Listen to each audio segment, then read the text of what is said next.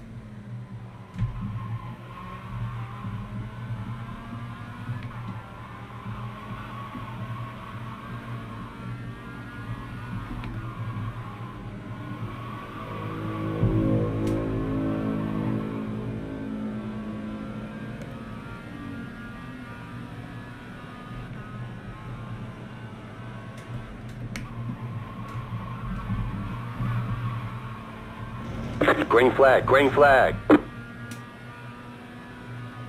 Okay, here comes your first time lap. Oh.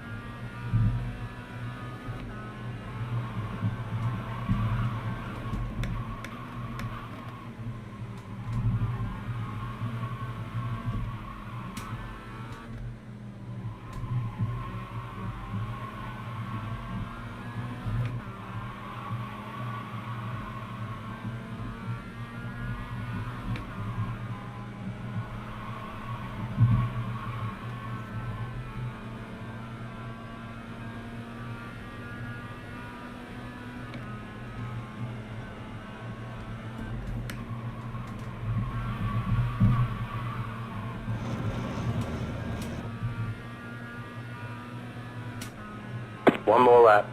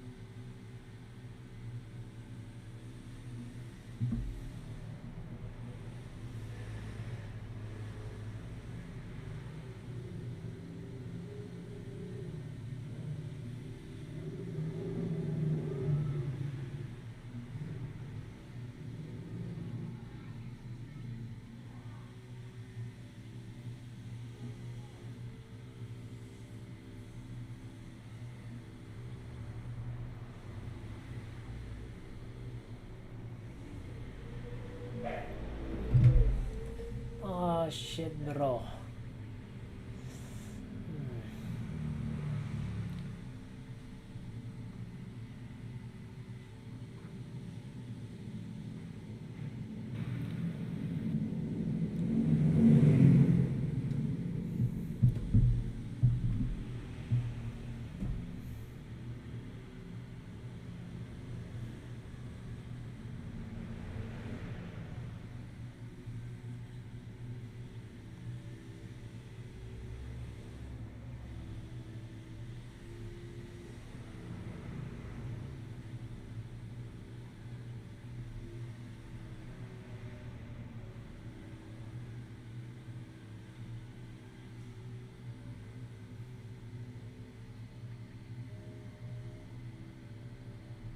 Checkered flag, checkered flag.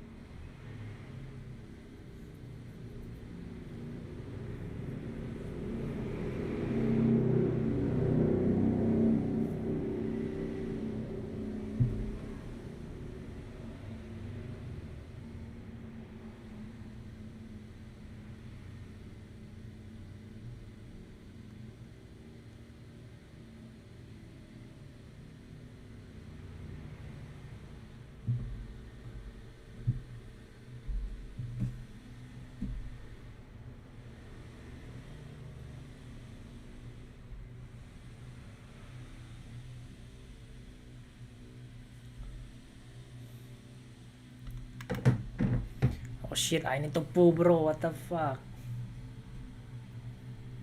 The estimated strength of field is 1,130. Let's take opportunities. Green, green, green.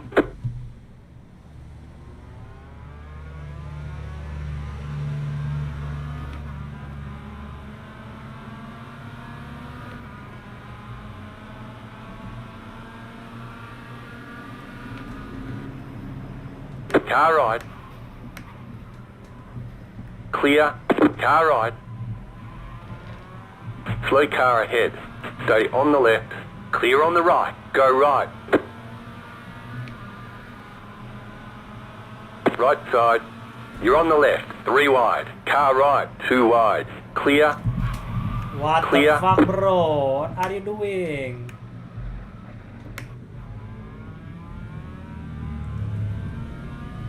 Oh my god, what are you doing bro, what the fuck?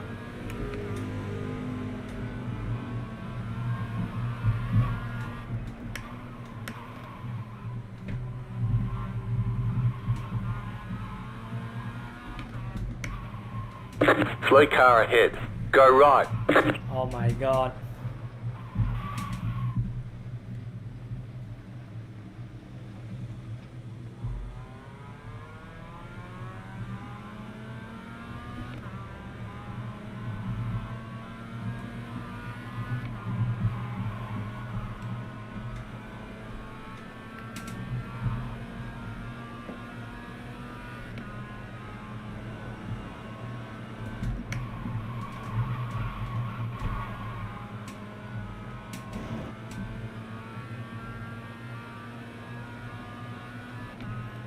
How can we go to the third place with this kind of gameplay bro, what the fuck? You're now in third.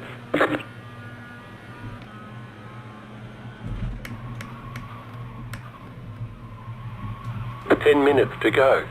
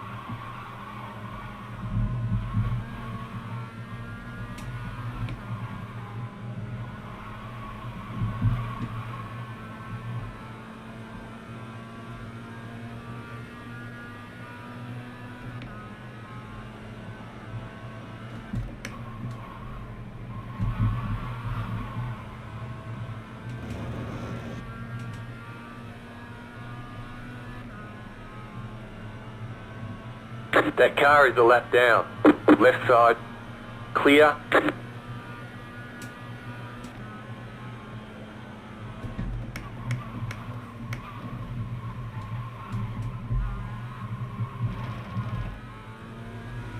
Shit, I'm too afraid to turn my steering there.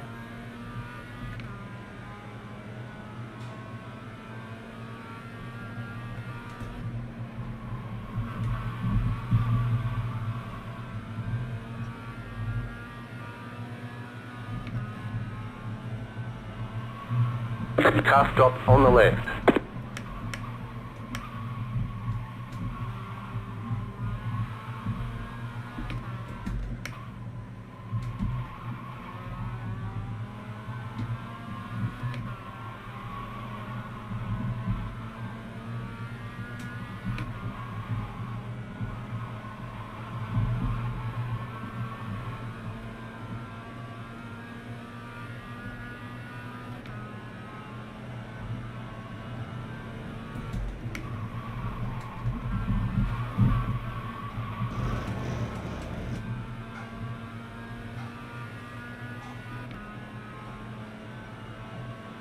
That car is a lap down.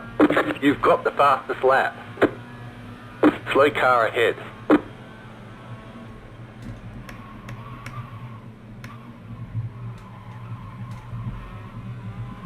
Car on your left. Clear on the left.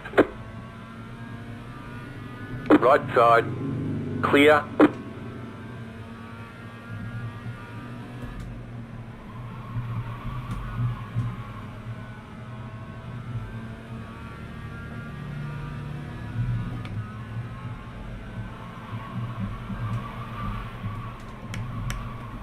Car on your left. Still there. Bro, what Hold the your line. fuck, bro? Clear.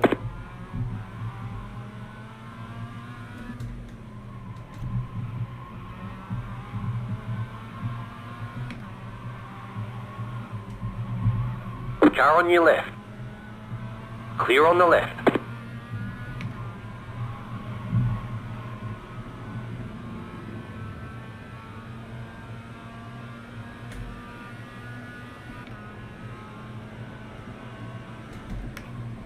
The car in P1 just set the fastest lap. 21.54.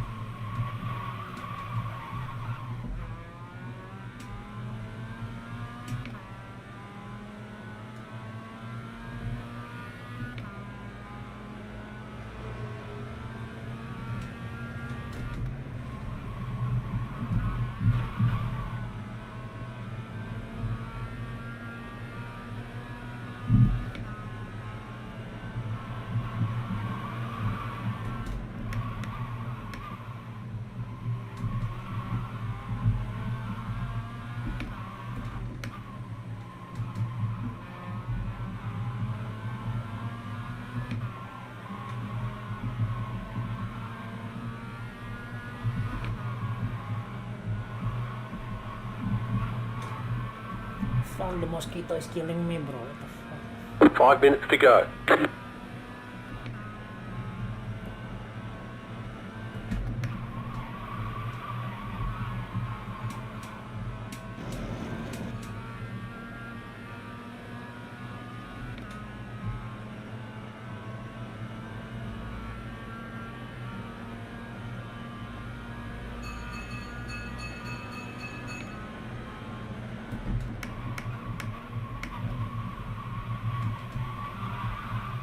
Oh no.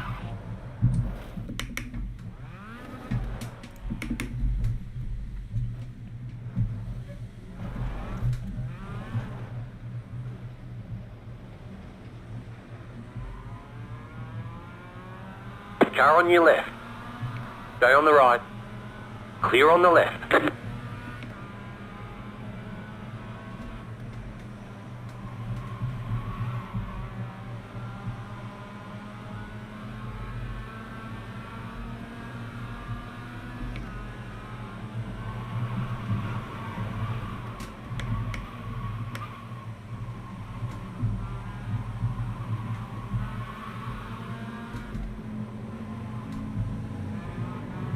Car stopped on the right. Slow car ahead. Go right. The leader just did a 25.1. There's an incident behind.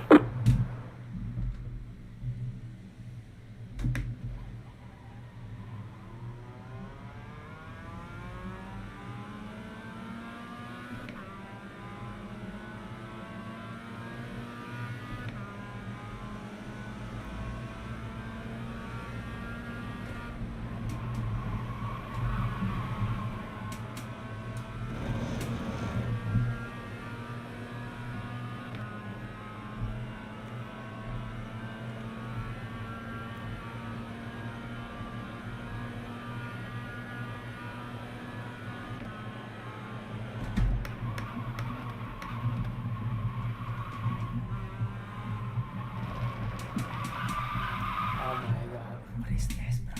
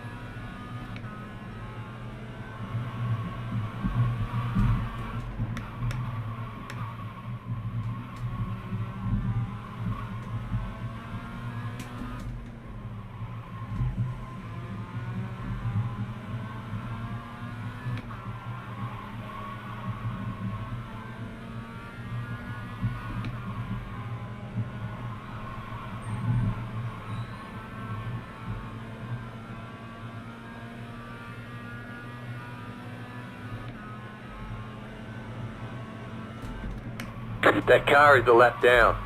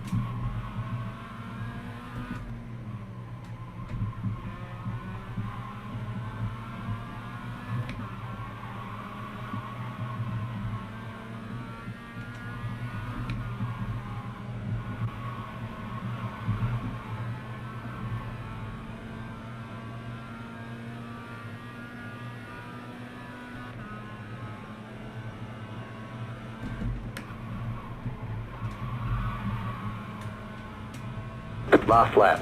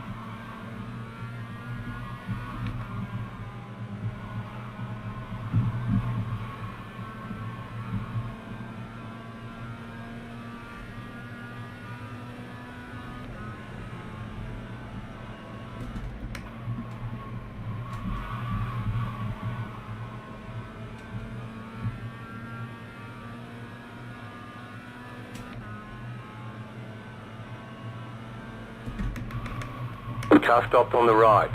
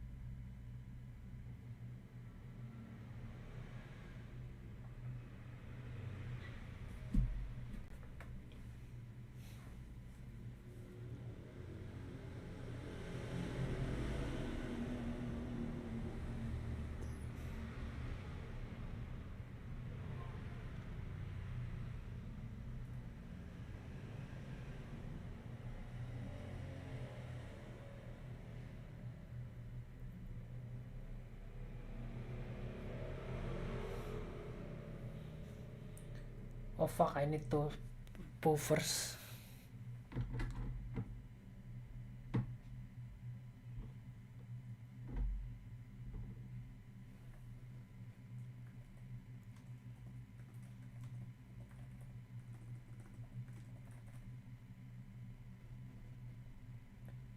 Poo.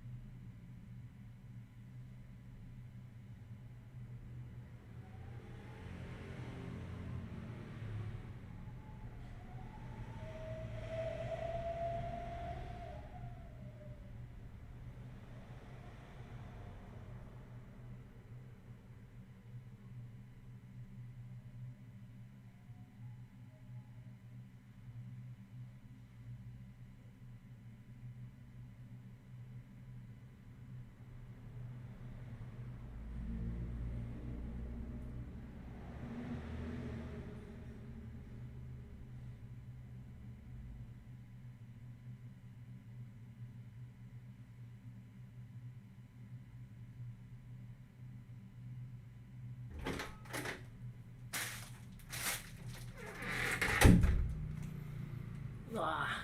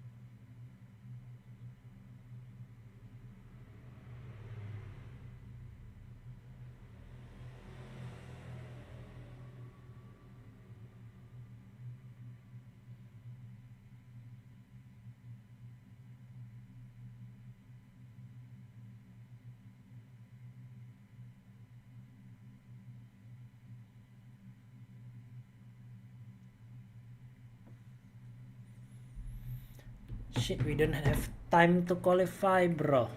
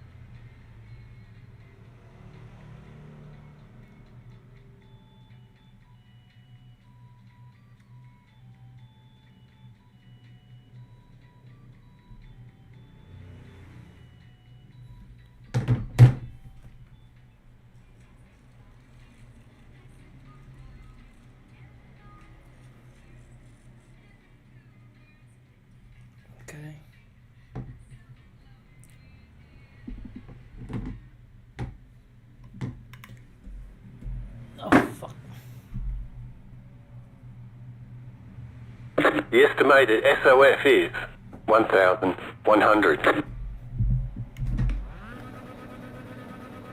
Green flag, green flag.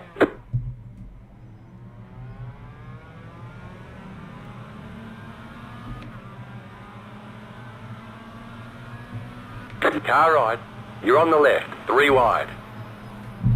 Right side, What 2 are wide. you doing? Fucking dog shit. Keep to the left. Clear. What's Left doing? side, What the clear on the fuck? left. Go right. Oh, come on, swear, little potty mouth.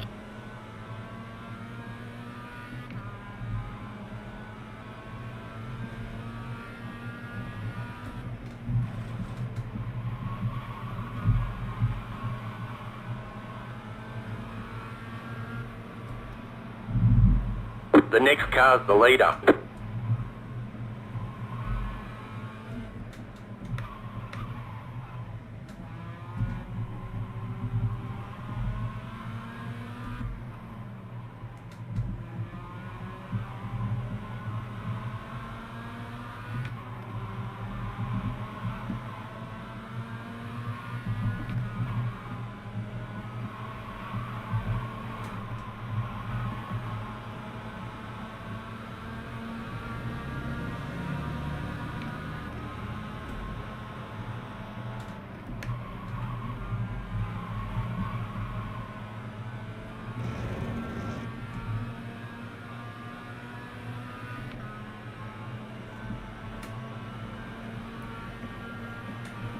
You're in 4th position. Car on your left. Keep to the right.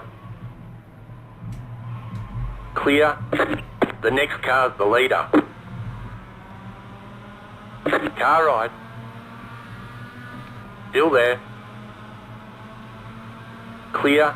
10 minutes to go. Car right. Clear.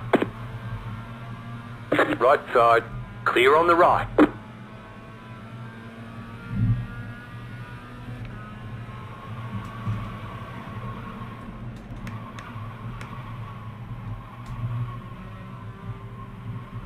Right side. Clear on the right.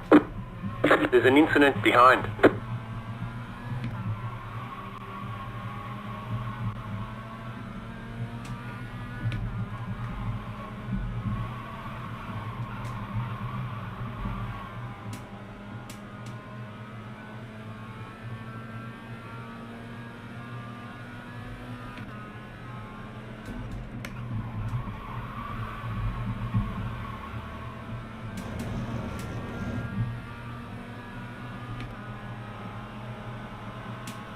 Car on your left. Why are you blocking Still me, there. bro? Fucking dog shit. Clear on the left. Okay, you're in 2nd. Good job. The next car's the leader. You've got some damage. Let's get that fixed. The leader's pitting now.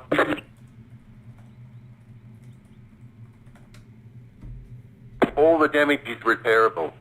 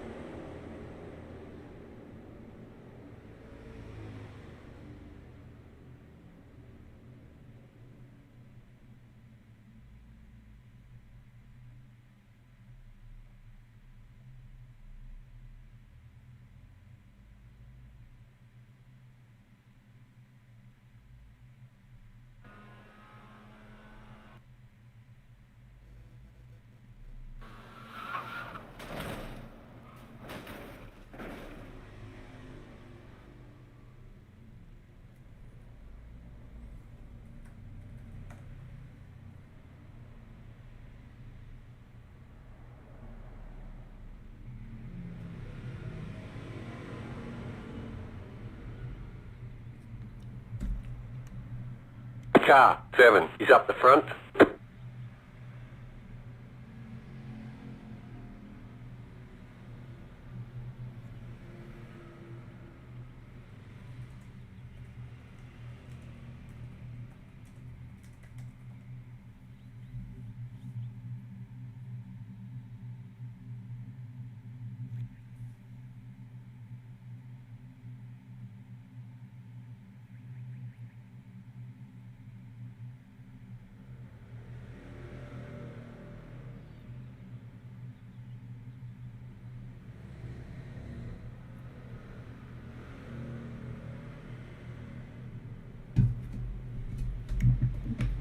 All clear. Punch it.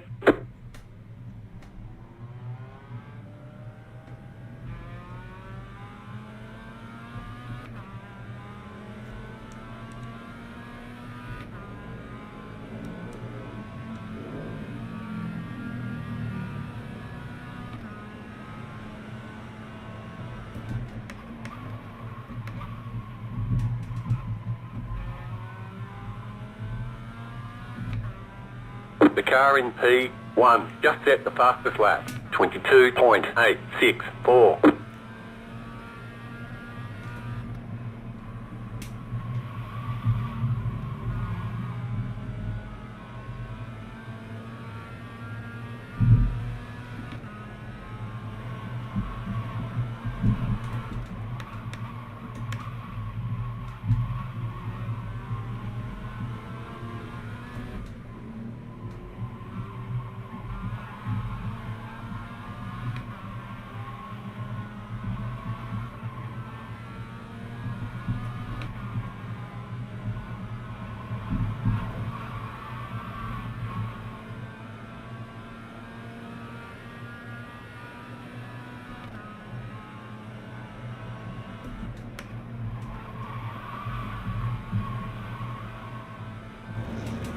The car in P6 just set the fastest lap. 22.72. 5 minutes to go. You've just set your fastest lap of the session.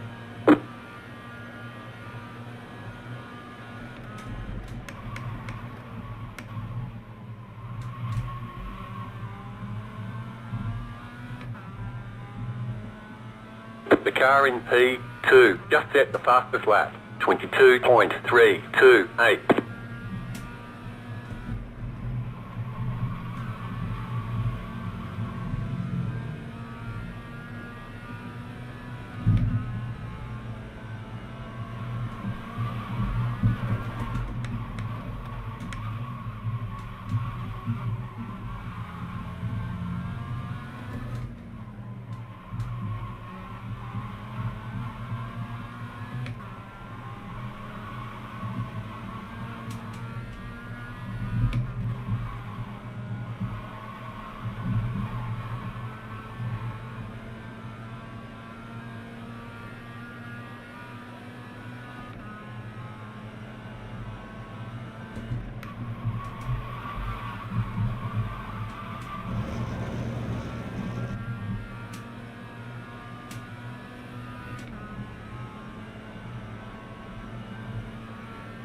You've got the fastest lap.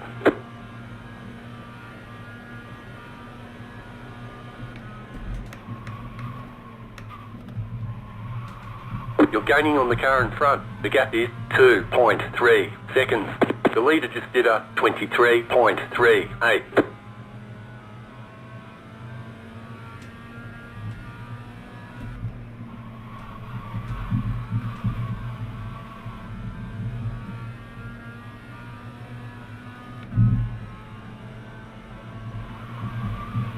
You got it, slow car on the right.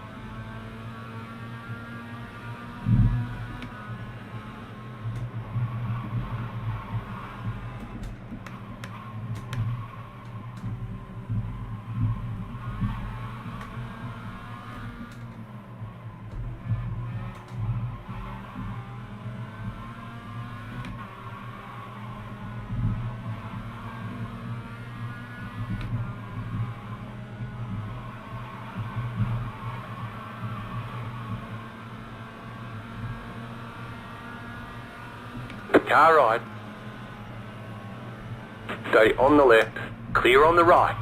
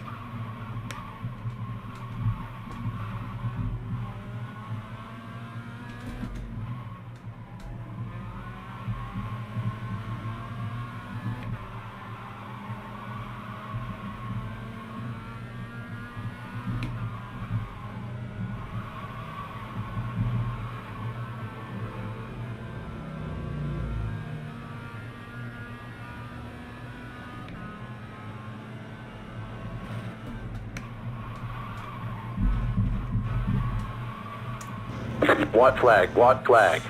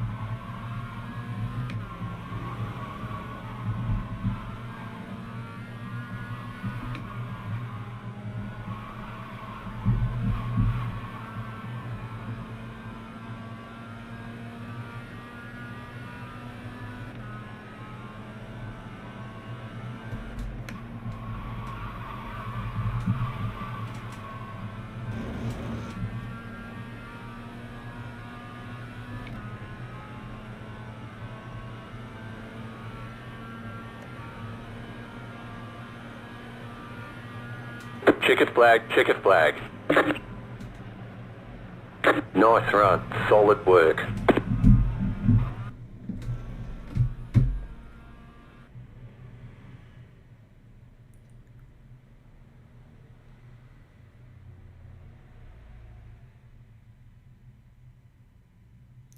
Oh, fuck. Let me bring my glasses.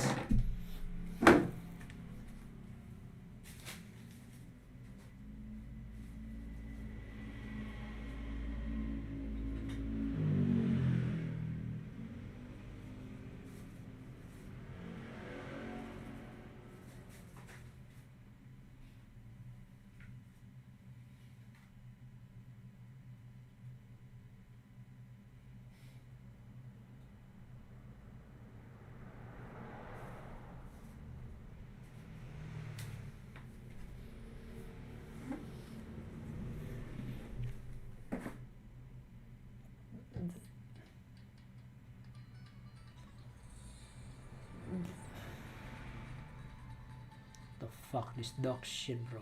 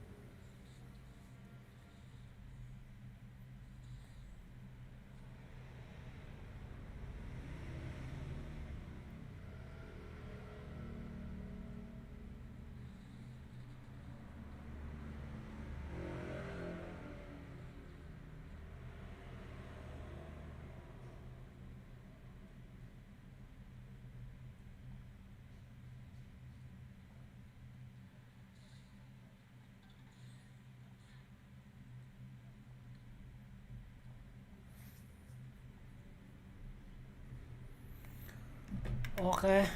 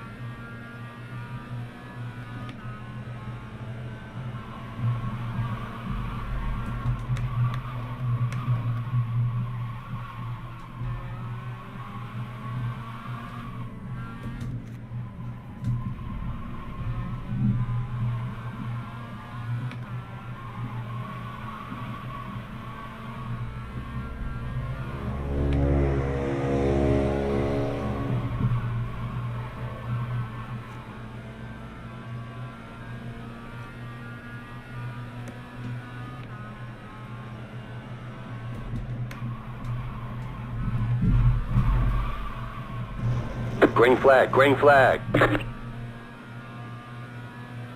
Okay, here comes your first timed lap.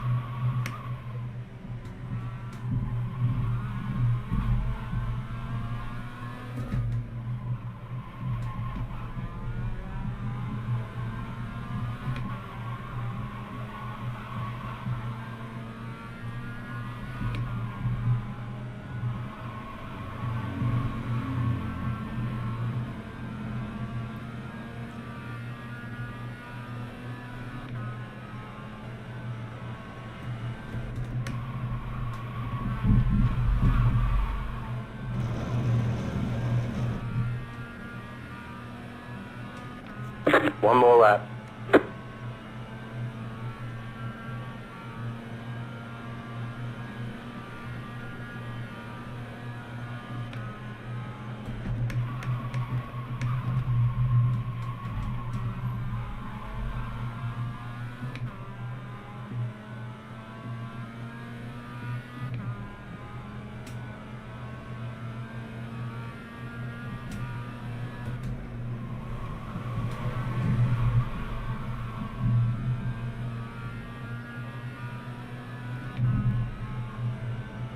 Oh, we are losing time in the sector, bro.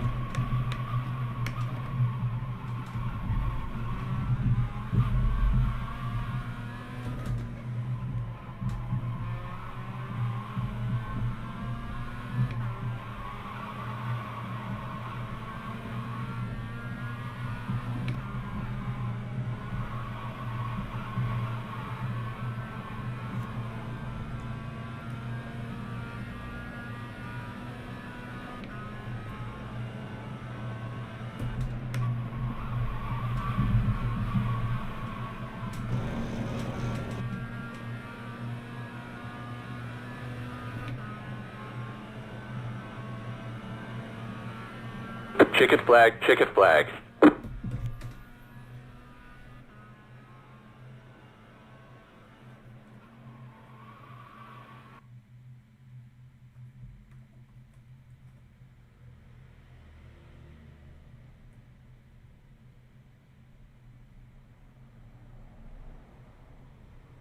Are you slow at Summit Point?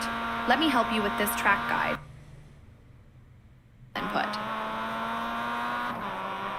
The whole next section is tree, down into first. Drive over the curbs with 50% throttle and go full power right after it. Stay in first gear. Be gentle with throttle input. The whole next section is full throttle.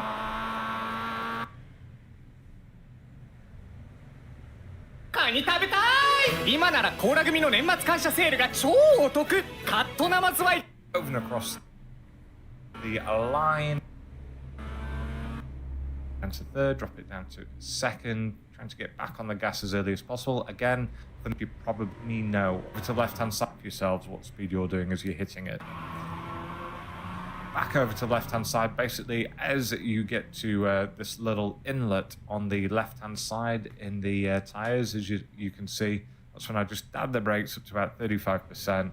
Again, trail that off.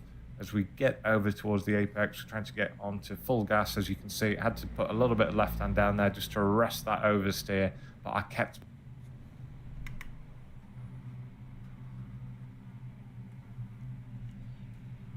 The estimated strength of field is 1,150. Green flag, green flag.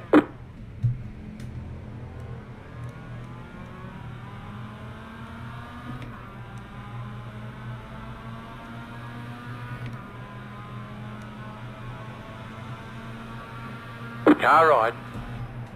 Clear on the right.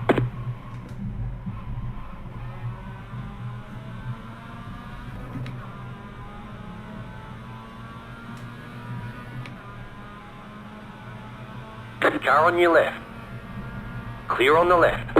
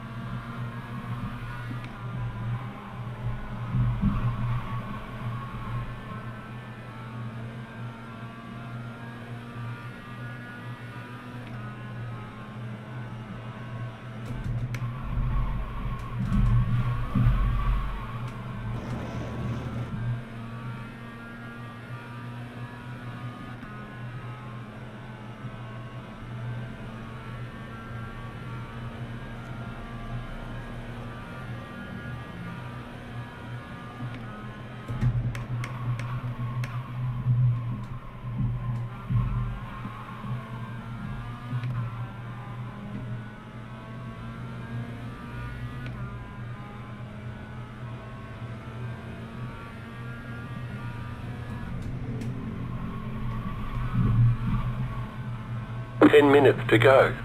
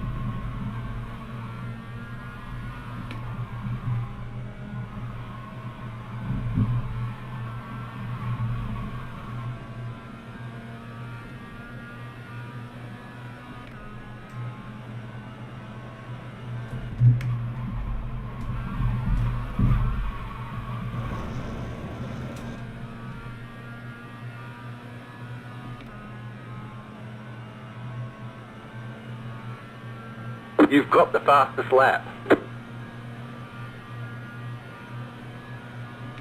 The car in P2 just set the fastest lap. 21.141.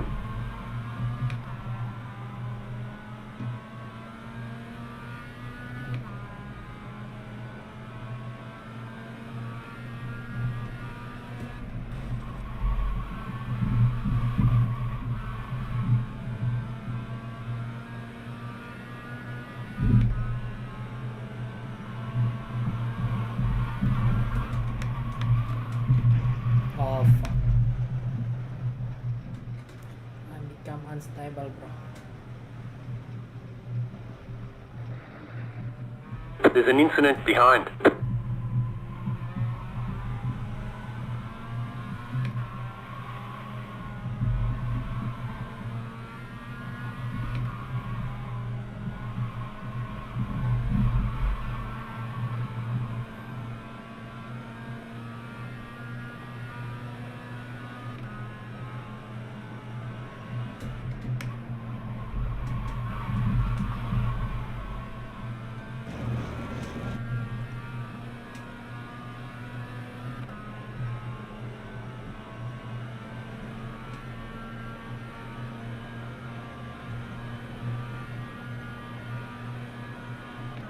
Car 9 has taken the lead.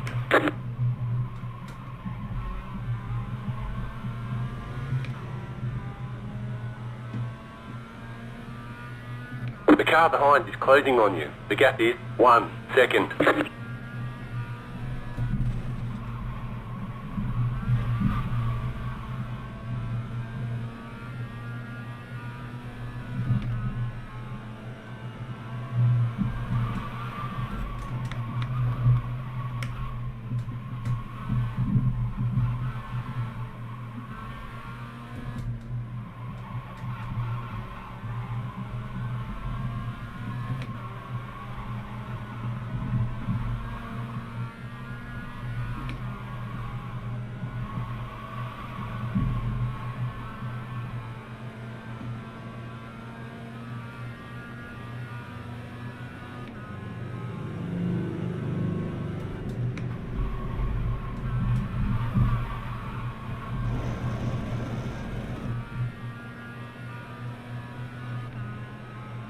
Five minutes to go.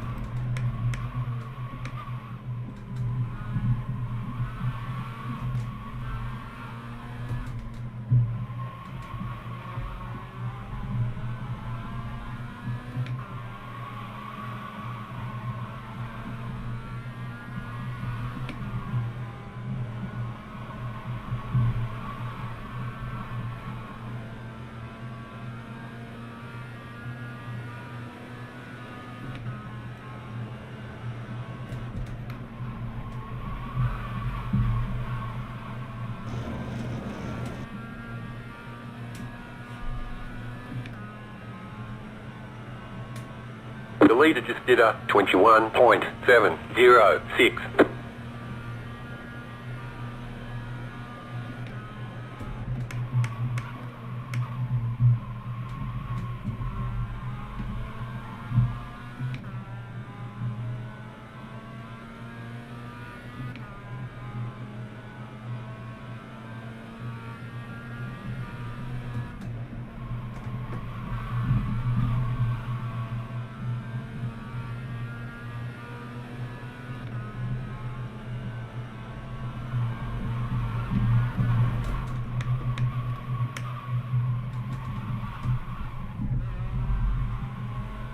The car behind has gone off.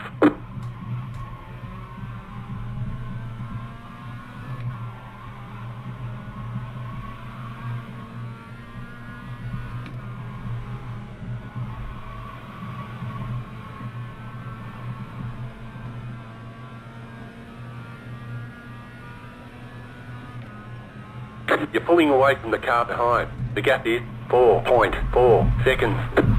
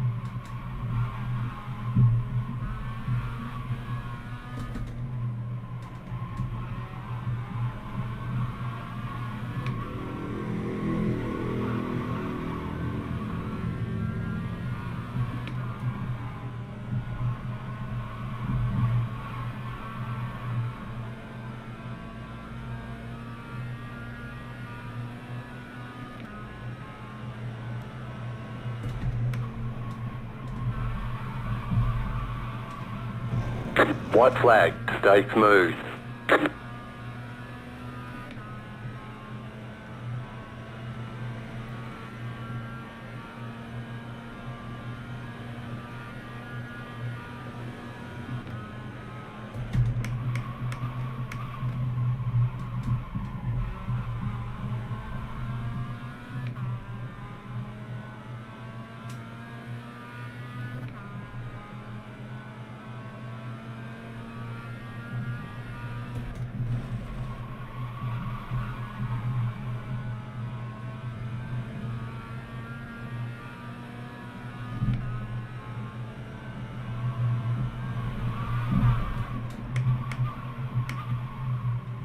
You got it, slow car on the right.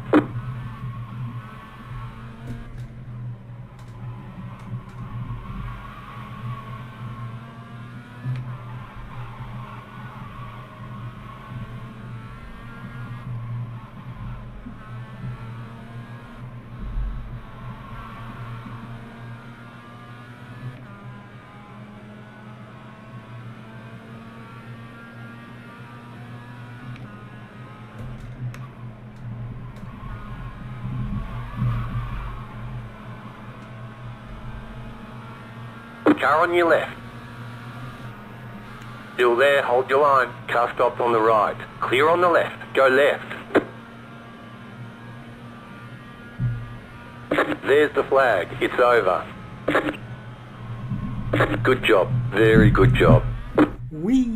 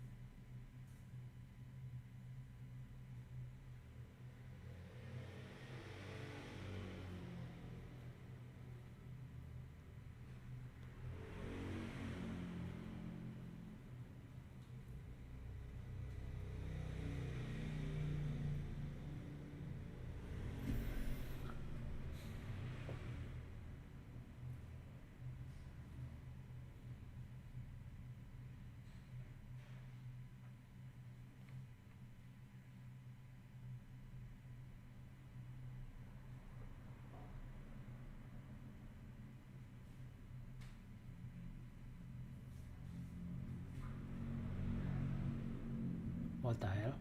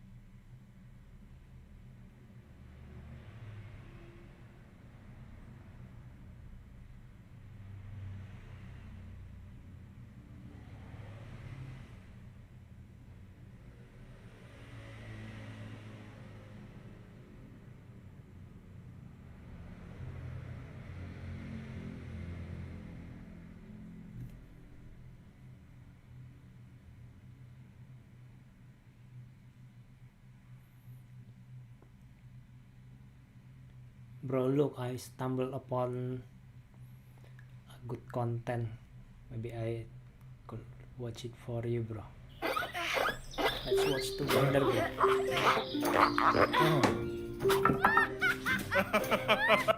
I lived over.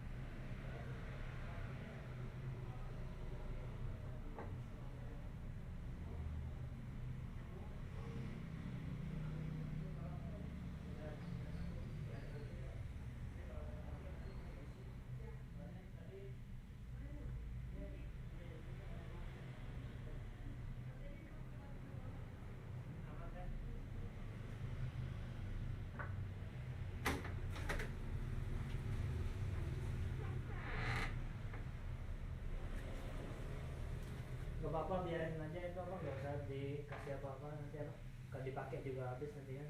Ya saya pakai dikit-dikit aja. Jadi banyak banget soalnya.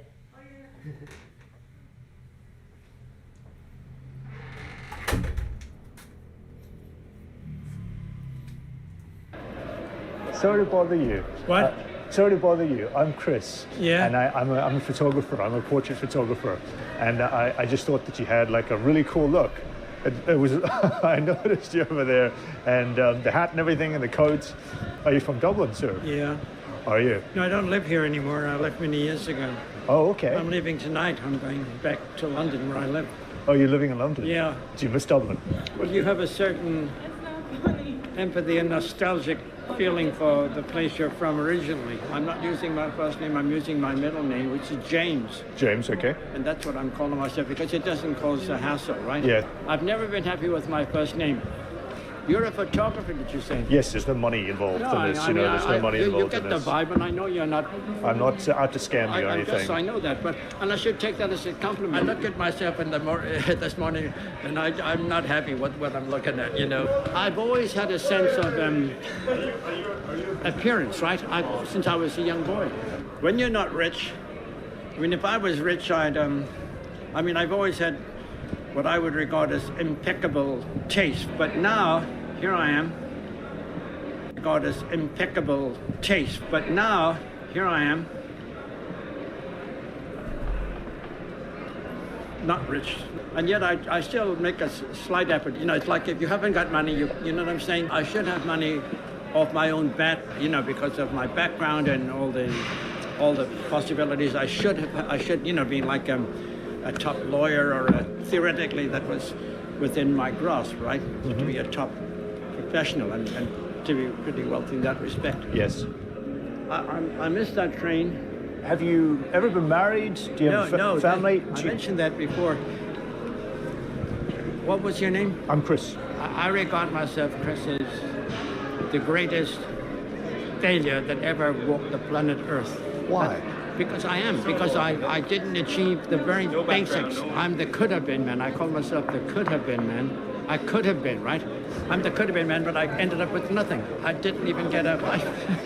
And I tried from the age of 13, you know, and the girl I was looking at the other geezer. What is the most important lesson you think you've learned over the course of your life?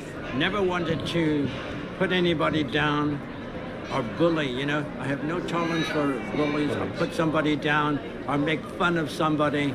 If I could turn the clock back, I wouldn't hesitate to tell people exactly how I feel, which I didn't want to do then. I didn't want to hurt anybody, right? Yeah. Just bought a neckerchief. You want to put on your neckerchief if you want? There's 9 million people in London, and I don't have a single friend. And I'm not saying that like I'm crying. That is the reality. I lived overseas in the Americas, North America and South America. And when I came back, they had all kind of disappeared. And I've been alone for the last 22 years. When I was quite young, I didn't need any friends. I'm chasing girls, and I didn't want another guy. I had the dawn to be able to chat up and all those stuff. And then they'd move in or try to move in. And of course, it never dawned on me I'd get to this age and be practically penniless and not have a profession and all the rest of it, which I should have, right? Or money. I should have a profession, I should have money. I missed all of that, and not even a wife, because I've been alone all of my life. You know, since the age of 4, you could say. I'm psychologically alone since the age of 4. My own mother was a piece of ice. We had a horrifically bad relationship at one point. Very difficult woman, piece of ice. There was no physical contact. Very strange for an Irish woman. There was no hug, there was no kiss, there was no nothing. It was, I do remember when at that school I was at when I was 4 years of age, there was another kid that after school I went to his house and his mother was all over him, right? And I can even feel this very day, that feeling, I wish she was my mother. And then you read about some British English guy who's disappeared or in jail in India or Thailand, and the parents fly over there. Yeah. When I came back from America, I stepped off the plane. I've never been met at any airport in my life by anybody And I know in my heart I could have been taught in certain things. The other thing I might tell you, Chris, is I've always had it done for writing. And I wrote 2 plays, which I'm very proud of, and they've been sitting there for 20 years. I've said recently that I make people laugh almost every day. I haven't made you laugh because I've been very serious, but I make people laugh every day without even trying. Like, I'm not trying to be, and I said, this is my greatest asset. My only contribution is complete strangers that I talk to. They crack up laughing sometimes. Chris, I mean, these people are wondering, who is this famous guy? You know, I don't have the bitterness, but I could have it. I don't have it. And you've been very friendly and gracious to me and kind, and I appreciate that, James. That says a lot about your character. It says a lot about your character. But there are times when you do feel low, you know.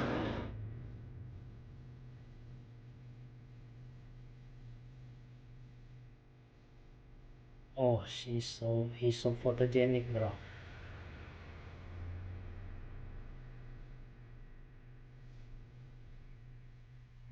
If you're still typing or coding,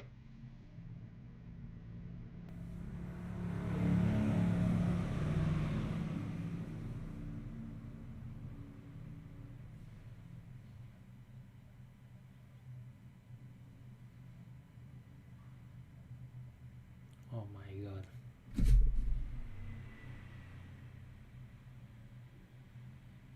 Oh my god.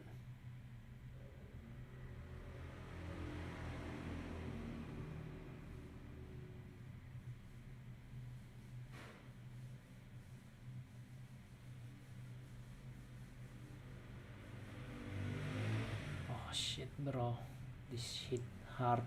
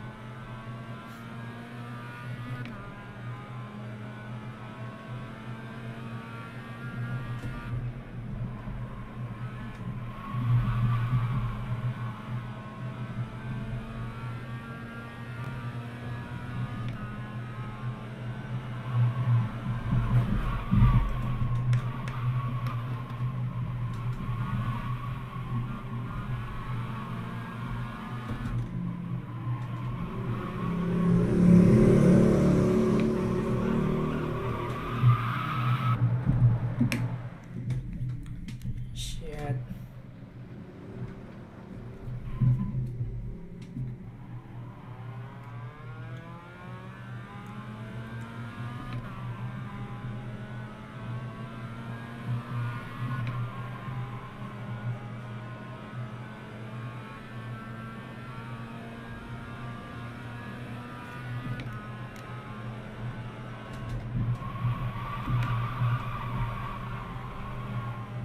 Green, green, green.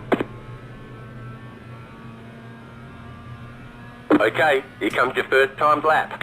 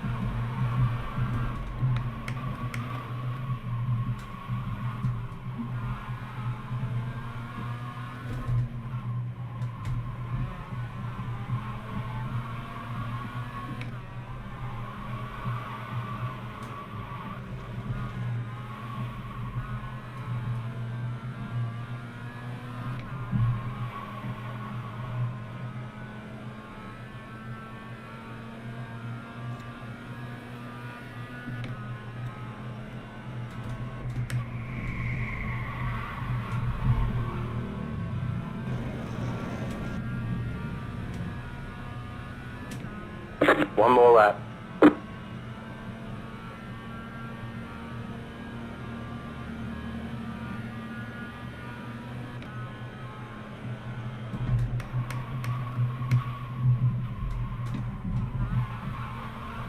All right, there's the checkered flag.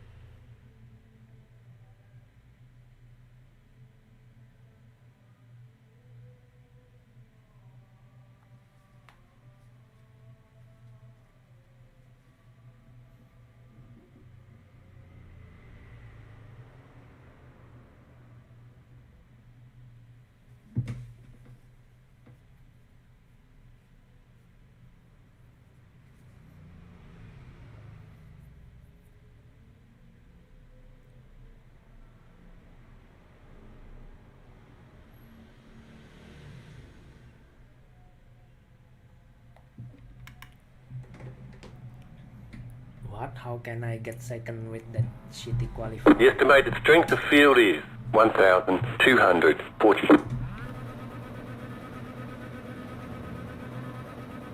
Green flag, green flag.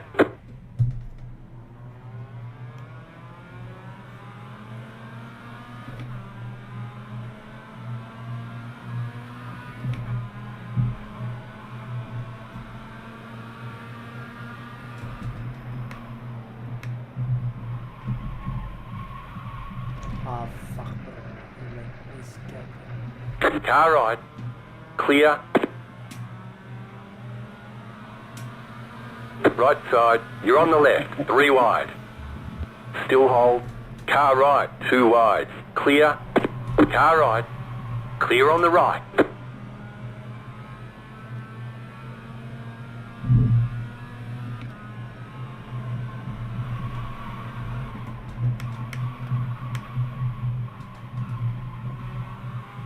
There's an incident behind.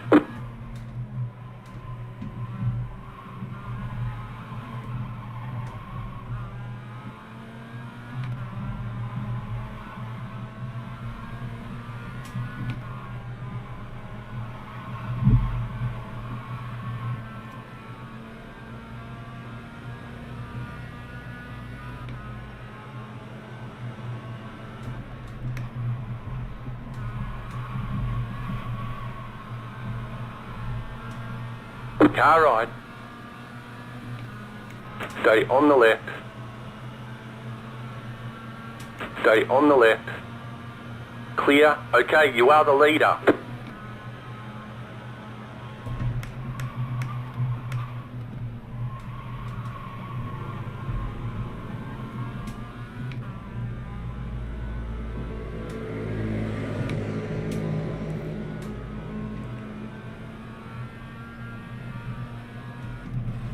Ten minutes to go.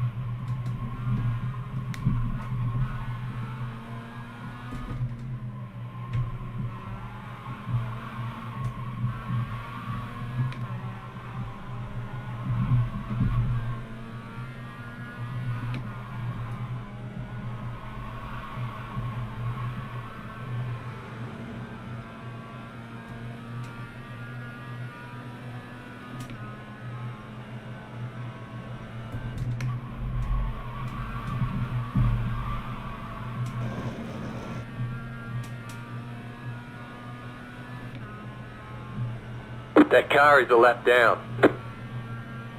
You've got the fastest lap. Right side. Clear.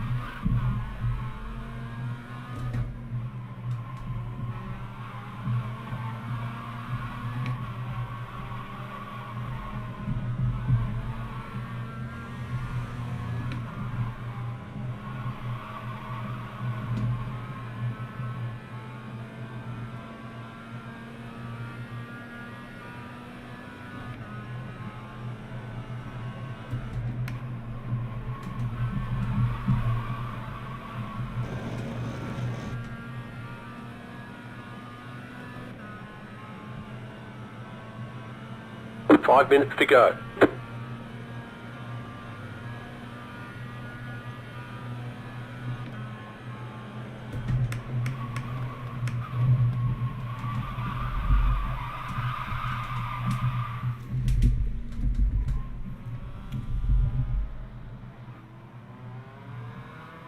Left side. Clear on the left.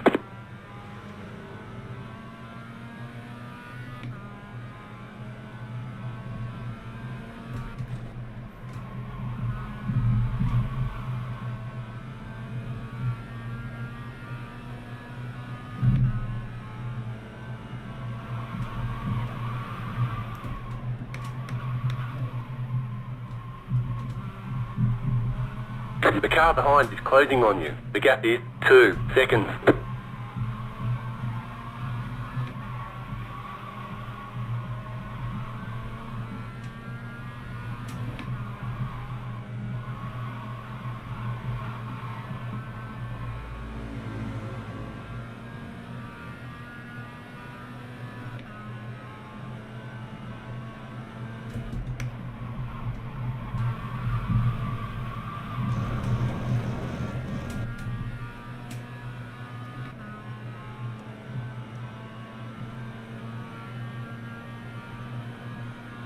The next car's the leader.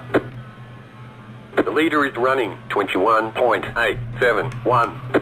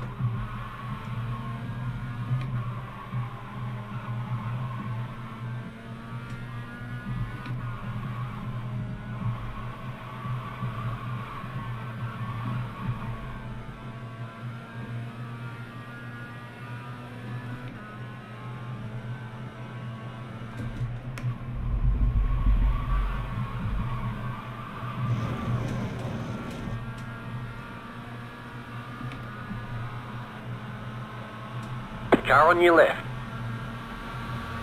Still there. Still there. Clear. You're pulling away from the car behind. The gap is 7.1 seconds. Right side.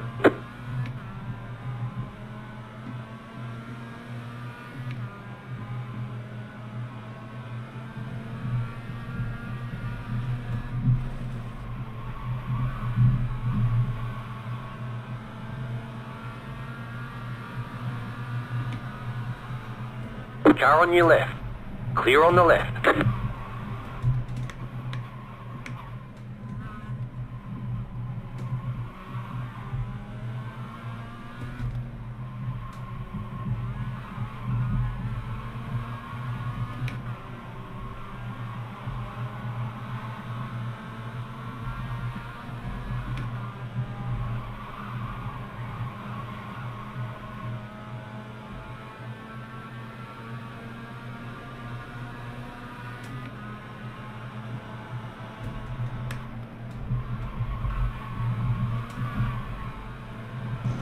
You just got the white flag. That means one more lap to go.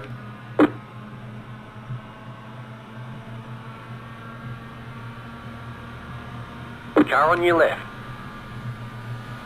Stay on the right.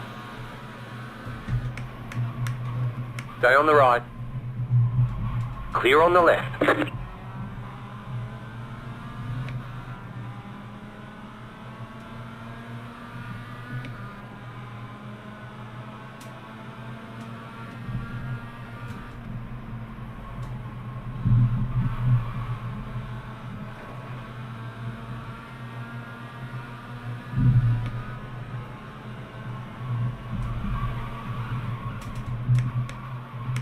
Car on your left. Clear. Car right. Clear on the right.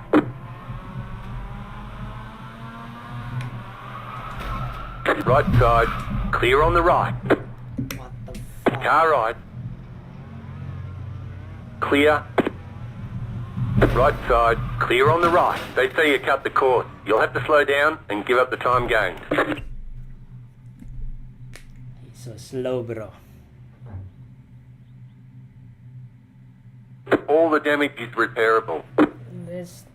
That's done. I think I'm satisfied with the result.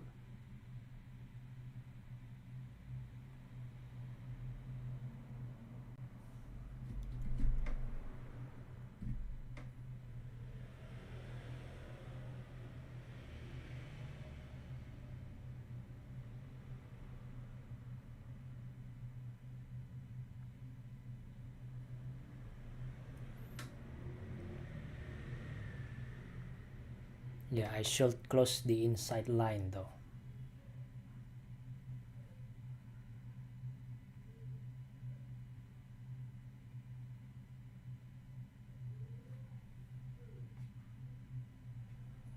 That's one thing we can improve.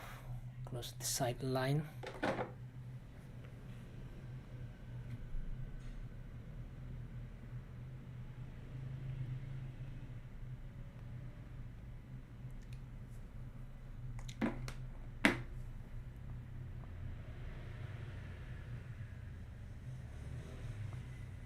Work today is broken.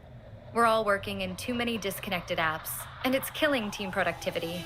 But for the first time, Try. That's it. 我只是想跟大家说，谢谢所有支持我们的人。这是即将是我们第一个在 S 级在1级比赛当中的第一个总决赛 BO5 的总决赛。我和我的队伍们都非常的期待，也希望我们能够拿下这个总决赛，这个整个赛事的胜利。我现在感觉还是非常的不错的，我们对于这个结果非常的满意。我们来问他一下，在他的视角当中，这一个 BO3 这2场比赛发生了什么？他们有哪一些方面做的比对面好，或者他们自己做了哪些特别的准备 ？I'm gonna ask you more details about this game. What are the factors that you think you did better than your opponents, or what did strategy or draft, anything that you want to talk about that you think you prepared especially I for left this McLaren. series?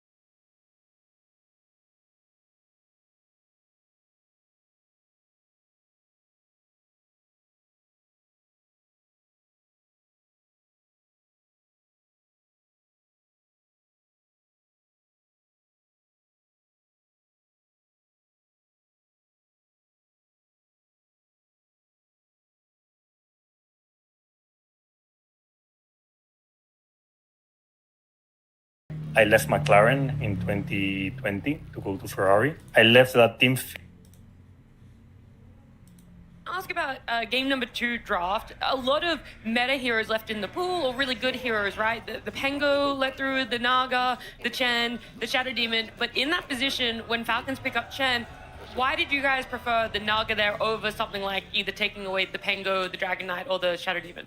Because we thought that Naga is going to be banned 100% on the second phase. If we don't pick it right now, we're not going to get it ever again.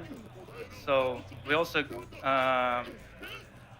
also did this thing that Falcons have these 5 heroes: the Chen, Naga, Dragon Knight, Huskar, and Timbersaw. So we decided, you know what, we have only 4 bans. We should pick 2 heroes that we're not going to play against. It's Huskar and Timbersaw, so we're going to ban that and leave 3 of the left heroes in the pool. So they're going to get 1, and then we're going to get 2 of the others. That is a very good strategy. I mean, that's how you guys get the 2-0 here. But I know some of Misery and T have some questions too. Yeah, I mean, it sounds like you prepared pretty well. Why do you think you didn't prepare well for this? I mean, it was coach's idea, which I didn't like. I thought, you know what? Let's ban everything besides Chen. Let them pick the Chen, then we're gonna answer with something like Primal Beast or Pangolier, whatever's left. But he just changed my mind. A lot of teams have been doing that, giving away the Chen or giving away the Dragon Knight. Quinn and I was actually talking about this during the group stage of how we need to see somebody try to give them a lot of heroes and then do something with it. And you guys did it. Yeah. And it was pretty cool. Because you cannot just... you have only 4 bans, they have 5 heroes, so... Did you guys talk about the expectations for this series, or was it more like an individual opinion for you that you thought it was going to be hard? I guess it was individual opinion. Okay. Our coach, I guess, did a good preparation because we had best of 1 against Falcons in the Blast group stage. We completely sucked, but he just made some adjustments to not overreact too much to their moves. It's like, you know, they bring in the 4 heroes to our tower, they see our TPs, and then they just spread, and we left with nothing. So we didn't overreact these 2 games, which is the main thing, which is the main key for our victory here.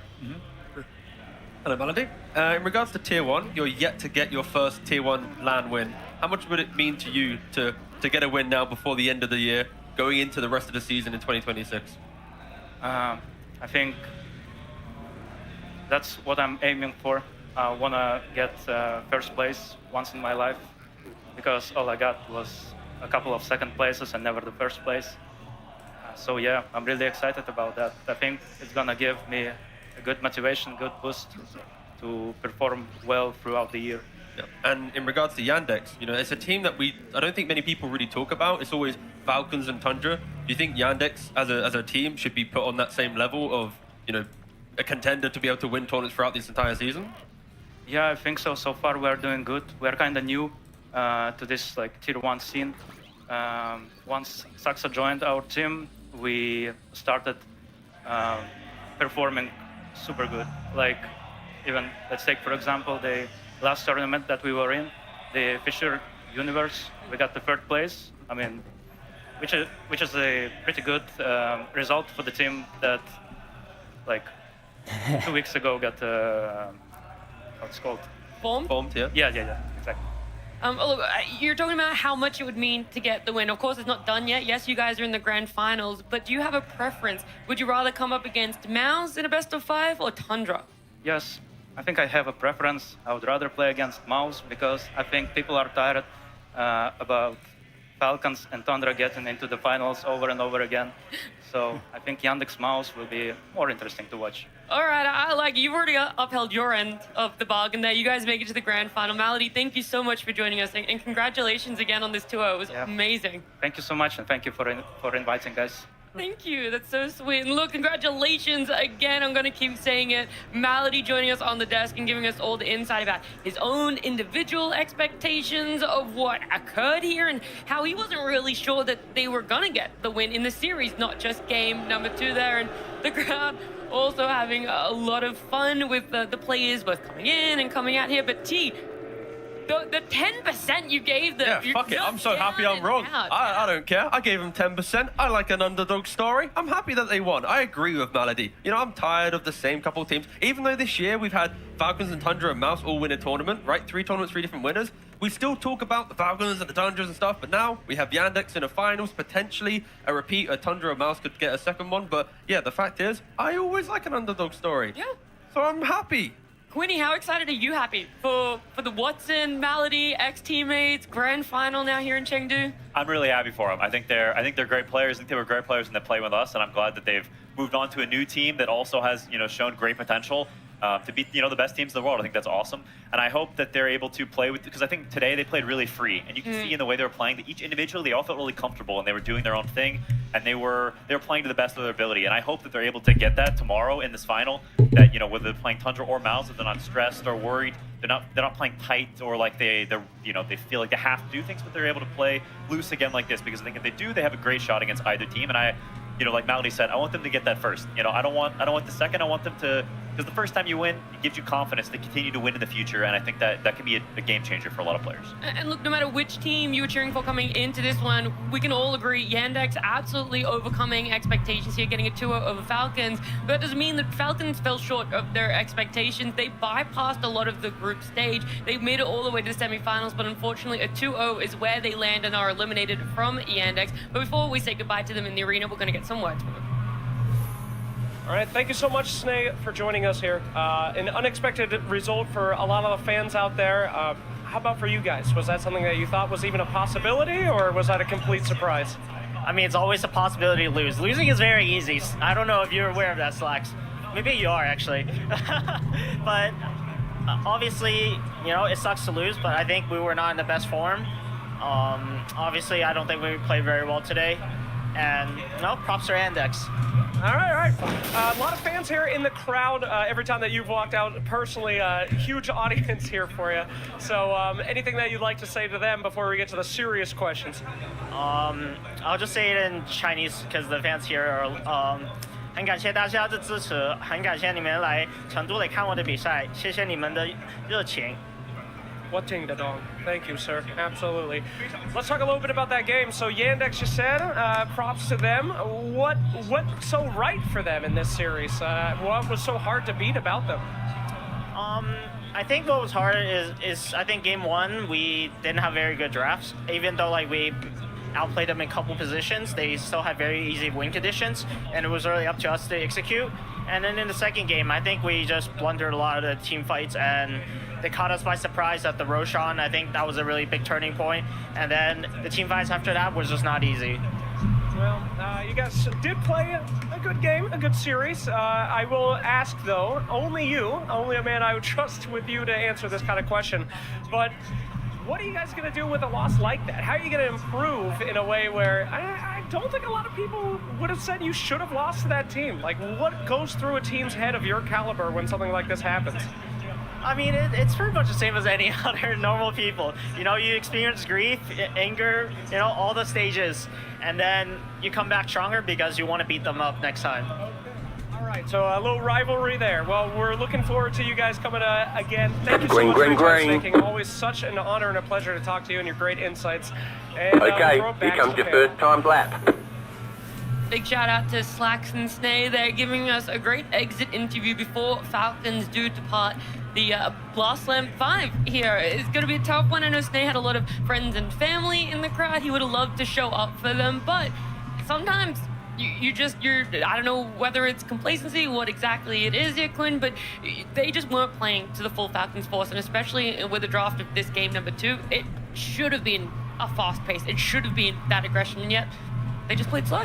Yeah, Falcons is a team that they draft in a way that they want to run you over. They want to build a massive gold lead. They want to choke you out. They're not picking super late game heroes on a lot of instances. They're picking Chen and Weaver and these heroes that need to have a gold lead to play, because if they're on even footing with a Morphling and these other scaling heroes, they're going to get smacked. That's what we saw, right? It's pretty even near the end. Like, it wasn't like they were, Yandex up a ton of gold. Like, they're up 3k gold at 27 minutes, 6-6. This is not a score that you can have when you're playing a Chen, Weaver, Pangolier lineup. Like, you're playing on Snowball, and they just didn't, like you said, I don't know, it wasn't their day. They didn't look fantastic. Watching them play, it wasn't like, this is the Falcons of versus Falcons. It was just They kind of just sat in the chair. Yeah. I think so too. I mean, game 1 was arguably a draft loss. Game 2, at least they got the heroes kind of that we know Falcons for. And they made a lot of mistakes One I feel more that lap. they normally don't make, like Marine dying in mid lane, him also whiffing the roll around Roshan, where he kind of, I just didn't hit anyone, I think. And yeah, just some mistakes that you normally don't see in this team. And that was what, what broke them, I think, against Yandex this game. That I don't think they made any mistakes, really. I mean, this is honestly a huge moment from Chiro. And I'm honestly super impressed by him, a player that I think goes under their radar a lot, and I think also has had some shaky performance. I think he played great. He honestly played better than Mallory in most games, and Mallory is, I think, what most people consider to be the best mid in the world right now. I think I generally do on a day-to-day basis, and he played better than him today. So mad props to him, and he deserves to be in the final.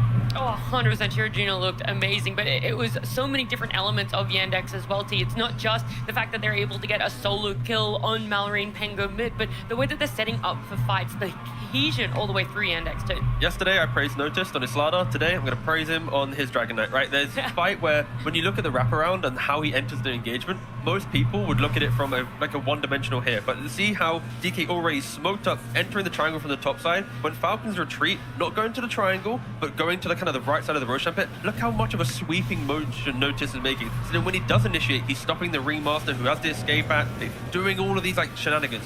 And then if you overlay this move with yesterday's Slardar moves, he's always doing this weird angle wraparound, and because of him, the fight feels so free. And when Quinn's mentioning the lack of kills, it's because of fights like this from Yandex, where they get a couple kills, it takes the wind out of the sail of the Falcons. And yeah, I gotta say, I'm not really a fan of DK offlane, but Yandex respected what it needs to do. You need to farm, you don't want to make any moves, and when you come online, then you fight. So yeah, props to Yandex, and Noticed time and time again, I'm liking the way that he's initiating from the offlane. Look, they were a little bit slow to warm up yesterday against OG. They lost that game number 1. Were able to close out the series. Here, though, there's no losing game 1 and coming back in the series. They just straight up get the 2-0 over Falcons. And right now, they're making that dream run in a single elimination to knock out OG, knock out Falcons, make it to the grand finals, and await who potentially could be their competitor. So for them, it's either Mouse, who was able to get the win over Na'Vi yesterday, or it's going to be against Tundra. We're going to break into that series and talk about it a little bit more, but that's going to be just after this break.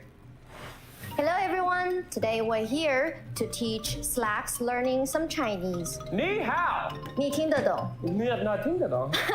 Well, it's not bad, but today I'm gonna try to The estimated strength of field is 1,191. Let's go points racing.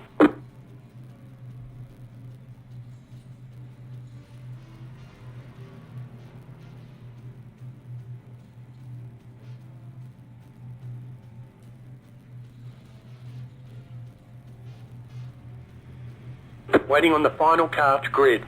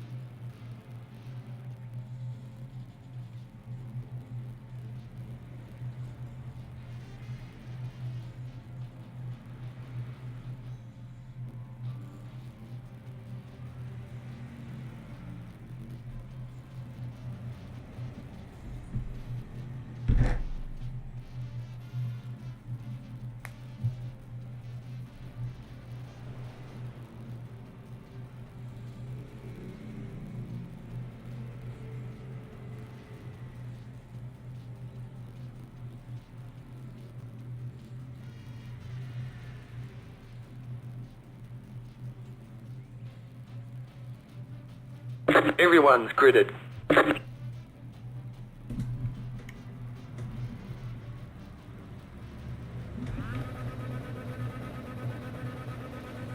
Green, green, green.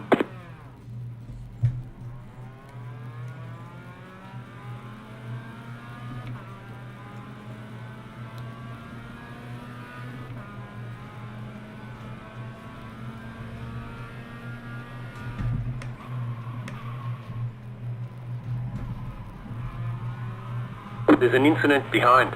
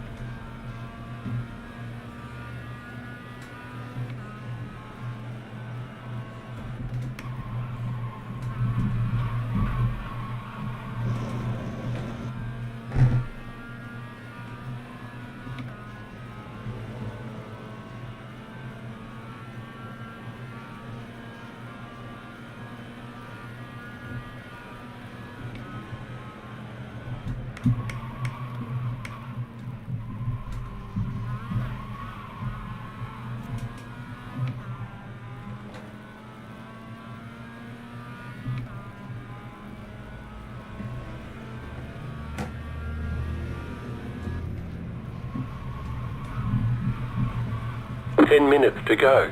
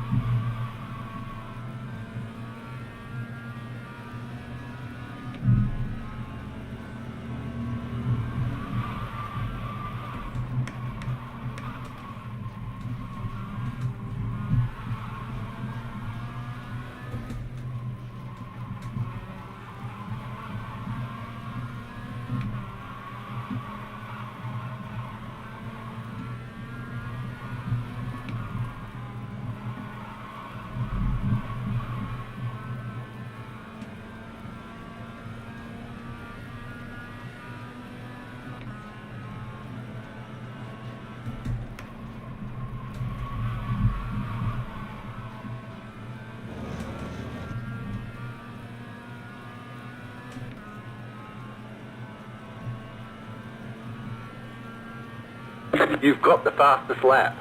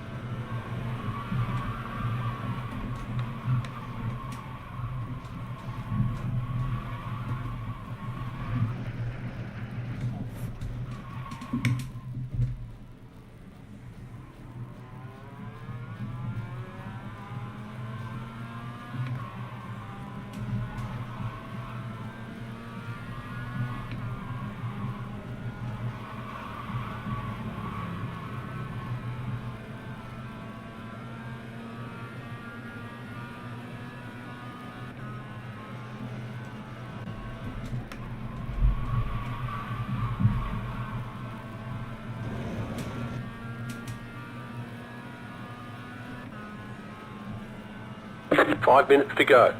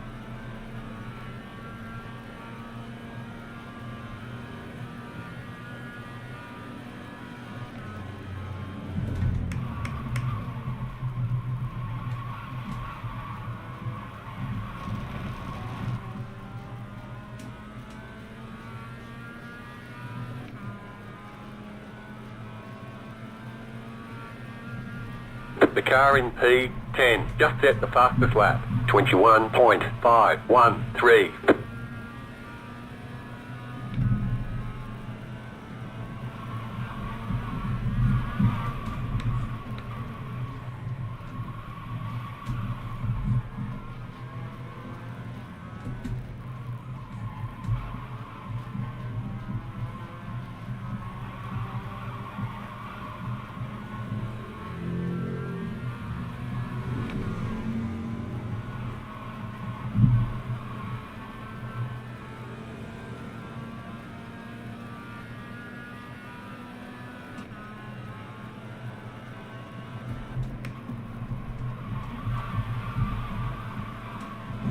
White flag, nice and smooth.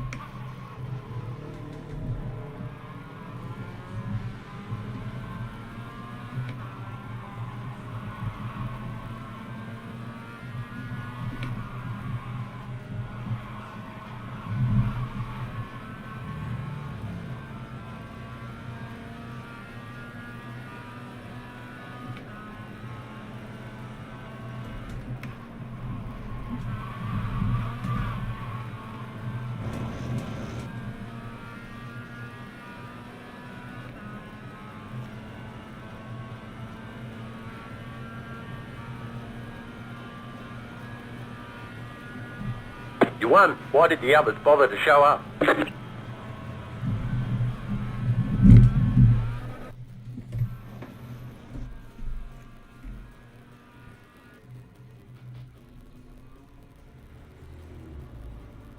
Clearly like Dire, all right? And of course we could do a nitty-gritty deep dive into, is it because they want to be on the Dire side of the map so they have like the safe lane tower for Tormentor if they protect it? Is there like the small efficiencies of like the off lane that they can use on Dire side to enable 33? Like there's all these little things, but a lot of teams aren't as that Dire favored. But for Tundra, it is a big liking for themselves. I will do you one better, team. Instead of sitting here and trying to decide why they might favor which side over what and reasons and all that, let's just ask them. We almost always take Dire. Honestly, I'm not exactly sure why. At some point, we just started looking at win rates and realized that we have much better win rate on Dire, and we just kind of stuck with it. So, just trusting the numbers on that one. I prefer Dire. If I need to choose Radiant or Dire, I would say maybe Dire. I don't know what's the reason, but I just like it. I prefer Radiant, I guess. My favorite is both Mouse players. Just gave the side no reason why. At least Wybun said, I don't really know why, we just kind of do.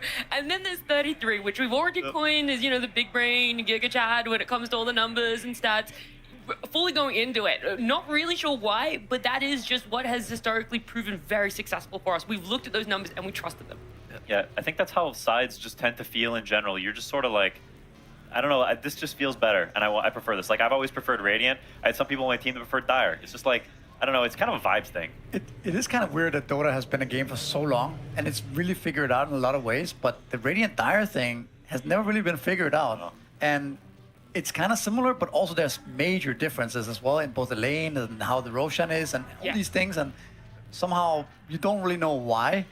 I was gonna X say has better win rate than Y and stuff like this.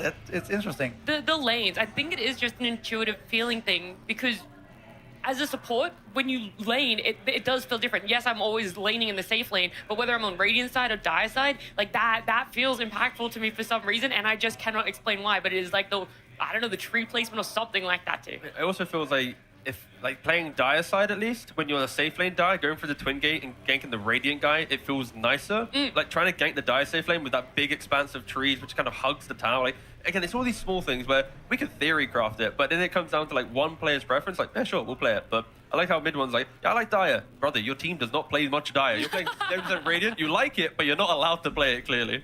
He is an individual like that, and I know a lot of players also really like it when they get to keep their hero until a later sort of selection in draft. You're able to have that gotcha pick, but right now what seems to be the matter is having a flex pick, being able to reveal a core role early on. Yeah, I mean, Crystallis is about as early pick as they come for carry players. You don't really see this super often. I think he is one of the only carriers players that's like this, and he's sort of always been like this, even if you go all the way back to like Team Secret times, first picking Monkey King and Razor and things like these in a different patch. I think that is almost like how he's, like the identity he's built for himself as a player, and it's really interesting to contrast it against most other carry players, which are second phase or last pick players. Generally, carry players are, you know, I'm egoisto, I'm going to carry the game, and he's not like that. I'm going to pick my hero, and you're going to beat my hero, or you're going to lose. I also like that Pure on that graphic. He clearly shows to be a second phase player as well, right? Like he's not looking at the last pick. I think there have been moments in his career where he wants to see the entire draft to get the Drow, the Terror Blade, some big gotcha carry. But in Tundra right now, his perfect position is I just casually go Abba or Jug or Ursa in that second phase and just allow someone else to shine, be it BZM or 33. So I think even though they look quite different because of Crystallis having first phase, they both are enabling carry players so other cores in the team can shine in the draft. Just to build on top of the Crystallis, it's kind of like the meta also favors his hero being picked first, right? We see the Dragon Knight in group stage, them playing it pretty much every time it's available. Huskar, it's only him playing it, right? They pick it first, right? Gyrocopter. So I think it almost benefits Mouse in a way.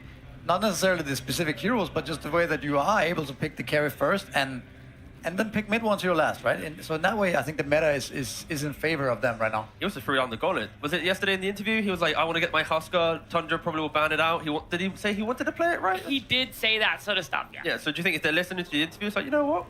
Do you think they're going to ban it out on Tundra? Do you think they're going to allow him access? I don't think they were listening to the interview. No, but I mean, it's critical information they're missing. That's bad research from the coach if they haven't listened They're to just the looking at interview. the numbers. You heard 33-4. He's like, he's a numbers guy, right? Yep. He's looking at the numbers more than anything. And I mean, the Huskers numbers on Chrysalis, well, they're definitely head-turning, eyebrow-raising. By his own logic, didn't he also say he beat all the counters already? Yeah. He did. So Except for, there was one. No, he beat AA too. He said Yes. he said he beat AA, but Yes. then I was basically No. saying to him that he should try and beat it There was again. one more. There was one more he said. And Viper? then- He wants to try and beat the Viper. That's it. Yeah, It was yeah. Viper. I Yeah, knew but that he was also said in the same sentence pretty much that he doesn't care about Viper. Yeah, he was basically like, if you I pick think it, he was just trying to add a little bit of flair, add a little bit of style to the interviews, which I absolutely love and appreciate. Talking to Chrysalis is always fun, but the flair and style when it comes to gameplay for Mouse isn't necessarily through him. Yes, that Husker is always enjoyable to watch when it comes out for them, but it's more so through mid one, and that's what we've talked about. When Chrysalis is this early pick carry, you get to open up for your mid laner to have either a great matchup for themselves or pick things like a mid Venomancer, which we love getting to see. Yeah, I mean, I think honestly, Mouse have done a great job structuring this team. I think the player choices they've made and how they formulated things, the way they draft, like it's been very calculated. It makes a lot of sense. They have a lot of players who like to pick early, a lot of players who don't have very many very big hero pools. We heard Celery talk about it, right? Like a lot of their players just play a few heroes very well, and so they give mid one last pick, and he shines through. I think he's looked amazing this tournament, and it's really awesome to see a return to form. I think, we've talked about it prior, but I think going from the best player in the world and then having a really down period and then coming back to being an incredible player again, I think only him and no one have done this really. From the mid lane too. Yeah, It's especially even more from mid lane. challenging, I think. I think so too, and I think it's honestly incredibly impressive and shows his drive and dedication to the game over such a long period of time that he's able to stay on top and remain that excellent mid player.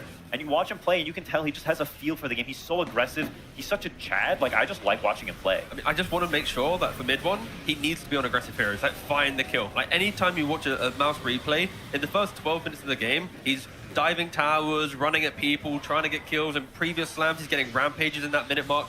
He really is a guy that wants to seek out aggression. And that type of player needs to be surrounded by consistency. I think that's where Boom and Chrysalis have done such a great job in the last couple of months, finding their consistency. Because if mid one's going crazy and you're losing your side lanes, that's a recipe for losing, right? So I think that right now they're in that perfect position of just it being the perfect blend. And before we got into this series as well, whilst we did get to talk about the preferences of pick side to the players, we also specifically got to have a few more words from Yamich. The most important thing that when I'm playing position 4 is mid 1, because I feel like nothing, I couldn't play like that if he was not my mid laner, because he is crashing middle and then I can stay mid and take exp and gold. I like the smile that came along with what he was saying. He's like, yeah, I really appreciate my mid laner. I really realize just how much he is doing for me as an individual for position 4. Yeah, I mean, normally position 4s can be quite starved, right? Where they have to secure runes, make stacks, do these things. If mid one's just, fucked off to kill some lads, he can just sit mid. That's a rare thing for a 4. So I think, Yamich is like, hey, I get to enjoy my game. Yeah, I also do very quickly before we keep talking about Mouse and everything that's happening in this series against Tundra. There has been some tech issues, so we've delayed the game, the lobby a little bit. So it does give us time to talk about this matchup a bit more. On the side of Mouse, we've loved everything that comes through the mid lane, the fact that Chrysalis opens that up, Yamich there, of course, talking about himself as well. But I want to know the mid matchup specifically. If we got into more detail, how you see a mid one BZM lane going, kind of negating or ignoring what heroes might be picked up. I think honestly, mid one is in a position of aggression here. I think in terms of ability to win the lane and snowball, BZM doesn't really strike me as a player who massively runs over the lane. I think he's had instances on his Batrider and things like that, but in a general sense, I think he tends to play farm. He's playing things like Invoker and he's sunstriking elsewhere. He's like a spellcaster, has a lot of impact in the game, joins ganks, joins fights, this type of deal. Whereas mid one, I think we've seen him stomp lanes and run people over. We've seen numerous solo kills. He soloed Niku yesterday and also massively outplayed him in the lane the other game. And I think in general, he is the more aggressive player. And so I think that will be a big focal point. To me, the deal breaker, like we talked about before, is Tundra supports. Because I think the rotations early game and the types of heroes they pick can change that dynamic quite a bit. You also need to protect BZM, right? Because I feel like when he is picking up a mid Shaker or a mid Ember, these are heroes that type of counters that can just break this lane before they even get online. And like Quinn's mentioning, when you have Shaker, Ember mid, and they get shut down from either a lane counter or support rotations, he never contributes to the game, right? So I think BZM needs to be protected slightly in the draft, otherwise we could just see a repeat of, how does Mouse win? Oh, mid one, mid lane. Ties into the supports as well, right? If the supports of Tundra are always doing so much, it allows them to pick this type of greedier mid laner for BZM. Yeah. Well, I was kind of going to shift the topic a little bit, so if you have more to say, Misery, no? Okay. Then it's going to be, do you think we have an accurate gauge of Maz? Because whilst they did win their series yesterday 2-0, it wasn't a Na'Vi at full force. It was a Na'Vi that had nerves, had shakes, and wasn't really feeling as in the zone as we could have seen. So I do wonder, do we have a full gauge of them? Are we overestimating them a little bit? I don't think so, genuinely. Yeah? I think even though Na'Vi was not in the zone yesterday, I think MOUZ was. And when I watched them play, I watched the way they're moving around, the decisions they're making. They were playing very naturally and very well. Like Crystal's playing Huskar against what I think is the second hardest counter in the game. Like he's sort of down. Green. I think the matchup is incredibly bad, and he played it in a very natural way. I think so. Okay, here comes your first time black. He's constantly getting the grave up at just the right time. Like I think overall, the way they team fought and their just being calm and their structure was very strong. And I think you need that against Tundra because they're a team that is very methodical, very farm intensive, and so you don't want to mess up these fights if you have gotten to build a gold lead in the early game. I think in a way that game was only playable because of Dazzle, right? Yeah. And that also shows Oh my gosh, the panel praising Dazzle? Am I in an alternate universe? Hold. Misery, conclude the point, brother. Well, I mean, a Dazzle underwhelming hero, but with a purpose. There we go. That was a very clear purpose, right? Yeah. Like you were basically ignoring the counter in a sense, right? Because he loses all his HP regen. You can't die during that time, so you don't care about HP regen. You can just stand there and hit, right? The flat heals as well, so I think that was a nice prep for the Brood. What happens if Tundra does the same trade, but then ban out the Dazzle second phase? Are we gonna see an Oracle Huskar come back?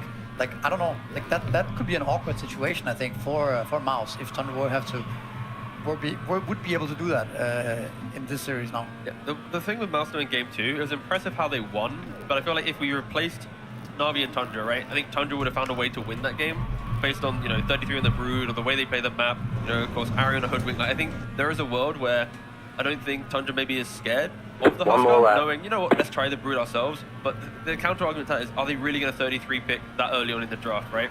Maybe not, but he's a well-renowned Brood player. Exactly. Then you have to kind of run this gambit of like, okay, if they ban AA, they pick Huskar, are they going to ban Brood in the second phase because MOUZ now respects it? Like, there's all these layers to it, but I think there's a lot of learning to have from that game. So maybe the Huskar isn't as cared about, but we'll see. I'm probably just getting carried away there. It will probably be first picked if it's available.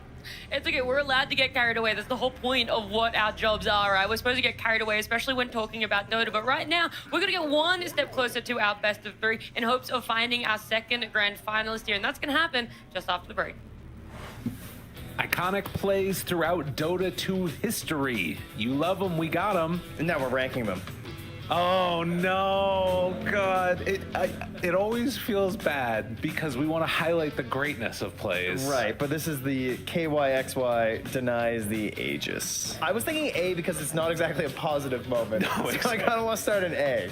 3-2-2. This is another negative play, but with a positive, a happy ending. Is okay. We'll put it at C. C for 3-2-2 there. Yeah, it's not necessarily a play, more of a meme. I would say. I would say so as well. All right, what do we got next? Oh, $6 million Echo Slam. Yeah, we're going to the top on this one. Finally, some positive news here. I mean, this right here is maybe one that like really catapulted Dota even further. I mean, there was the 3 million, and then you get the 6 million. That's bigger. We'll put it in S for now, but we'll put it at the bottom of S. That's top of S. We'll put it at the top of S for the moment. Miracle Arc Warden Ancient Defense. Oh, that's a legendary one. I don't know if it was like iconic because it wasn't grand finals, and I kind of feel like that one maybe we put in like top of A. Top of A. Top of A for now. Well, I was close to B. You were going B? I was going to go I'm down for B. We can go B. Because I think it's just cheesy. Oh, you pressed a bunch of buttons. Like, congrats. What do we have here? This is Fountain Hook. Oh, This is also very iconic. I think above $6 million. I agree. Yeah, we got to move it. Yeah, I think that the Fountain Hook is maybe like one of the plays that defines Dota as a whole, where it's like you have the send back, you have the hook going, it needs to be perfectly timed, and it probably shouldn't be in the game because it's so broken. This one is Patience from Zoe. I think it's above $6 million Echo Slam. Yeah, I'm gonna have to agree with that. You know, this is a great play because it's, as two casters. Right. This play is so elevated by the commentary. Yes. By LD. Like, it gets more credit than almost it deserves. Because the play itself is amazing and it's really, really good. But the commentary is just like, that's like his style of that legendary, like, it was like poetry. Look what are doing it! Speaking of, I think this goes lower though. Yeah, I would agree. I'll put it in A tier because people bring it back so often because Liquid's still around and doing it. Yep. All right, I agree. Let's throw him right there. I like it. It's a disaster. It's a disaster! I'm trying to. That is $6 million Echo Slam, isn't it? Is it the same one? It's the same play. This is going bottom because it's not iconic. We're not remembering. Oh, okay. Maybe it is a different one. All right, there's the checkered flag. And then the $1 Million Dream Coil. This finals for a long time was the most iconic finals, and a lot of it was because of this moment. I'm looking at our tier list, and I'm also having regret about where we put a lot of different things. We can move everything. But for now, at least, I kind of feel like I want to put that in A, and I want to put KYXY in B. Okay, I like it. There we go. Sense. That's better. It was our opener. One last clip. What is it? I can see this one through the paper. With the call of his life. It's so good. I think similar again to the Patience from Zoe, elevated by Owen as well. Yeah. But it also was like an amazing moment in an amazing series. It was TI3, and then this happened. And you're like, okay, well, that was the best. So I'm kind of thinking top of S. It's so S. It represents S as a whole. S The estimated SOS is 1,282. Get it? It's competitive out there. Head down, stay sharp. All right, what feeds your hunger for more? You're kind of a greedy guy, always trying to get more and more. Why? Once you taste some success, you just Green. What helps you grow your ambition? For me, my main motivator is usually just self-improvement. I want to be the best I can be in everything I do. So I'm always thinking, how can I be better? And this is what I enjoy. And this is what motivates me as well. Do you feel a lot of responsibility on this team? Does it weigh you down, the pressure of that responsibility to do well? To be honest, not really. I feel like everything's already laid out. There's an infinite behind in the system. If I just keep being the best that I can be, then that's my role, you know? It's that simple. What responsibility motivates you? The responsibility of improving myself and staying on top of my understanding of the game and my position. All right, what throws your team into chaos? What's something that gets them completely discombobulated?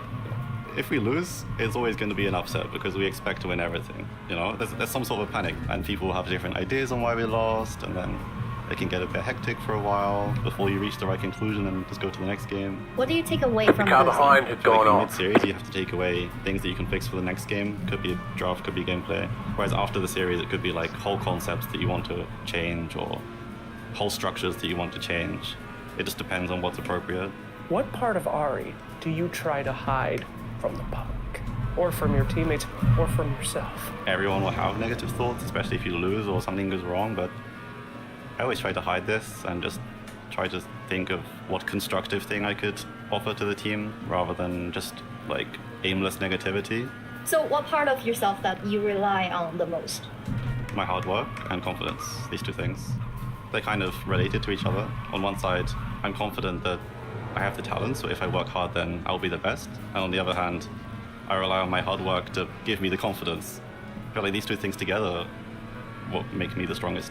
Have you ever doubted yourself on these two things? Definitely at some points. Like if you lose a lot or 10 minutes to go. Period, maybe I lose some confidence. If you play scared, then you'll just never win already. I mean, even when I started wanting to be a pro player, I took like a year off from school to just try. I was like ranked 3,000 at the start of this, so it's quite a long journey. And halfway through the year, I'd not made much progress. Then I kept trying and kept working, and eventually the hard work just gets you there. So that's why these things are related, yeah.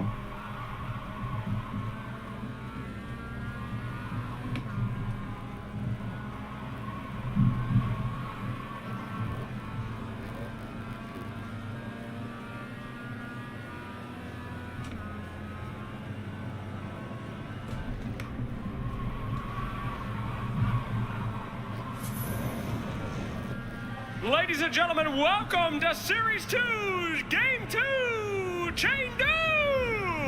淘汰赛第二天第二场的比赛，你们准备好了吗？ There we go. Still awake, still alive. We had an incredible Series 1 today already, dubbed the underdog team going into the grand finals. It could be the very same thing here again. mousesports, an underdog team facing off against Tundra, who has won 3 out of 4 of these things. You guys think it's going to happen again? 刚才那场比赛，其实我们看到了一批黑马战队能够2-0取下 Falcons， 而这一场比赛由 Mouse 对阵 Tundra 似乎是一样的剧本，但是我们又怎么会知道结局如何呢？你们认为这一场比赛 Mouse 能否有机会拿下 Tundra 呢？ That's pretty good. All right. Well, I'm sure you guys are ready to see how these teams compete and how it turns out. So, let's get these players to the stage. 有请他们登场。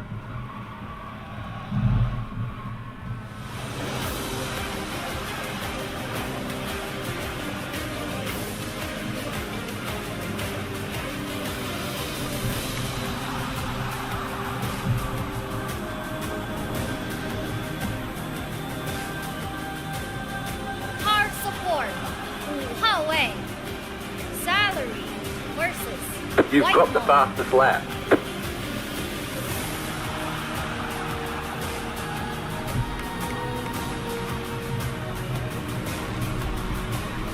Soft support 4号位 Yamin versus Ari。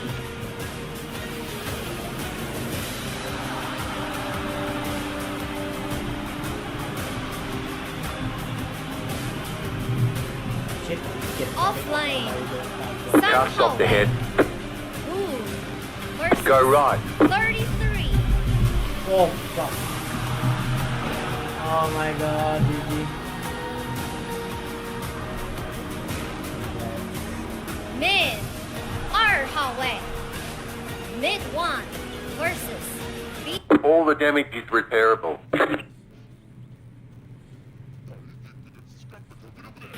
All the damage is into the grand finals. It could be the very same thing. Oh my god, GG.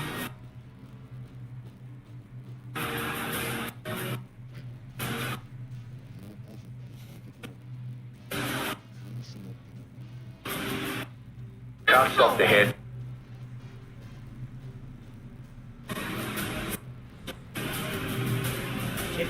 Flame. Cast off the head. Go right. 33. Oh, fuck. Car 3 is now lead off the head. Go right. 33. Soft support 4号位 Yamin versus Ari。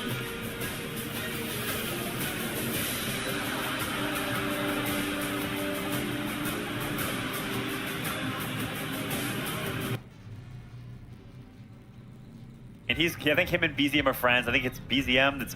His name is Mid1 or Mid1's picture is BZM, something like this. There's some back and forth between, on Steam. Okay. There's some back and forth between these two, so I think they have a little bit of rapport. And clear. they're both kind of silly, goofy guys. I think they have a lot of similarities in terms of their play style. They're very aggressive, clowny players. And so I think it's only fitting they're talking to each other as they're walking down the aisle. Maybe there's a metagame developing Mid1 here, kind of like...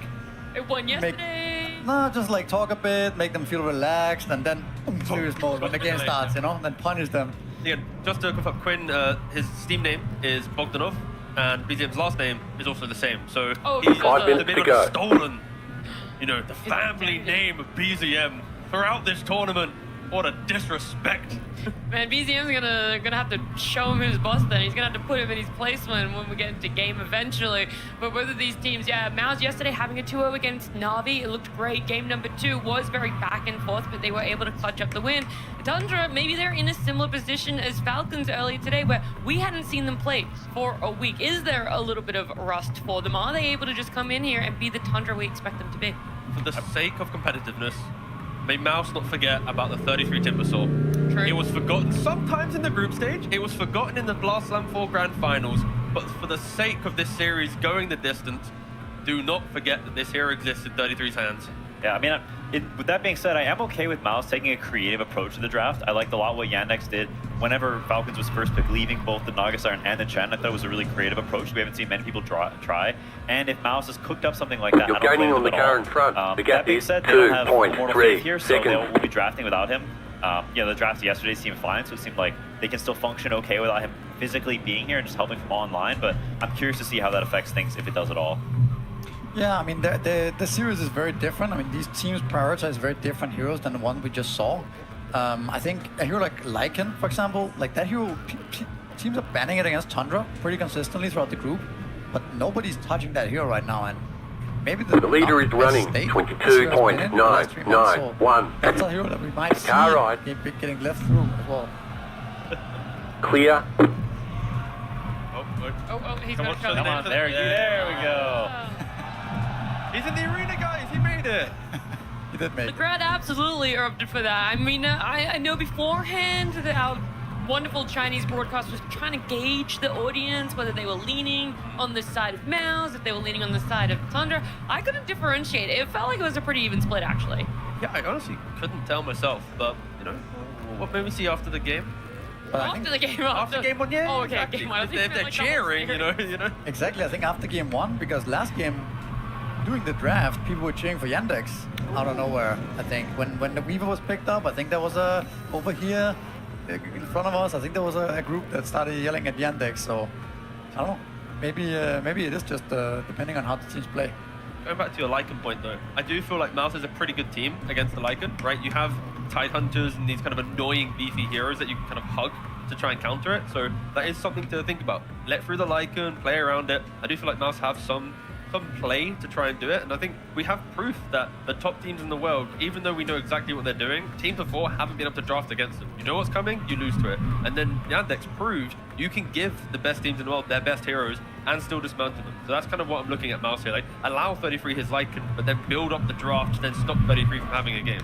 Yeah, I mean, I mentioned it before, but Tundra has not played on the stage yet on this tournament, and having that break in time, sometimes it can mess up your momentum. We've seen it in the past other tournaments with gaps in between play, and MOUZ also almost beat Tundra last time in the semifinals. It was very, very close when they played last time, and I think since then, MOUZ has only leveled up. I think back then it looked like, MOUZ is sort of like, yeah, maybe they're good, maybe they're not. We didn't really know where they stood. Since then, they've won a LAN, and I think MOUZ has an individual good matchup against Tundra. So even though Tundra on paper may be the stronger team, in a lot of people's eyes, I think MOUZ, if they're playing well, they absolutely can take it to them. And we even had an interview with Ari in the group stage where he talked about they had a break off the Blast LAN for Singapore. They went into their next tournament. They just weren't ready. They weren't polished. It took them a little bit of time there. I don't know what their past 4 or 5 days have looked like. I genuinely cannot give you that insight at all. The only thing I can give you guys, though, is the start of our best of 3, a game 1 draft. I don't have much to say about this game, but game gonna be 50-50. Let's just take fun. That's all. Just gonna be exciting to play against them. They won the last tournament, and it's a rematch of our last blast against them. So we'll see if they learned and improved from the tournament win. I'm looking forward to play against Bogdanov because it's gonna be fun. Yeah, I would say just be ready, Kristaris and Mid-One. We're coming for you.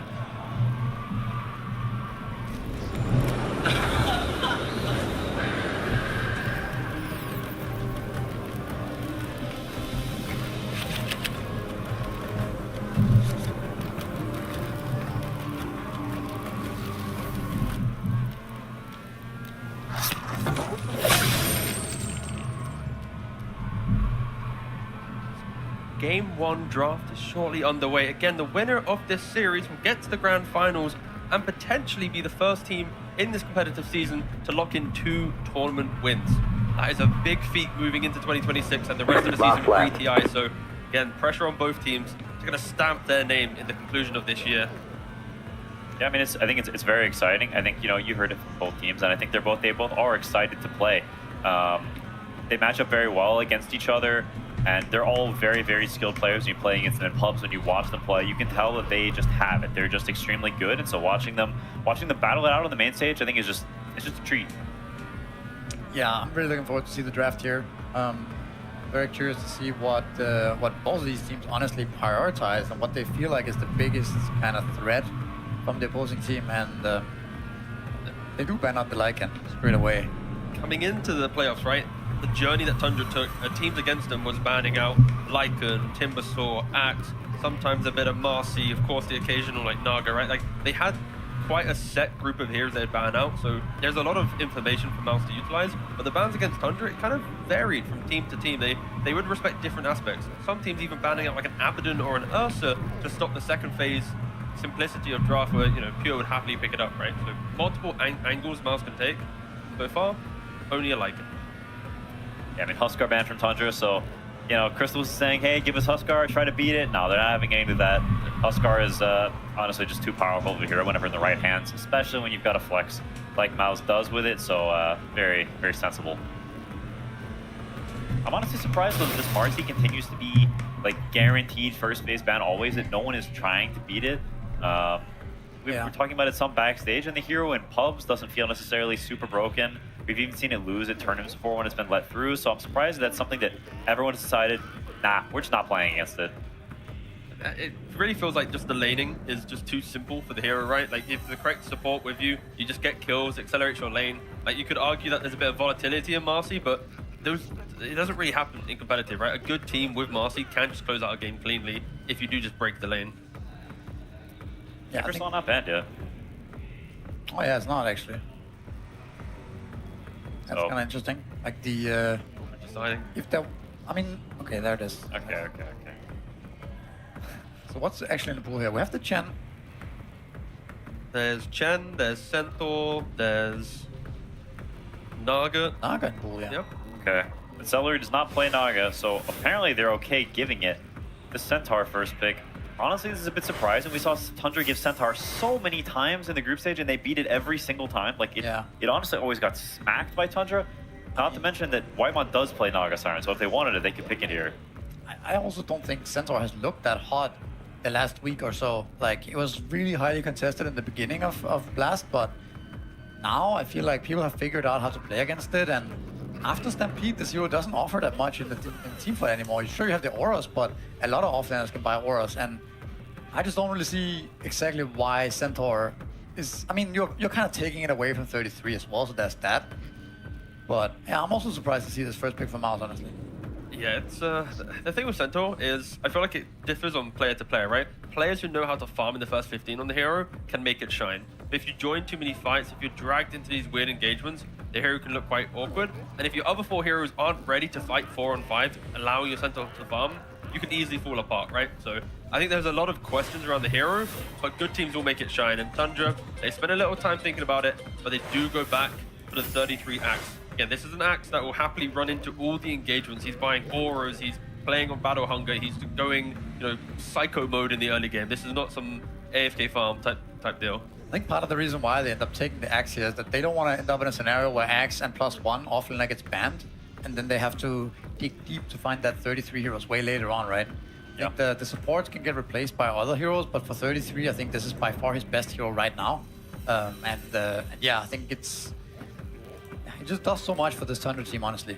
Yeah, not to mention Abaddon's already first phase banned, which is the best counter against the Axe. Yeah. So now they have the freedom to either just ban the Ursa second phase, or we've seen them do sometimes where they pick Axe on 9, and then in the second phase follow up with Ursa on 13, sort of stealing the ban, or stealing the pick rather, and getting another free ban for themselves if they feel like something else is too important. So it's very reasonable, even though Axe is not necessarily, I would say, good against Centaur. It's sort of, it's fine. Yeah, so Mouse even banning out the Ursa, right? They know that the Ursa is probably going to come on 13. Yeah. They don't ban it. No, Mouse clearly showing they've done their research. I think that's, for a lot of people, would look like a weird ban to see 2 cores picked back like that, especially whenever you might want the Ursa yourself. But, you know, making the judgment call that we're probably not going to get it ourselves. I'm kind of leaning towards a potential Shadow Demon opening for Tundra here.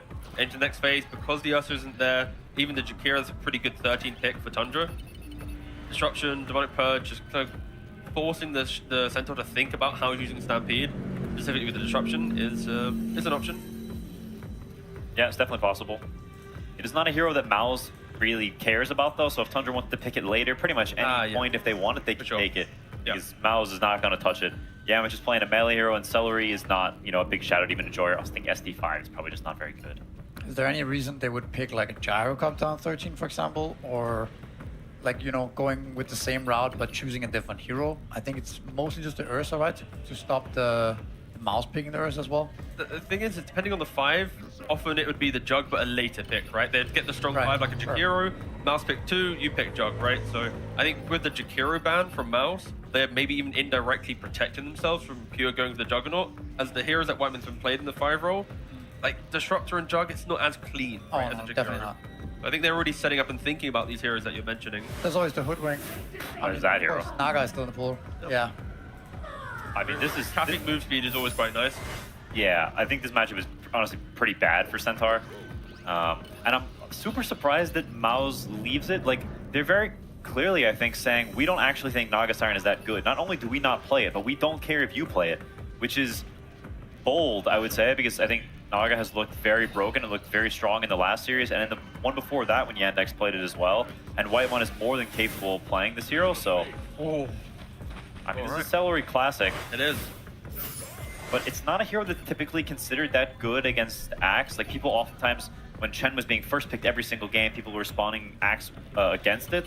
Because you can, you know, fight back a little bit with these Battle Hungers, and you also don't need your mana that badly early game. I think another thing is that Tundra has opted to not ban any of Yamich's hero, right? So he gets his Tusk here. Yeah, one of the most played heroes for Yamich on Mouse in the roster post TI, but for Mouse, all I'm looking at is just strong lanes. Not only that, but the fact is, against Naga and Axe, who want a little bit of time to feel like they can enter the game, these heroes in conjunction, you play on a catapult wave with auras, you will take over areas of the map very, very easily.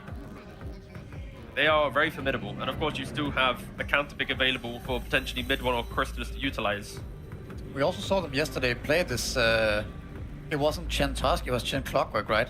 And they didn't have the Centaur, but they had Pangolin, but it's kind of similar style, right? This just as Chen, something we've seen Falcons run a lot as well, and it looks super strong. I mean, they won the game in 20 minutes, right? So it's a very scary combination of heroes that, you know, can really be punishing greed. So Tundra needs to be careful what they pick here, I think, to not go too greedy. Just think about the early items, right? Centaur's going to go Helmadon, potentially Lotus. You're going to have Chen going for like a drum and a mech, and then Tusk will have like a Blink Dagger. So now you've got both Lotus, Dispel save, you've got mech for heals, Chen also for heal, you've got Tusk Snowball save. Like, there's so many layers to amplify someone else's game that, you know, when you think about it, it feels like the perfect recipe for Mouse and why they often do win games. But Tundra, they go back to their classics. Again, we mentioned this already. Tundra, you're never going to be surprised by the heroes that they pick, right?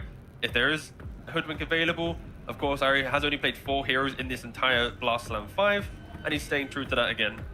Yeah, I mean, I wonder what they're going to opt for mid on Mouse on 18, because the last track is banned, and I think that would have been the best choice. When you have Chen Tusk, you want some damage dealer, you want some follow-up damage. You have auras, you have Centaur who doesn't really do much damage, he's going to buy auras. Chen buying auras, no damage. Depends on this pick as well, right? What Tundra ends up picking.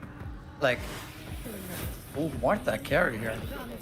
I mean, that is a pure classic, but it's a bit surprising they pick it into Centaur, because that was one of the heroes that people liked the most against Muerta carry, because you're a great blade mail buyer in the early game.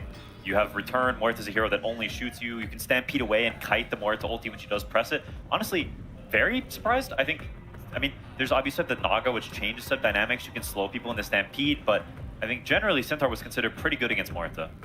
There's no way this Naga carry and Muerta 5 on mid one, right? I am just Naga carry double-checking against that. Centaur sounds super, super bad. I was just double-checking the last time Pure played Naga carry, but as we already mentioned, the conviction that Mouse can play, like how quickly they can group up, is the Naga carry ever going to get to Manta plus Orchid and Hex and all these kind of big items? I think the heroes can be pretty good against that power stuff like this, but of course Naga carry is not really a thing right now, so we don't have to talk about it that much. It's just the... Whitemon has played Muerta 5 in the past, and, you know... Yeah, I can see it. Depending on where Mouse go, there is a potential chance, but for now for Mouse, if it is a mid lane pick, it's a damage dealer, it's someone who can be explosive, punish the fact that Tundra's team fight is a carry matchup? or a bushwhack. What about carry matchup though, like against the Muerta? Because is there any world where Mouse needs to pick a Crystallis hero now that does not get banned out? I think the simplest hero for him to pick up would be the Gyrocopter. It rounds out their draft very nicely. It gives them the magic damage to run down Muerta in the early game. But okay, if they go for the mid one Nature's Prophet, they are valuing the mid one over Crystallis. In that case, it shows that Crystallis thinks he has more than one hero in this position. I mean, I like this a lot, to be honest. I like it against the Axe. Vessel is very good against that hero, massive HP pool, and doesn't really buy any dispels for quite some time until second or third item. So if they have this Tusk and this Nature's Prophet, they can chain gank this Axe, and they can pick up the tempo. Also a hero that's very good against Muerta, because you have this early tempo, you have this Vessel and this Shard and such, and later in the game you can buy Pike and you can kite in. It's a hero that scales very much. You don't want heroes that are super committal against Muerta, because when she presses ult, that's it.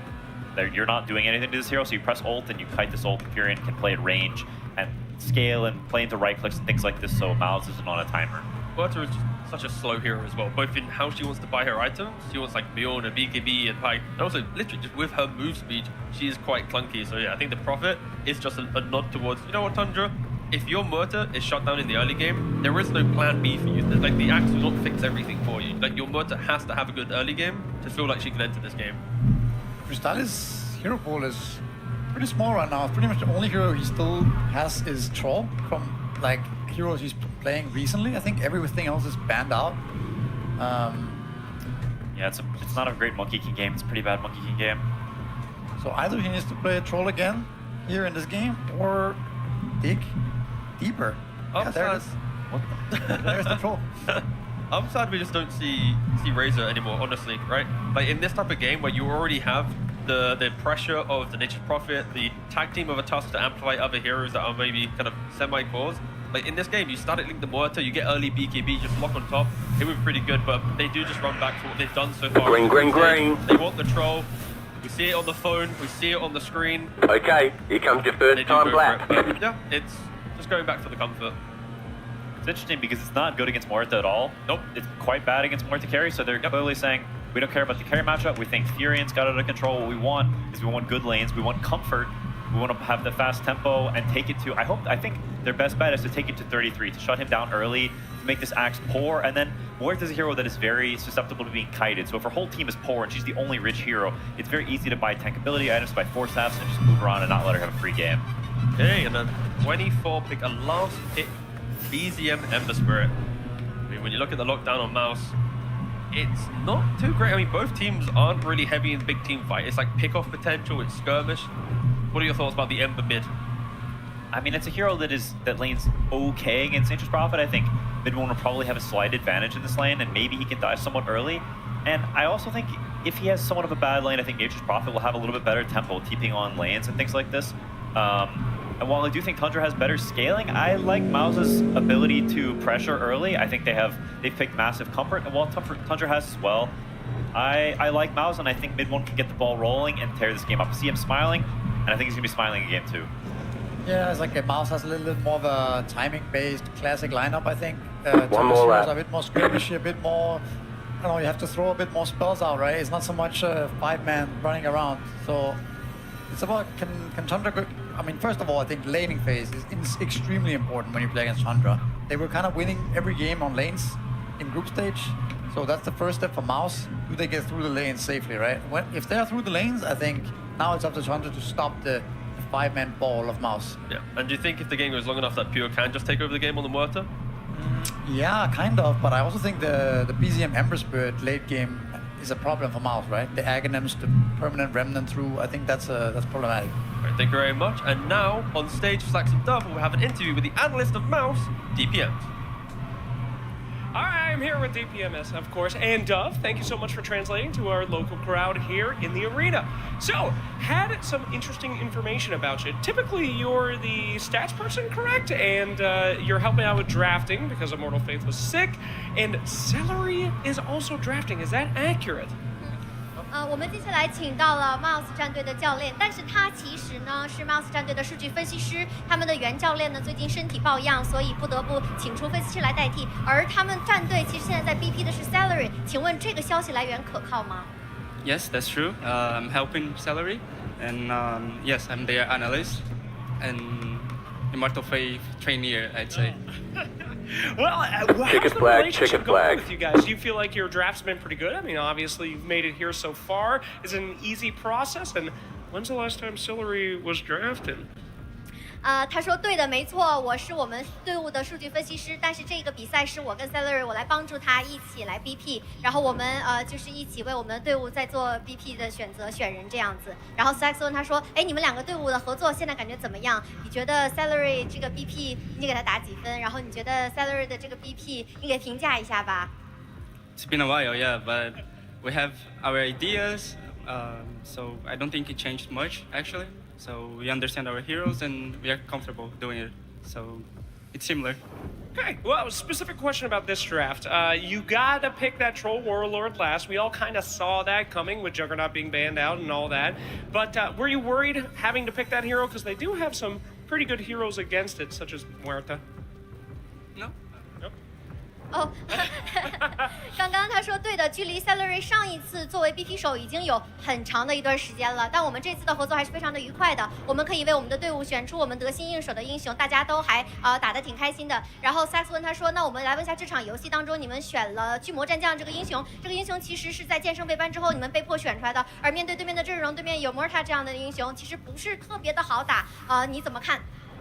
No, I think we are comfortable with the hero. We were comfortable with the pick, and we know what we want. Okay, well, I know what we want is to see you guys win a game one and give us one hell of a show. So thank you so much for your time as we will throw it into the game. 他说，我觉得我们还是有希望赢的，我们游戏中见吧。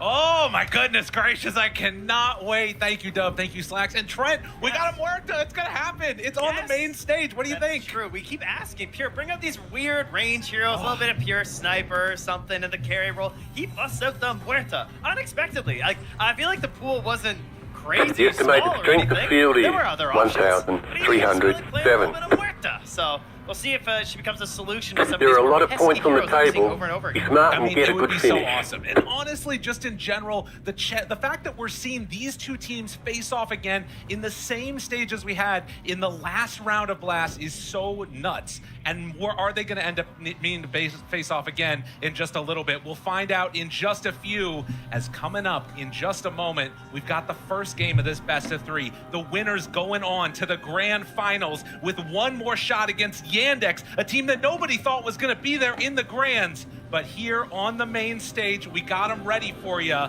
And on the stage, Mouse facing off against Team Tundra. Game one!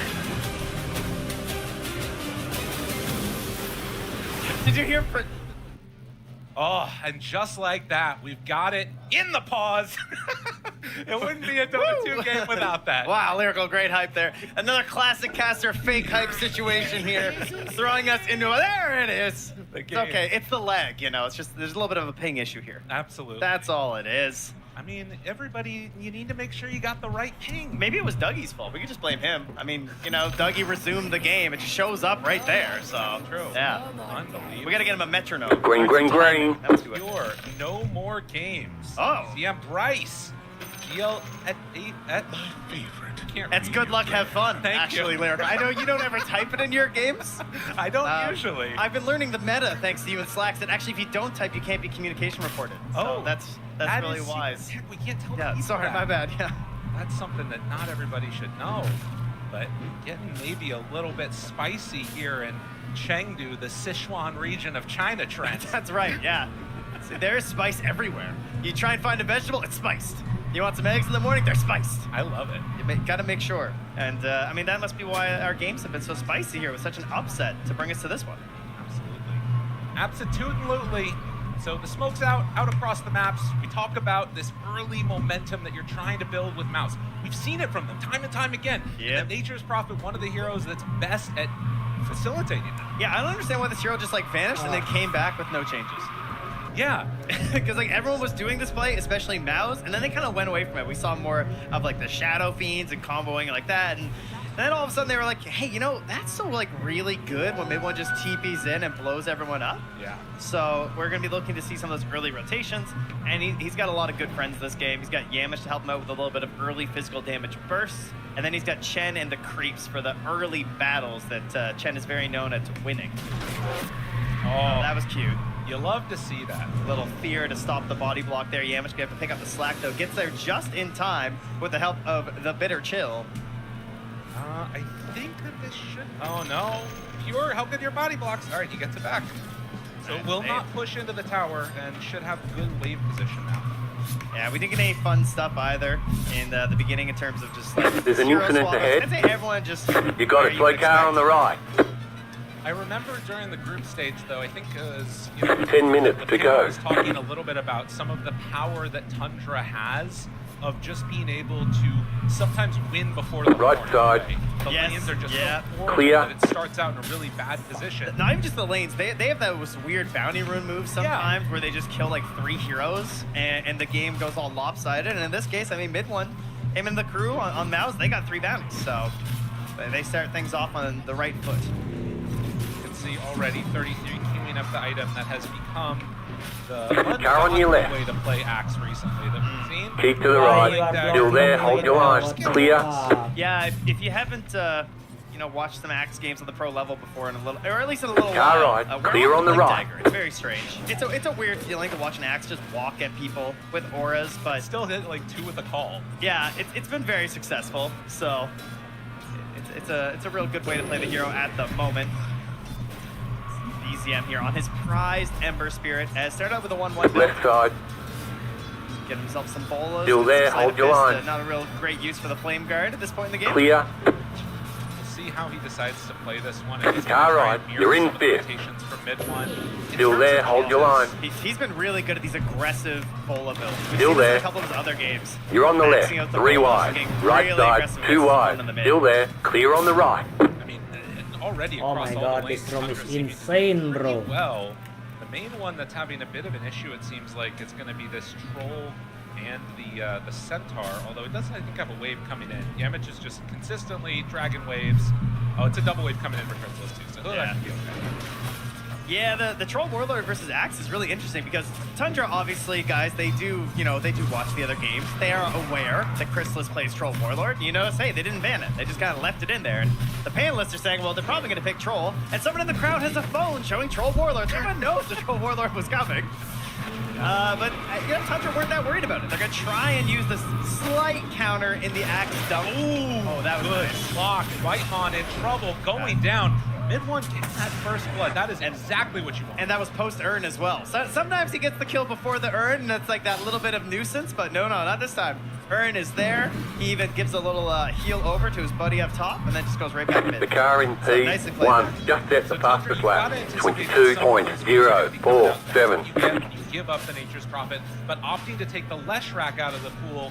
New I'm fastest assuming lap that for thinking you. that they're going to like have a strong. The car in P5 just set the fastest lap. It is fairly similar though, isn't 21.824. it? Like, the Leshrac at least needs to wait for the Blink Dagger, and then it's explosive, but it's just like such overwhelming damage that the Leshrac, I think, takes a little bit of the weight off your supports. Nature's Prophet doesn't do quite the same amount. Like, he doesn't have that much damage, right, when he gets 4 points into a spell like Leshrac does, so mid one instead, we'll just have to be a little bit more precise with those rotations of his allies compared to what the Leshrac needs. A lot of hits there on the flank too. That Celery is still got his way towards the headdress, just trying to immediately farm up and get to that mech if he can. But you can see how much it's kind of hurting right now. Chrysalis, very low HP in the lane, not really able to step up at all and contest this. And he's going to miss out a whole wave. This sucks. I mean, I'll tell you, if there's a duo I don't really feel like going up against right now in Dota, it's Slow probably car Ari ahead. 3. Go left. These guys are like mega nerds and annoying, and Ari's playing Hoodwink, which is his mega nerd hero. Yeah. Like, you just know you're going to have a bad time. It's hard to play against. And if you do manage The car in somehow to shut them P1 down, just set the likely you're just fastest gonna lap. be seeing some teams stacked up behind the 21.585. tier 2 tower, and you'll catch up on 33 anyways. Yeah. You've got the fastest lap. Oh, the glyph. Oh, mwah. We love to see that. It's like, it's so petty. And that's when your mid laner is like, did you really need that glyph? Like, I have plans for that glyph. It's like, yeah, but I did like 12 more damage, bro. Ari out of mana does still have the Lotus and double Mango, so he should be able to continue to harass and harangue Chrysalis here. Yeah, this is a really cool option, right? He's holding the Lotus, the 2 Mangoes, and the stick, so like he can just wait for that moment where he can get aggressive, spam it all, and deal with that mana burn. It's the answer to the Chen. Yeah. Buy Mangoes, why not? Meanwhile, they want to try and bully Whitemon here again. And he will be punched, pummeled, and eventually killed. Mid-1 with the second kill in the game. Man, I will say, Naga Siren, she still remains in the The top car tier of behind is fans. closing on you. The And gap secure. is I mean, 1 second. Stalk and Blake got killed on the courier. You know, maybe that'll be the difference here. Nowhere left to go, and with the urn on him, he's going to try and TP out a great bushwhack from Ari, and that stops the damage. Managing to get out on the Muerta. 5 minutes to go. 3 is in no man's land. Is going to be brought down by Crystal. This is great. Now it's 4 kills, as they also manage to just bring him down. Man, I mean, BZM does hit 6 now, has his own urn, but he's got a lot of work to do to catch up to what Mid-1's up to on this map. Yeah, this is interesting, because I mean, look, the CS doing great, but then you look at this net worth when we swap over, and it tells a very different story of the game for Tundra. Good stuff so far. And Mid-1's still holding that 0.6, now does put in the Nature's Wrath.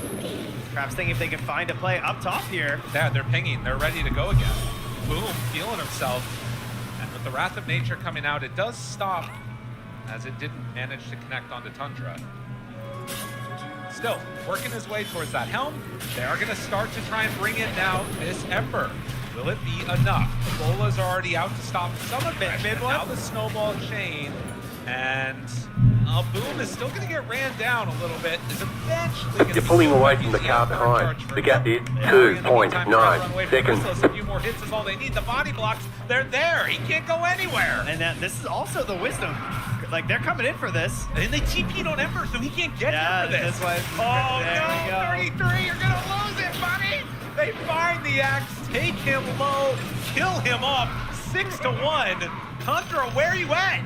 The leader is running. I mean, Redmon's in there investigating 22.34. the situation. He's like, well, they don't have any stacks. Probably because they've been busy killing Car us. 6 is up the Maybe front. that's why. That was a good call by Mid-1 not to go top, because you're right. It did help open up that situation down bottom, and now they're going to go again, but look who's here. Yeah, BZM trying to play aggro, and they do manage to find Yamich. He's gonna be brought down. Can they take down Boom as well? And at the real end, surely not. This guy is very, very tanky, but they have a lot of heroes surrounding him. Boom's gonna soak up a lot of damage, but eventually Pure gets the kill.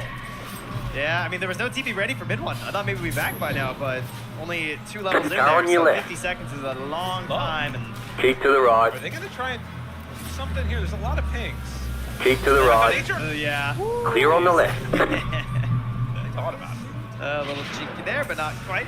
That's one of the downsides to Chen, right? That's you tend to think of like, oh, well, I've had one support TP, but where's my second support? And then your Chen is just jungling. You're like, right, I got that guy in my team. So, measured losses so far for Tundra. It feels like it's the name of the game, as they've been able to stop some of that early aggression. I like this play, though. Takes that away. Yeah. Now, they do manage to find Yamich. Snowball, try and turn to back away. Good damage out onto Ari. Ari falls first. They are still going to lose Yamich here, but Mid-1, is he in 2 far turns? Tries to hit Whitemon. It's not quite enough for the kill. Mid-1 in trouble. Dude, they're so close to Down. Stampede. He's like getting, it's just like one more wave or like a little bit more farm. That part's pretty painful. Otherwise, otherwise you can get a bailout there. The car behind has gone off. Already more kills than we had at 30 minutes into our last game. As Mouse versus Tundra turning up the temperature a little bit. Yeah, this is much quicker. No one's allowed to sit there and farm their ancients for 15 minutes. We are playing the game in this one. Well, and Tundra, good reactions to what was a tough first 7 minutes, it felt like. They've started to respond pretty well to what's happening. Axe is off in the side jungle while Yamich is going for a smoke around here. Man, how's BZM already 2-0-3? If they can find this, it would be good. Yamich onto Ari, damage out, but now they show up with BZM. Does this play make sense anymore? Yamich needs the snowball, going all in for Ari, finding him. Car stopped ahead. Car stopped ahead. Needs to, he gets him, he just stomped him to death. Get the hell out of my game. Slow car ahead. They back away from us. Oh, but Celery's too deep. Celery is very far in there. Has creeps to try and help him. Car on They your get left. a little bit of retribution on the back Clear. end. This doesn't look like it. Whitemon is getting clapped though. Man, they have done a great job of pushing it to the limit in several of these fights here from Tundra. Like, so many heroes escaping with 10 to 15% HP. That car is a lap down. Catch him there. But clap. Last lap. Nothing else coming from that. But the Tomato's revenge! Oh, it's so strong. You love it. Okay, let's take stock. Where are we? What's happening in this game? I mean, things are kind of even, but like, what is the game plan, right? It's like Nature's Prophet crazy out of control. Not really. Yeah, You're he's gaining off on the car in board, but front. I'd The say gap is you've held up pretty well 1.8 considering, seconds. again, how bad it was at the very beginning, and also how notorious Mao's are running Car games ride. like this. The main thing is Chen, you know, we Keep just to saw the the hand left. God used to help get that dive there. So, are you going to Keep to start the now left. grouping up and utilizing that again, right? Yeah. That's the main question. And of course, finds space. Clear. Let's finish off the battle here. He gets the farm in that he wants. They're chasing down the Warpine Raider here. He'll be able to clean that one up. And as has happened often, these Helm of the Dominator creeps being thrown to the wolves. That creep is just so crazy, man. That seed shot goes wild. Oh yeah, it's great. Neck done. So Chen got what he Oh, mid lane. We're battling. It won. That is a crazy place to get reeled in. I bet you wonder when they got here. Yeah, that wasn't great for them. I mean, that's just if Ember is nearby and you're not ready for it, like he just gets like spirited into searing chains, into netted, into reeled in, and that was enough time to just TP the Axid. You know, we've been talking about patches a little bit while we're here for, you know, various reasons. And old ones, and when they did that massive nerf to all the studs, the roots were left alone, you know? So when you see something like that, where it's just like searing chains. All right, let's it's take a net. flag. Like, there's enough time for a full rotation of your Good offlane to come job. and kill Very somebody. good job. Well, definitely a nice play to make to be able to take down mid one, try and stop that snowball from happening. We've kind of been talking a lot, it feels like, around the bottom side of the map and into mid. The last couple minutes, Pure has had a lot of free time to himself on this Muerta and is now top of the net worth charts. Yeah. Pore's getting a decent amount. Boom is really the one that's the least behind. He's not even that far behind at all. Yeah, he's fine. He'll get his one item. What is his one item this game? He's thinking early blade mail. That's a little unique, but it's Muerta, so that kind of fits, right? Okay. It's a pretty decent choice, and then possibly a pipe. Again, not an incredible. Actually, it is a pretty good Lotus game now that I look at it. But Pipe's also pretty solid, so we'll see. I could see him switching to Lotus maybe if he's finding that the roots and the nets are being a bit too much for one of his allies. Right. Headset back on for Pure. He's got his hand warmer in hand. Good to go. Does he play with that? Oh, you just slap it right over the mouse, you know, and then you're good to go. Maybe That way. strap it on the back of your hand. Yeah, that's what's holding you back, actually. Exactly. If that's what you're wondering, yeah. Get it. You need like a rubber band to wrap it around, hold it on there. Well, as we said, a timing type of draft from Maus. If they do manage to, like, is it the type of thing where you've got to sort of break high ground by 30 minutes and get some type of an advantage and otherwise things fall apart? Or do you think that they have ways to play into this game, even if it's sort of on equal footing as we get later and later? I think equal footing probably not good with the Nature's Prophet, you know? It's definitely one of those. I would say they're going to be angling for early. Mid one seems to be suggesting that as well pretty hard here because he is queuing up the Orchid, which is a spooky item to go for on the mid Nature's Prophet. Because if it doesn't work well, if you miss a couple pickoffs, oh boy. Yeah. your farm just falls off a cliff. Yeah, it feels pretty bad. Not sure exactly what's going on here. They're but- talking about my hero, and they don't like it. Yeah. I was supposed to get the troll. That was me. Yeah. I have to play the Muerta. I mean, I think that it is one of those types of games too, where you have one or two deaths on that guy, suddenly things could fall apart rather rapidly.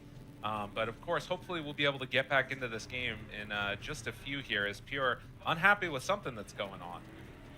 It's one of the times where he can't hear us, though. Oh, So that's we're great. free, you know? That's true. I don't think he Unless speaks he's Chinese. secretly been studying. My God, the next level play. Oh, right. He's been studying Chinese for this moment. Yeah, all for this. The gank is coming from the south. But yeah, going to the Maelstrom, almost has it done. Not a big surprise there, eh? No, definitely not. There are some nice things about Muerta this game. Yeah? Right? Like popping the ulti, troll. See ya. Troll's Yep. just gonna walk somewhere else. I've always liked the support Muerta and the Tusk. I feel like those two always have a lot of fun versus each other, and a lot of it still applies when it's core Muerta because he's looking for the big punch. You've got your ghost form. He snowballs someone. You can lay over it with the silence. Yep. You can even like get a dead shot often too, especially with the Ags, but that's probably not going to be as relevant, obviously, in a core situation. But you never know. Okay. Maybe it comes out at some point. Oh, it sounds like, okay, I just got word that it's some lag spikes on the client that he was having an issue with.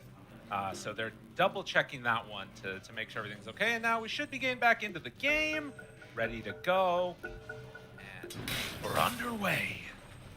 I don't know why I had to make that up. I think he might be on the PC that Arteezy and Dub were using earlier, and they did have the cheats installed, so that, you know, and they had to get the win, obviously, so had to find some way to do it. We had to get those disabled, now we're good to go. As they find themselves in a Centaur that they suddenly do not want to fight that much. Pure, they back away, BZM will as well. That's a good shout. If anybody missed that earlier in the day, go check out the Blast socials. There's some good stuff there from the 1v1s. With surprise guest that Trent spoiled. How can you spoil the past? You can only spoil the past. What are you talking about? Oh, sorry. That's my bad. Fortune tellers disagree. Yeah. So mid one. Back towards mid. Push back BZM. This is scary again. This is what we saw before. The net, the real net. He's gonna turn and be brought low, slowed down by the deluge. I mean, this time the TP is just a little bit late. Ari does not have the resources when he arrives. But yeah, it's a little frightening when it's that easy. This is why Chen doesn't TP, by the way, in case you guys are wondering. Easy bring down into pressure onto the tier 1 tower mid. Oh shit, I forget to... So this is going to be the tower gone. Feeling like they're just more capable of taking a fight at this exact moment. I mean, it's an interesting idea, right? You sort of TP to the lane where the Nature's Prophet is, because it's less likely that, you know, somebody's going to come and help him than he's going to come and help them. Yeah, it's like the Dawn or Spectre situation, you know? Right. 3-3's getting a little low here versus the Ancients. All right, buddy. Has to run away. This is the Axe no Vanguard jungling. I mean, how many Axes without a Vanguard have you seen die since that item went into vogue, you know? We've cast our fair share.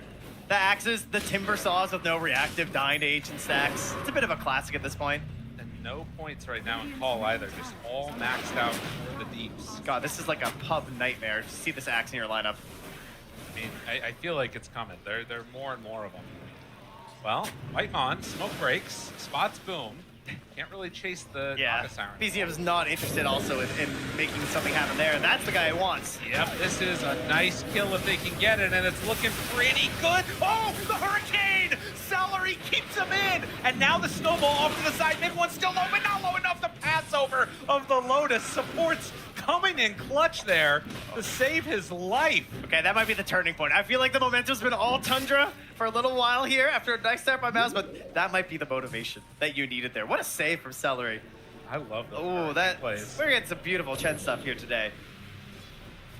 8-9, and queuing up the Shivas for BZM next. Makes sense, you know, you've got this massive amount of healing that's coming out. Spirit Vessel Shivas is kind of a cool build for this game. Will they have the damage that they need to deal out later on? Mid one, going to just walk away here.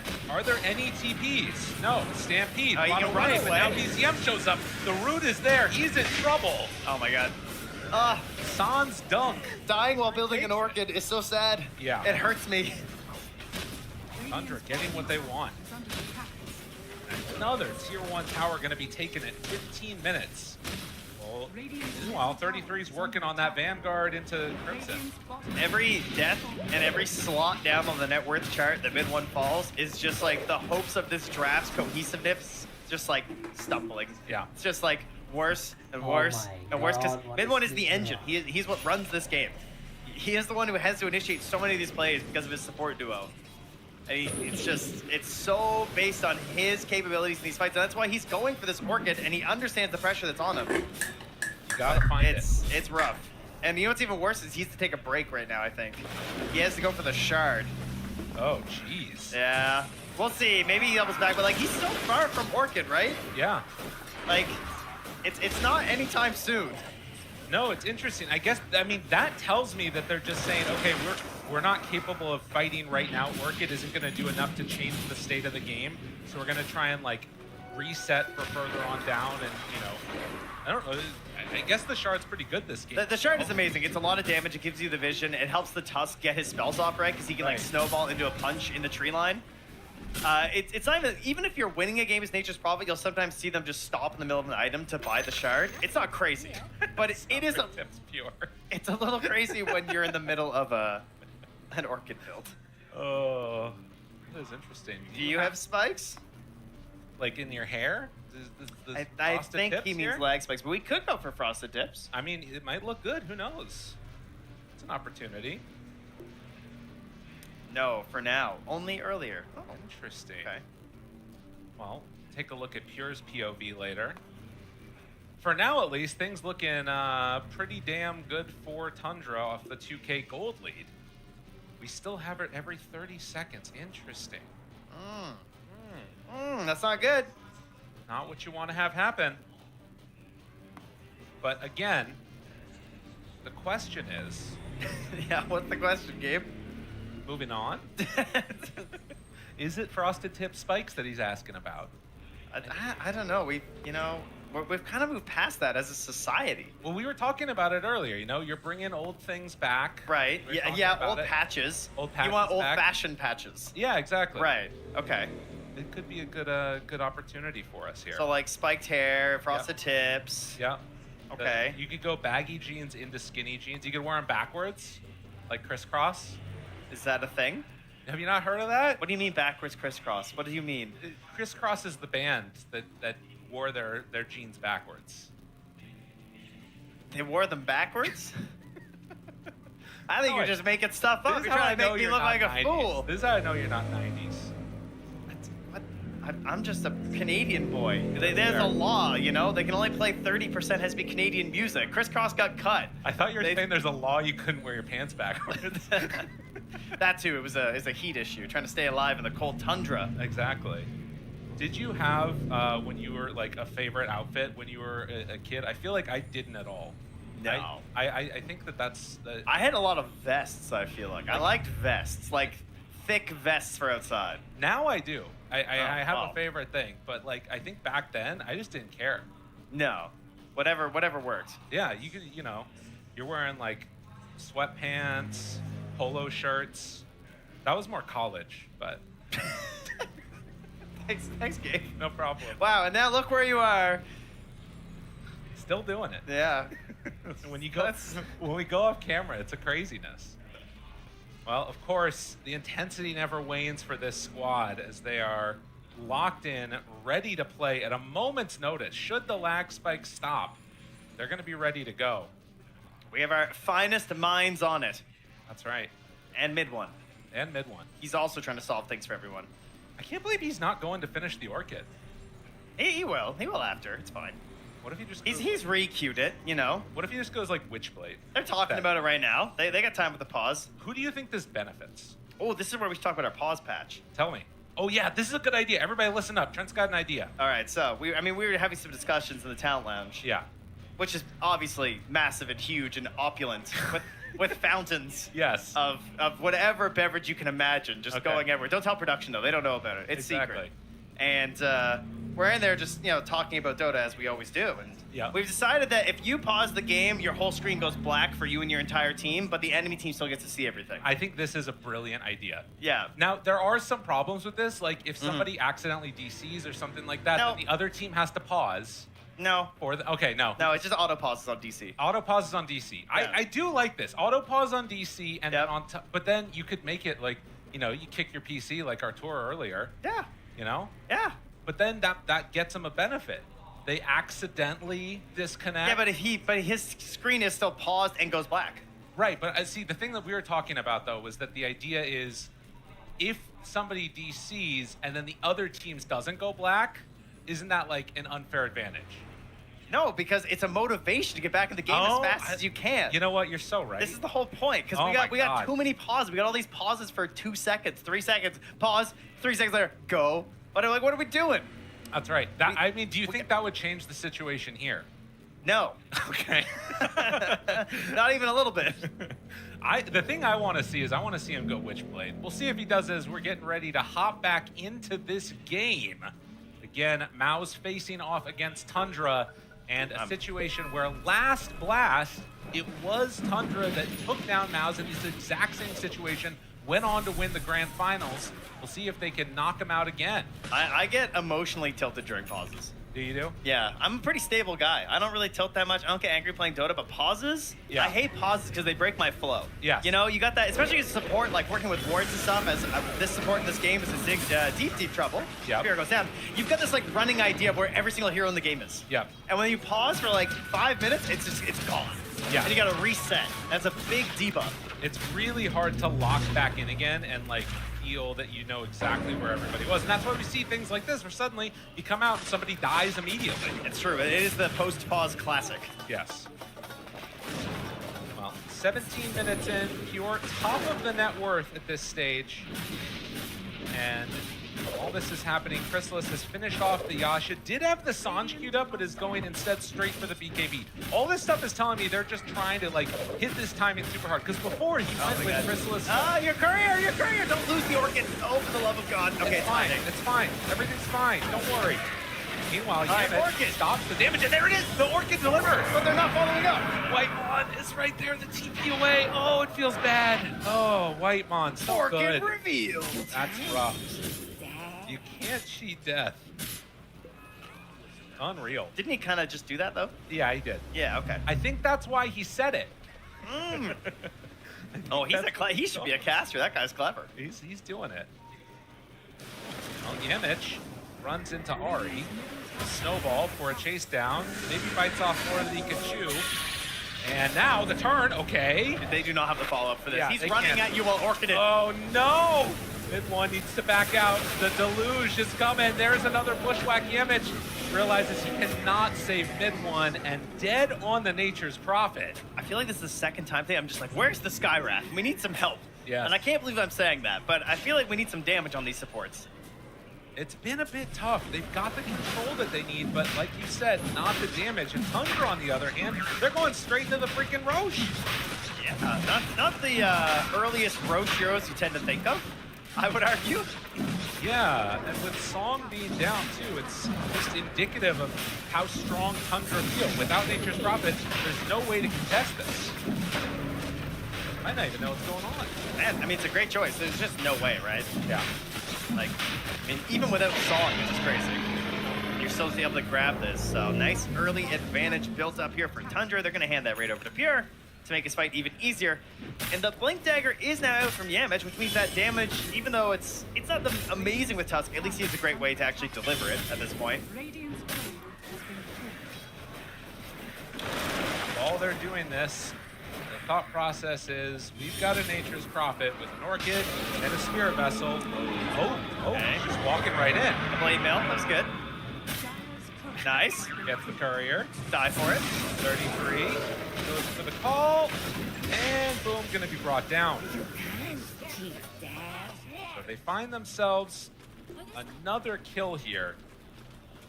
And while that's all happening, Celery still just trying to do mass farming, as is the rest of MOUZ. Definitely not getting their normal style of Dota that we've been seeing for him so far here at this tournament. Oh, no, wait, hold on. We got a little bit more here from Celery, don't we? There's the Glimmer, the attempted walk away, but they managed to find him with the taunt. Eventually will kill off the Chen. 33 dominating now. See, he's an axe, guys. Without a Blink Dagger, and he's still killing people. Isn't that wild? It's pretty nuts. Just Helm Lotus, and yeah, he just runs at you, and you get disabled. It's functioning. An eye out there of the rune from Boom. But again, no thoughts about coming and trying to fight this at all at this point. Chrysalis is just mass farming. He's almost got BKB, and that Sanj is going to be on the way right afterwards.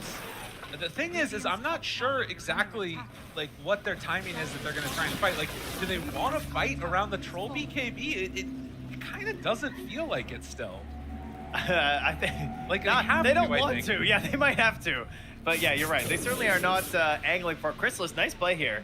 He's going to try and find this, but it's getting scanned now by Tundra. They are wise to this. So instead, he's like, hey, Yamich, how about you try and steal the Wisdom Shine? Yeah, he's getting the hell out of it. But he also figures out this is not the best idea. And Whitemon just for free gets the other one? Yeah, that's bad. Oh, that's just gross. Oh, that's some great map play by Whitemon, but it makes me feel ill. And he's got a greedy enchantment. I think it makes MOUZ feel a little ill as well. Yemich does run into Whitemon there, and indicative of the problem. No way. When you're blinking away from the Yeah. 5 Naga Siren in panic. I mean, it makes sense. It's the only thing that you can really do in that instance. But that is going to be BKB done, taking away a little bit of vision here. There is a move through the gate to go and secure themselves the Tormentor.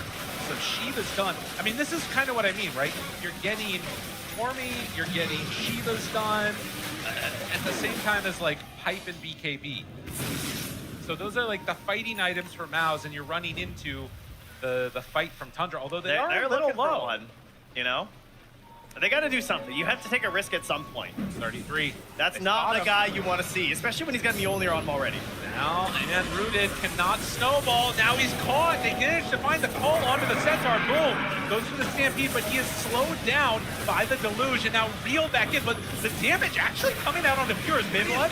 They turn now mid one trying to take down Pure, but immediately they song to interrupt all of this. They're still trying to find the finish. They do manage to get that Aegis, but it's not nearly enough. Now the walk through, Chrysalis doesn't actually get dumped. Oh, he survived through it. It doesn't matter. It doesn't matter at all. Almost something there. That was well played. He had the full wand. He was waiting for the dunk. He popped the wand, counted it out. 3-3 not able to get the fake out. But yeah, I mean, that was an ambitious TP. Jeez. Maybe he forgot the Roche timer. There's a chance. Because that was a spicy attempt to hop in there on that one. I mean, I guess the plus side of this is when they are back alive, you know, I can't even say it. Nah, There's nothing they don't good. have the There interest. was nothing good. Yeah, I know. You can't even get there. Oh, jeez. Yeah, take a look at this replay here, and Yeah, like you show up, you're like, okay, we have to go for a risky kill, and it's just 3-3. Like, well, that's not good. Blow up one. Centaur presses the ult button, is just stuck there because of Deluge. Yeah. And I mean, again, the like fact that your Tusk didn't get anything off because he's getting hit by like an Ember Spirit with Spirit Vessel, Shivas, and Hand of God doesn't matter, Mech doesn't matter. Yeah. You just can't do anything. I legitimately wonder if he forgot about Aegis. That just seemed like such a crazy TP. Because, like, what's the end result? Yeah. Oh, we saw it. Oh, my goodness. Tundra having a hell of a game number one. 3 heroes to gank control. Got him. Take what you can get. BZM and White Monitor just lurking mid, daring some to come for this wave. So I think that there's still maybe an argument on the side of Maus of like trying to find a fight if you can get somebody separated now, because like Tundra are only going to get into their next set of iron, right? You're really close to Crimson Guard here for 33. I'm sure BZM, you know, Pure, they're going to be getting another item relatively soon too. But you might have a window where they're kind of on parity if they can find a good fight. Just that part's the hard part. Yeah, it is delay for sure, until you can see that fight. Yeah. But otherwise, you don't have a whole lot of options here. I mean, there's a blink for Boom soon. There's a few fight changers coming out here. But, I mean, your targeting into these engagements is really difficult. Because the top priority you tend to think of is just like, all right, well, we got to do something with the Naga Siren. Yeah. Right? Or otherwise, there's just going to be a song. That doesn't look good. Wave now down. Trying to get away. The silence, the reel in, the root, and the kill. And that was close to Blink Dagger. Denied again. Maus cannot catch a break. The Naga got it before the Centaur did.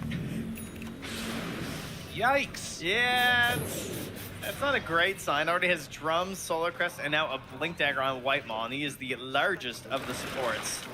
And Yamich in a bit of a precarious position here. We'll get back in time before being obliterated.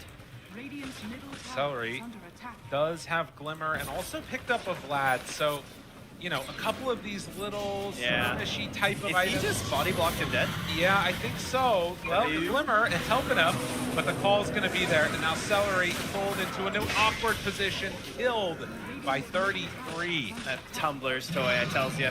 It's so strong. And now right up to high ground, 33 walking at the Centaur saying, come deal with me.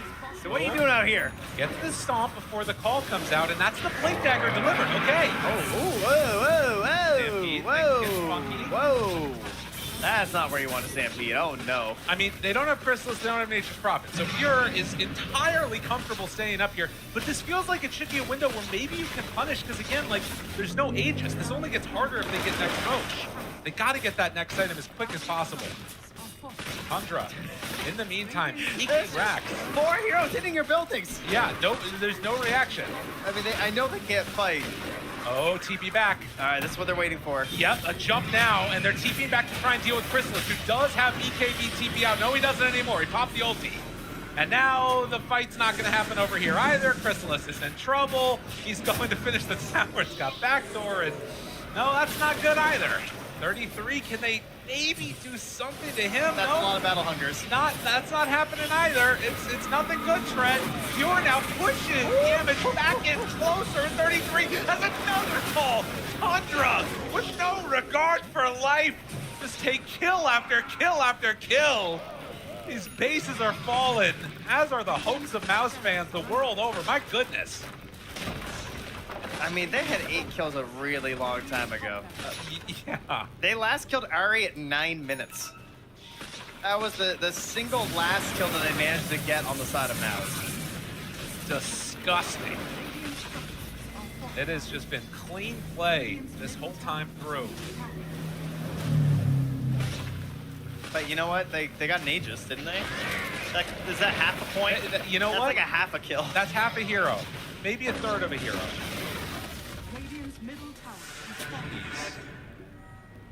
18,000 gold lead. And Axe at 28 minutes. Oh. Picks up the Blink Dagger. A forbidden item. Put the nail in the coffin here. I mean, you've got... you know, I look through and it's just like, woof. I mean, the Ags on Troll is coming soon. Interesting. It's kind of a cool one. Do you like it? I do. Okay. You know, Talk to me about it. What's so good? It brims with possibility. Okay. Yeah. Let's brim. We're doing it. Yeah. We'll see if they can pull it together. He's 500 gold away here. Just Ags watch. That's all we've got left right now. Listen, we got to find something here for him. Mao's in a bad way as 33 is taking the racks with the Centaur creep that has not been dealt with. Oh, they're going to bait it out now, too. Oh, this is so gross if they catch somebody here. All right, they're not falling for that one. Come on. Definitely not. They've seen the peanut butter on the trap before, okay? And they're not going for that one again, trust me. They wise up pretty quick. They're pretty good at stopping it from happening. They're wild. Oh, punch. Some damage, 33. In too far, maybe an opportunity. Crystal's on top of 33. He gets away. The BKB, the my God, he's out. Oh, it's so much. And now they're pulling him back in, but the jump in from Boom trying to find the kill, they get it. 33 is gone. The Blade Mail doing a little bit of work, but now the BKB is out from Pure, and that is way too much damage to deal with. They find Celery, they kill him off too. And DG is called, they're done. Yeah. Doesn't even need the Daedalus to get delivered. They're just getting like 3-shot right now by Pure. Tundra, I mean, hey, Mao's got one more kill. That's right. That was great. It took them 20 minutes, but they found another kill in this game, so maybe that'll be their motivation heading into game 2. They don't look very motivated on the stage, though. They're looking like, whoa, that was a rough one. That is such a brutal way to lose that game. And again, you think about this situation for this team where they were before. They had these great performances at previous tournaments. Lahia coming away with the victory. And then they're back here again at Blast. They're not able to take them down in game number 1 on the verge of being eliminated in the exact same place they were last tournament. It's Tundra Blast buff. It's continuing right here, Lyrical. Well, we'll see if the panel agrees what they can diagnose as the problems for Mouse as we head on back to the panel. Let them break it down. I will say it wasn't smooth sailing for Tundra. That early game was rough, I'm going to say, especially for the offlaners on both sides. 33 getting shut down immensely in lane as this Axe. They found, okay, Misery, this is the way that we're going to play the game. We're going to shut down their offlaner. We feel like maybe this Carry Mortar is going to need a little bit of time to get online. But even through trying to play that way, there was still so much that Tundra was able to get done and ways they were able to play on this map. Yeah, I mean, I just think Tundra played extremely well against Nature's Prophet this game, and that was the main thing for me. The offlaners getting shut down seems to be a, yeah, I don't know, just pretty normal thing nowadays. But yeah, I don't know, Tundra just looks so strong. I also think the Elastic Ember was brilliant, right? BZM has such an amazing game on his Ember this game. Yeah, I mean, just the way that Tundra play, right? It's like as soon as they get a slight moment in the game, they just break it open, right? And I gotta say, I love the little itemization choices throughout this game on Tundra, right? Like you have Ari on the Hoodwink going for a 4-stuff, utilizing the Scurry to get that extra 4, like displacement. When you look at the lineup of Mouse, it's a Stomp, it's Troll locking onto you, Tusk locking onto you, getting inside a Sprout. Like a 4-star really breaks Mouse. So when you get this early lead on Tundra, throw a couple 4-stars into the mix and you could just really catapult yourself into some skirmishes. So yeah, Tundra, both through itemization and play, were just dominating in game 1. And we talked about the draft somewhat, and I think you can see it play out is that Tundra just has so much better skirmish. They have so much poke, so many little spells they can throw out. Whereas Mouse, you look, all their spells are very committal. It's Troll running in, it's Centaur blinking in, it's Tusk blinking in, Chen does nothing. And Nature's Prophet is keeping in, like you're all right there. And Tundra can space you and kite you and pull back and forth. And if you ever full commit, you're getting songed. And this hero is not okay. Like, I think this was an instance of Mouse saying, oh, you can have it, we think we can beat it. Clearly you're wrong. Clearly it's been broken throughout the entire tournament. The hero is not fair, and I think people should stop giving it, to be honest, because this hero is crazy. And you get also, like, Pure had an amazing game on this random Muerta out of nowhere. It looked really strong compared with this hero. Like, there's too many unknowns and too many different combos you don't think about because you don't see the Naga enough because it's banned. Yeah, I think it's also just Pure, you know, getting a bit, I don't know, a nice treatment here, getting to play Muerta. I think, you know, I was talking to Moon briefly after the draft, and he was like, we were debating whether or not we should pick Juggernaut or Muerta. And since it's not group stage, BO1s, that really matter, you know, it's best of 3. He gets to play as Muerta, and I mean, he's 8-0, so yeah, owning the game. You get the freedom in the best of 3. It appears that you're like, well, you get the option. The Jug did well in best of 1s. Do we bring out something new to the table, the Muerta? And yeah, it looked amazing. They tried to get a little bit done in the Mao's offlane, right? With that Centaur, with that Tusk as well. And whilst it felt like there were some moments where they were almost able to get this Muerta to be able to push her back, it just wasn't enough. There were always the numbers of Tundra showing up. There were these retaliations and counter rotations. Yeah, I mean, early game was kind of crazy. I think around 6:30, it really started to blow this game wide open. The early game looked pretty good for Mouse. Mid 1 TB to top twice, got kills both times, right when he got the urn. But here, the moment Furin hits 6, BZM calls it out to his teammates. We'll see they immediately use it because Mouse are playing aggressively top, but immediately Tundra, they run into the trees and they hide from the Nature's Prophet ultimate. So insanely well called by Tundra here, and you see he misses everything. And immediately after this, BZM TB's top because he sees, well, the Centaur is now out of position. The gank has failed, kind of. And the TB's top and ends up killing multiple heroes here. Maybe not the Tusk, but the Centaur ends up dying. So really punishing this movement at this level 6 from Furion. And then on top of that, meanwhile, bottom lane. You know, Celery body blocking Ari up here and ending up killing both the Hoodwink. And now the Axe is also in trouble because Furion TB's in here onto the Wisdom Rune. So Mouse ends up getting double Wisdom Rune and a double kill bottom. So this game was kind of crazy early on. This whole sequence is actually a crazy display of good communication and spell usage. Meanwhile, top again, this is 10 seconds later, you know. Yamich and Moon makes a big mistake here, I think, going on this Muerta and actually missing their spells. And Ember is still in the vicinity. So they end up killing, you know, both heroes again. And this kind of ruins the Centaur's life. Yeah, and you can't make these mistakes on Mouse's lineup, right? And quickly here, once again, Furion ult is up again after all the shenanigans. And Pure is once again gonna hide in the trees to dodge the Furion ult. So this is all a span of 1.5 minutes. You see them trying to get the vision on with the skeletons here. And of course, both teams are very aware of this. You know, Radiant pinging out the low Muerta and yeah, dodging the Furion ult again. So 2 Furion ults down with nothing to show for it, right? So I think this moment here, like just this whole engagement came out in Tundra's favor quite a bit. Yeah, and I'm seeing this back and forth while there is the offlane dying on the side of Mouse, the safelings getting kills on the offlane on the side of Tundra. And so then I wonder if it's so close and it's so back and forth early, and yes, those Furion ults don't hit, what slowed Mouse down so much? Why weren't they still able to bring it to them when we then got to, let's say, minute 15, minute 18? It's because when 33 gets his axe, he's naturally playing behind the tower, right? And we didn't really see it in the clips, but at the very start of the show we did, where he's playing at 5 minutes, he instantly runs behind the tower, then you have the Chen chasing him, and then from that, Chris also has to join him. So the Chen and the Troll, their investment in the early game is try and stop 33. So then when we see all these clips of killing top, it's because 33 is absorbing, 40% of the team elsewhere. So you're not really bringing full resources. And I think, unfortunately for Mouse, if your Troll and your Centaur are kind of struggling a little bit in the early game, your Troll needs to go Fury into items, and your Centaur needs to farm more. So even if mid one's getting some dominating, a couple kills, there's no one else to kind of utilize, right? So this is pretty much just to show that Axe and Centaur has the same net worth, at this phase of the game. But one hero is significantly more useful, and I think that's the Axe, right? The Axe does not need that much net worth. He does not need a Blink Dagger now, the way you play it. And I think that's kind of where Centaur has fell short a bit the last week or so, that, if he has a bad game, if he has a couple of bad deaths, the hero just doesn't offer that much in the game. This is now also 2 Centaur and 2 Chen games back to back where we're not seeing them win. Are these heroes washed? Quinn, you're like, I don't know why people are prioritizing them at all anymore.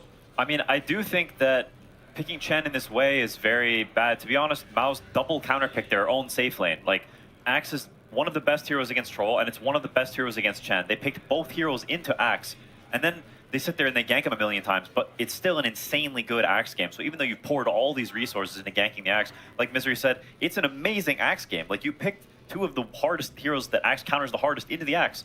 I don't know what you expect necessarily whenever you get into those later stages. I think Troll just can't carry this game, so it's totally up to mid one to full snowball. And if any fight ever goes bad, either starts collecting deaths, or the poke and the skirmish becomes too strong for Tundra, then you just end up with massive problems. I mean, he is just so chaotic, right? In the fact that, I feel like 33, if you ever compile all of his replays, the 5-minute mark, he gets the light bulb. He's like, all right, I'm free to do what I want. He is just being so annoying. In 33, when he came into the pro scene, it was the Bat Riders and the Dooms, the Scorched Earth, the Fireflies running around the tree line, skipping waves, doing all this bullshit, And he's doing it again, right? And even if he dies and net worth's quite low, like Misery mentioned, Axe is a hero that you take a little bit of gold and then you catapult yourself right into the game. Centaur, that gold is more gold and more gold and more farm and more time, and eventually you then become this big damage soak for your team. But Axe doesn't care running around with a battle hunger, especially when the supports behind him are utilizing their toolkit to kind of throw 33 more into the engagements, right? So yeah, I think 33 Axe, it is very, very scary just because of the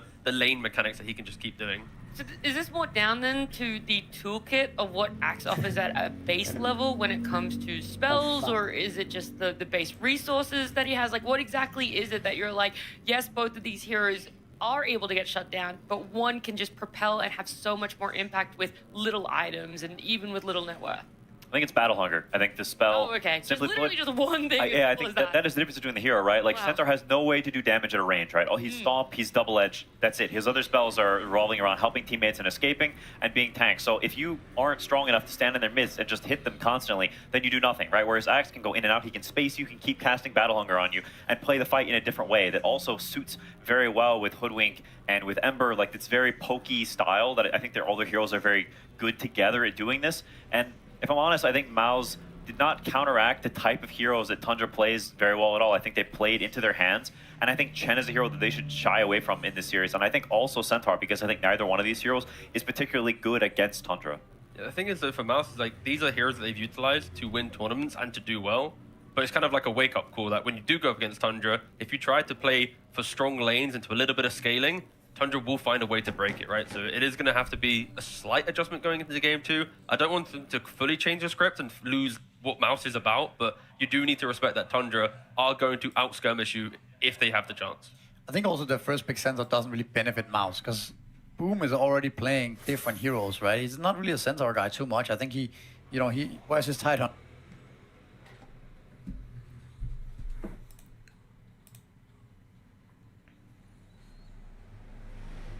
The right was the Pangolier we saw yesterday. I think saving his hero for later might be better. I also think this BZM Ember, we've seen him pop off on this hero 4 or 5 times now. I think it's like the only team who plays Ember, first of all. And then you got to remember this hero when you play against Tundra, because it's really scary. They always pick him in 18 and 24, so it is a really good Ember games, but when he gets it, it's looking really good. I think he's kind of MVP this game. He's like everywhere on the map, doing so much stuff for his team, right? And also enabling both his supports to come mid and, you know, create space and keep going on the you know, Mouse heroes. No, I think he's one of the best ever players. We saw it earlier in the tournament, his very creative skill builds, and he's someone who he's just played the game a million times. There aren't too many Grandmaster Embers, but he is one of them, and he just understands the hero at a very deep level. Even buying Shiva's second item, it's not something you, like, that's a very unorthodox build, right? Most players would buy Kai Sanj, or, I don't know, some other random items in between, but he goes, no, I'm going straight for Shiva's, and you're right, he is all over the place. He's not afraid to join these kills. He's not sitting in lane and farming too much. He is, becoming a part of the game early on. And I think especially when you have a hero like Muerta, you need to protect this hero. This hero cannot be allowed to be ganked for free. You cannot let her lose her tower. Like, she's a hero you protect and play her on, much like a Drow Ranger or any other range carry. Like, he has a very high understanding of the game on like a feel level, but also he's just so good at Ember. I mean, it also helps that BZIM's every clip there, Ari's with him, right? Like, the kill mentality Ari has, both in the lane with 33, he wants to look for kills, but in the map as well. It's like, we talk about the cores, but I think Ari, even Whitemon, they are very, very scary when they have their heroes. That was one of the key things coming into this series. You guys highlighted the foundation of Tundra comes through the support. They're able to get the stable picks for themselves in that game number 1 draft. And will they be allowed to do the same in game number 2? Only time will tell. And that time is not too far. It'll be just after this break.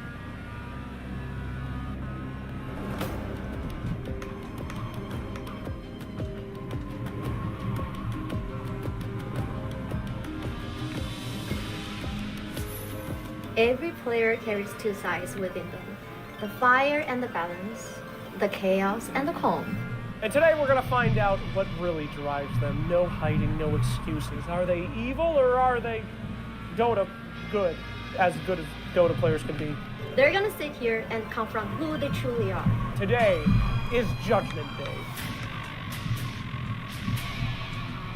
Or you compete because you want to prove something. You want people to know that you're the best Dota player in existence. No, Ari, I know you. You compete because you love the challenge. I would say I compete because I love the challenge. That's bullshit, okay? Now, maybe that was you a few years ago, but now, Ari, best UK player, they want to know that you are the greatest of all time. I know you're lying to me. Maybe on the contrary, at the start of my career, maybe I wanted to prove I'm the best. Maybe now I'm just happy to enjoy the challenge and be the best that I can be. Fair enough. I believe you. Green flag, green flag. Lead your team with your intensity. No. Okay, here comes your first time black. Both can be applicable depending on the situation. If the team needs intensity, then I can lead it. And if they need to be calmed down, then I can also do the rest. What's the default? I mean, default for me is probably to be calm. Would you say that mistakes sometimes dwell on you? You remember them for some time, and that's what helps you get better? I think, Ari, you learn from your mistakes and you move on. I definitely say I don't dwell on the mistakes. I like to figure out why I made the mistake and then just move on. So you don't remember your mistakes? Is that what you're telling me? They're just gone? I would say I learn from them and then put them in the back of my mind. Ari, would you say that your confidence comes from your ego in the most positive way? Like, you know you're a good player, you know what's gonna happen in the game, you're good enough to win. I think, Ari, your confidence comes from preparation. Okay, in this case, I think confidence may come from ego. You have to believe in yourself, you have to believe that you deserve to win, and this will help you win. Yes. Ari, I think that you're a man who only cares about the results. It doesn't matter how you get there. It's about what the number is on Liquipedia. You care about how people see you. I mean, yeah, I'm here to win. It doesn't matter what people think. If you're a winner, then you're a winner. That's good, Ari. It's all about that Liquipedia page, baby. You really don't care how people talk about you behind your back? Maybe early on in your career, you start worrying about people, what they see on Reddit or something like this, but at some point, it doesn't really matter anymore. If you win, then you're winning. That's what matters.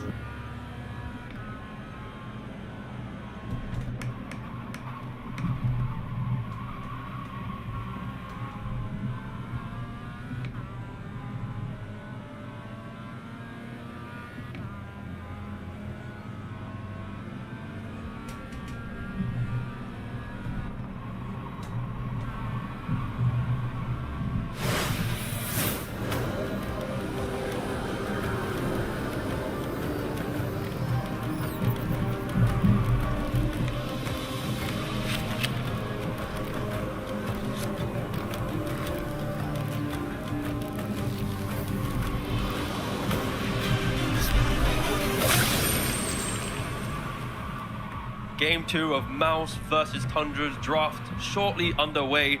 Again, Tundra, the undisputed best team in the history of slams, pretty much winning it all with all the players that they have on their roster, and now a game away from potentially getting to another grand finals. What will be the respect Mouse put on their name in the first phase of bans? Anything that you're hoping for, lads, to see banned out? I would say I hope for a more stable Mouse draft. I think they dropped the ball a little bit in game 1. I didn't like the opening with Centaur. I think we touched on the All Chen right, pick there's a bit. ticket I flag. don't know, I think the whole draft kind of, it did not really do it for me. We also spoke in the break how Crystallis' hero should probably be picked early. Yep. It goes into the structure of Mouse, funnily enough. And when you suddenly, deviate from that, it can create this weird situation where actually he last picks Troll in a really bad Troll game. Yeah, so to follow that discussion we had off camera, right, it's the first 3 picks we didn't mind, right? It was the Nature's Prophet pick on 18, not picking Crystallis hero in that position to then kind of push him into a different position. So I think general draft structure is okay. How they closed it was kind of the hurting point for Mouse. In regards to the bans though, Tundra go back for the Husker, and there's the Timber and the Marcy. Mouse will be, of course, second pick this time around, as they were first pick in game 1. Yeah. Being second pick, a lot of their bans are more forced. They don't really get to stylistically choose what Tundra is going to play. I hope they ban Nagasar and I don't give that again. I think that was clearly a problem. I am curious to see though if they give Tundra the Centaur, because we've seen Tundra have a lot of success with it despite everyone else pretty much losing with it. They're the only team that's making it work. Yeah. And so maybe Mouse, from losing it with themselves, understand more how to beat it. Maybe they leave it for Tundra, ban the Axe instead. They have a few options. And what Tundra exactly prioritizes isn't super clear because so much was left in the pool. So they do ban Naga, putting respect on the name. Yeah, that's good. I mean, I think it might even benefit Mouse a little bit to be second pick somehow in this series. Second pick is like the simplest form of drafting, right? Because you just give the guy that you want the most priority, you give them last pick in the draft, and you go with it, right? Like, if you want to really brutally simplify the draft. Yeah, I mean, the bans are more locked, like Quinn mentioned. The Lycan keeps getting banned, huh? You just don't want to deal with this hero, and I don't know, it's a bit like fear, I think, of playing against this hero. The vision from the wolves, The estimated strength of field is 1,271. To be fair though, right, if you're There are a lot of playing points on the Chen, table. Dazzles, Be smart Warlocks, and get a you good really want to finish. have wolves constantly biting at your legs, right, showing your position. I can see a reason why, based on how they want to utilize their 5 position. But still, yes, it is something to maybe critique in the future if they are to lose the series. Okay, so Tundra also pumping the brakes on the Centaur. They're saying, you know what? This hero has been, people figured it out more. We're also not so sure about it. We're not going to first pick it here. And Mouse need to be careful, right? Because with only one ban in the next phase, there's still the Abaddon, the Ursa, the Kez, all of Pure's heroes that love to play with a Jakiro are in the pool, even the Juggernaut, depending on what they go for. So a lot of these, like, Still easy waiting on 2 brawlers cards to are in grid. play. Thinking that maybe Abaddon is the correct pick, because not only do you deny it from the Pure later on, but you also are good against 33 zero pool right now. You don't have Waiting to on ban the Axe, you final don't have to card ban the grid. Centaur the same way. So I think this pick is pretty good. Plus it also is a soft counter to Jakiro, right? Yeah. I think this Lesh ban and the last ban of Tundra's first phase is really interesting. Green, They're clearly thinking that, okay, Mouse picks low damage supports generally. Their supports are either heal or catch, these types of things. And Mid1 will need to play these damage dealers later in the draft. Actually interesting to go back Right to the sort of side, Chen the next respect card's the leader. Still there. Is that what Celery is laughing about? Maybe. Clear on the I was right. gonna ban Car that right. again, huh? Still there. I think it does go to show There's an though, incident that, behind. like, Tundra clearly had a read on last Still game there, that hold we had your Axe, line. we don't care about Chen. Whereas this game, they can't pick the Axe, right? Because Axe is hard counter. Clear by on the that. right. And so they're like, we still think Chen is a really broken hero. We're not, down to play against it in all Chen contexts. Abaddon is no joke. Falcon has been running that for I don't know, months, years even, I want to say, and it's just a ridiculous combo. No, absolutely. We'll see where Tundra wants to go with this next ban. Can they... What are you looking for in regards to the respect towards Mouse? Like, you're not really going to waste it on like the Snapfires and the random heroes here. Like, what's the big building block? Alright, I go, sure. I mean, I do think this Jakiro first pick and the fact that they take a bad and not like a Shadow Demon does maybe highlight, maybe some of Mouse's, like, their stylistic choices, right? Yamich will only play melee heroes, and that means they're not picking a Shadow Demon here, right? Hero that we think, is probably one of the best heroes against Jakiro, one of the best heroes in the tournament as well. We saw Soxa play it to great effect earlier today. Yeah. And that's where you see, you know, teams' strengths and weaknesses, right? A lot of other teams would pick Shadow Demon here, and maybe it is the conceptual best pick, right? But they're opting for something different for player comfort. They did the same thing in game 1.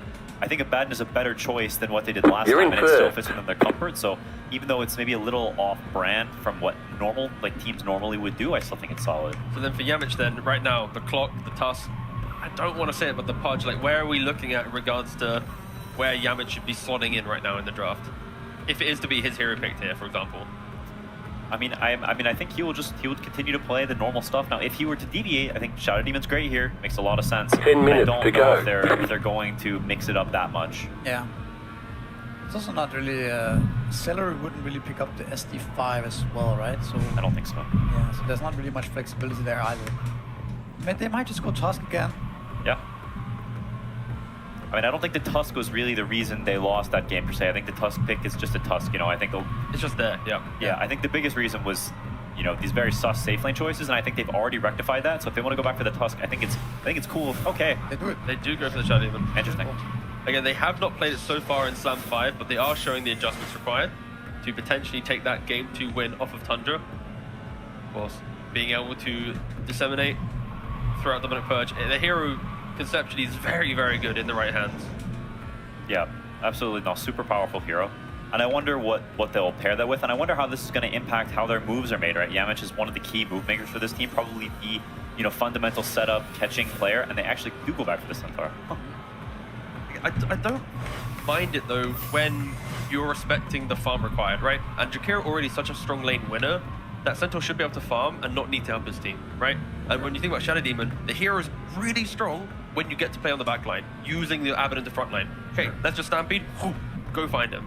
I mean, it is on. I mean, it's not the worst hero against Abaddon in some ways. You can just trade farm with him, right? And then on top of that, now the SD as well. You can, you know, Stampede through the ult and yeah, exactly. Find him in the back line you mentioned. So, it's like this looks very standard from Tundra. Very strong heroes, and I mean, you can't really put any finger on these 3 picks together. It just looks very strong for Tundra. It's the same as what Mouse had, right, in the last draft. The first 3 picks, they had Chen, Tusk, Centaur. It just looks good. It amplifies other heroes to shine. Same thing for Tundra in game 2. The Jakiro, the Hoodwink, the Centaur, plenty of damage, plenty of moves to make. That's like Mouse need to be careful for. The Jakiro and Hoodwink, you put them in the same area of the map, you are killing heroes. So Shadow Demon has to follow that movement, needs to protect whoever Tundra is going to be trying to assassinate early on. Yeah, I mean, now your Mao's going in, you're probably picking an offlane hero here, and you are just going to be walking straight into a counter pick. Your Mouse doesn't really do much flexing, and so you got to think about what are you picking that's robust enough that you don't care about this pure counter pick coming on 18. He's got a Jakiro in his lane, there are some options, there's Ursa, even though it's into Shadow Demon, they could still opt to go for it, and there are others that, you know, they can look at here, so you need to calculate this well and pick something robust enough. Yeah, not only that, you've got, yeah, it's just the fact that you got the counter picks, but my slight hesitation for Mouse is all 3 of their heroes are kind of like lane chillers, you know, like Abaddon wants to chill, might chase down a slightly bit, Warlock wants to show up the wave, SD's kind of there setting up, like no one's like dominating the lane as of yet. What about a Boom Axe? I think Axe for Boom might be good here. They Yeah, kind of need a way. They kind of need something that can be aggressive. A hero that doesn't need to win his lane super hard. A hero that can later on do some disabling as well. Like a hero that potentially can start a fight later on. Okay, I mean, Ember. Okay. So I mean, I was thinking that they need this type of hero that can actually do something. Car on your right? You left. have 2 backliners. Clear on the left. You have Abaddon who's going to farm, who's also sort of not going to start a fight. They need a way to do this, and they felt the same way. It's like Ember is going to do that. Now, of course, counter-picking mid. Exactly, yeah. Like, normally mid one has a little bit more information before he locks in his mid hero outside of the Leshrac, but here, you're opening up BZM to call for the monkey or another lane counter to shut him down. I think Ember, for me, he's a close-to-face type of hero. When he's open like this, he can be exploited. You know, are there any heroes that you're kind of really scared for mid one if he was, you know, if BZM was to pick it up here? I mean, Monkey's the classic, right? Monkey is... Right side. It's a bad lane. Clear. It's a very bad lane, and there's Car going on to your be a left. hero and Hoodwink coming too. Clear on the left. They don't go for it, though. They offer the Jug, which is a good hero in the game against Ember. You don't threaten him at all. You do nothing to him. I mean, there's zero threat right now. Both Abba and Ember, both of these cores, looking at Juggernaut, don't have kill threat. Abaddon's kill threat comes from Orchid. Juggernaut buys Manta. You have chains, I have Manta and Spin on Jug, so yeah. Mouse, even the supports, it's like only Golem is really a slight threat, but it doesn't matter for Jug at all. I mean, on the flip side though, Jug also does not threaten Ember. It's in some ways a sort of a shitty There's an flop infinite matchup. So if behind. Ember can attack other heroes and you've got tempo and flow going, you can get Lotus Orbs on other teams. You can, they have multiple ways to not, 3 heroes already have ways to not care about Omni Slash. So if you can kill other heroes, and if you've got like 1 Lotus Orb maybe on Boom, then you can just kind of ignore the Juggernaut and kill the rest of his team potentially. I also think that what the Ember pick does too, it kind of gives Warlock a game. This, it gives Warlock a game in the sense that he has a hero You're pulling to play away with from the when car he hits behind. 6. The He has gap a hero is to throw Golem with. 1.3 I think that's seconds. very important when you're picking Warlock. And to be honest, the supports of Tundra are 5 kind of minutes weak to go. to this timing of the Ember slide chains into Golem, into tower dies mid or whatever it might be. So I think this is a timing that Mouse can really exploit this game.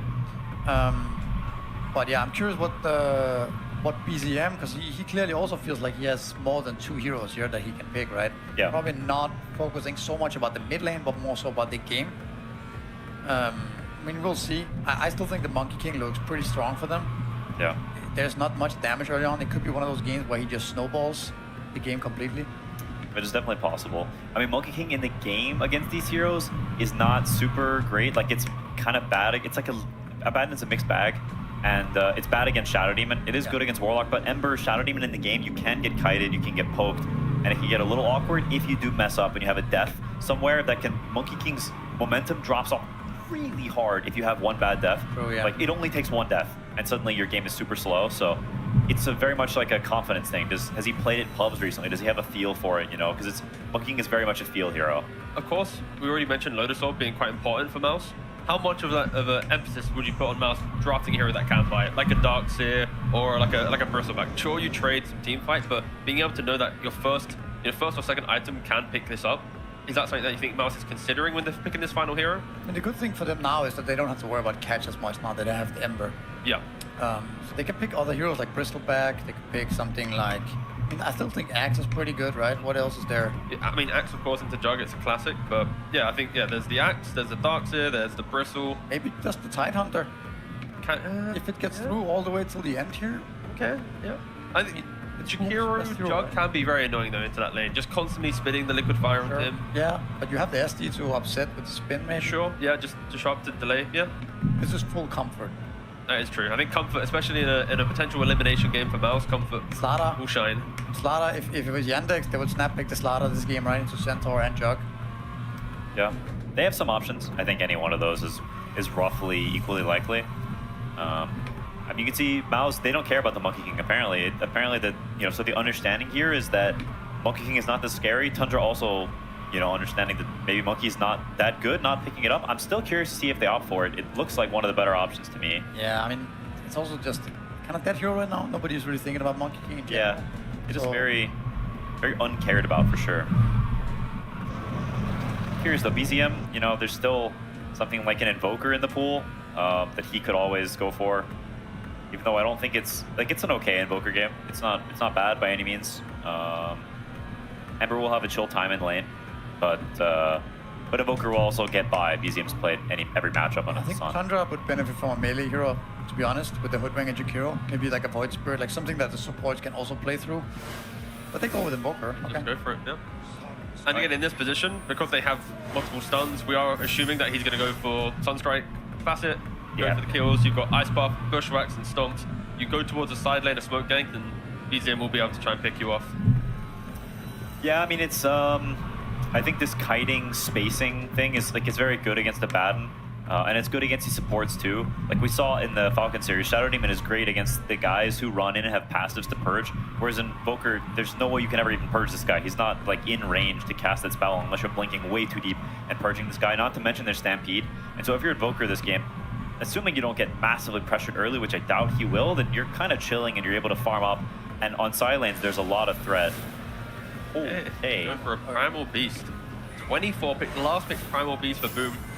And to be able to have some debuff immune piercing spells, it is kind of White nice. flag, nice and What are smooth. your thoughts? I feel like personally into both Centaur, Stampede, the Ice Path, the Bushwhack, there's enough tools to just annoy Boom in the early game. Yeah, I'm a bit worried. I think Mouse has a lot, both their cores, it's only their cores that can do damage, right? The other supports are just helpers, And if I look at Tundra's heroes, you have a Stampede to run away, you have Invoker who's like out of range, who can cold snap this Primal, they have a bunch of spells to stop him. Like you said, Joe can spin and kite back. Like to me, it's MOUZ is so all in on we need to get the fight right now, and Tundra can kite that. I look at these heroes and I see comfort and I see the ability to chill and farm and get to later timings on Tundra, and I question if MOUZ can actually match those timings. Yeah, I mean, also the supports, right, from Tundra, the aggression that Hoodwink Jakiro brings, that's far greater than a Warlock and a Shadow Demon. Is that a concern for you, Misery? I'm just thinking that it's not the easiest, it's not like last game where Tundra has a lot of poke, but they don't really have a good way of starting that initial poke, which can be problematic, I think, whereas MOUZ has this Ember Spirit to play through, so I think it really comes down to whether or not mid-1, Celery and Yamich can pressure this Invoker early on and get something out of the initial couple of rocks. I think Boom is going to be able to catch up on his Primal, maybe start cutting waves, things like that. Of course, it also comes down to whether or not, like, how fast can Crystallis get this Radiance timing, right? And what can they use with this timing? He's actually got the Wex facet queued up right now, so I wonder if he's going to go Quas Wex or what his plan is right now. I'm honestly a bit surprised. Maybe he's still going Exort, which is with that facet. We'll have to see. You won. You drove a great race. Yeah, I mean, 10 seconds left before. Sometimes players in the final, like 5 to 10 seconds, they do a quick switch, but yeah, he's looking at also just adding a bit more tempo, not playing for the Sunstrike, playing for the just kind of the skirmish game, right? When you're running around the map like that, amplifying your teams, and he does lock it in, so... It does enable your supports a bit more if he is to play Quas Vex. I mean, I haven't really seen a strong Quas Vex Invoker in such a long time, so I don't know if this hero is good, but it does give the supports a purpose, also that it was the worry if he was going to play just a classic Exort. Oh, let's get some additional thoughts from the stage from Slacks and Moon Meander. Thank you so much, panel. Yes, we are here with Moon Meander. Moon, a very targeted draft on this one. Seems like you guys have learned a lot from your last encounter with this team, back when they were the Fluke team. Were you a little bit more prepared for MOUZ this time? Yes, we felt like they're heavily reliant on mid-1 setting the tempo, so we focused him in the draft and in the game. All right, fantastic. And we do have the BZM Invoker. Does this just mean it's an insta win? I mean, I know as a fan, when I see him lock in that hero, I'm like, oh, that looks pretty good. Is that how the team feels as well? Yeah, it's pretty strong for us. I won't spoil too much, but it is we are counter picking ourselves into Ember Spirit. Yeah. So and mid-1's he might be Unk, but he still got it. So. All right, well, we'll keep an eye out for Mr. Unk there. I had another question about Arian Hoodwink, rising up here in the world of Hoodwinks. I know Crit used to be the best Hoodwink player ever. Do you think that he might be the best Hoodwink now in the world of Dota? I feel like he needs to win a TI before he can say something like that. All right, fantastic. Well, thank you so much for your time, Moon. Excited to see this one go again, and we will go to our casters to see how our game 2 will play out. Oh, my goodness gracious, Slacks. We've got an opportunity here, a moment to see what can he do. Is that man indeed going to be the greatest Hoodwink in the world? Holy, locked in. I mean, he's super ready. And there he is, Unk.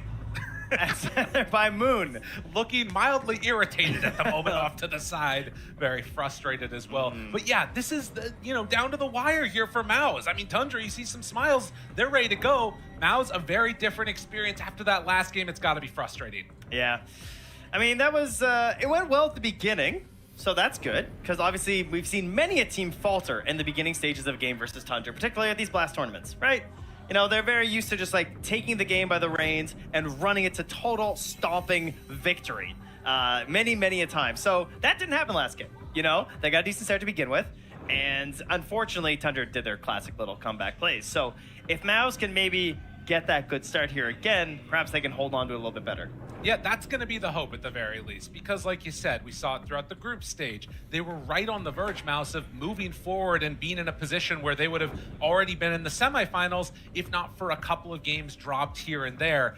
We do have a little bit of a tech issue, which is why they're getting into this, so don't worry. We will be starting the game in just a moment here, but they do decide on Tundra at the end here to go for this Juggernaut. Yeah. A little bit of an aberration for me, at least, and a hero that has really shown some mixed results. You're playing it now into a Shadow Demon. You're playing it into an Ember Spirit. Is this Omni Slash even going to be able to do what you hope it will?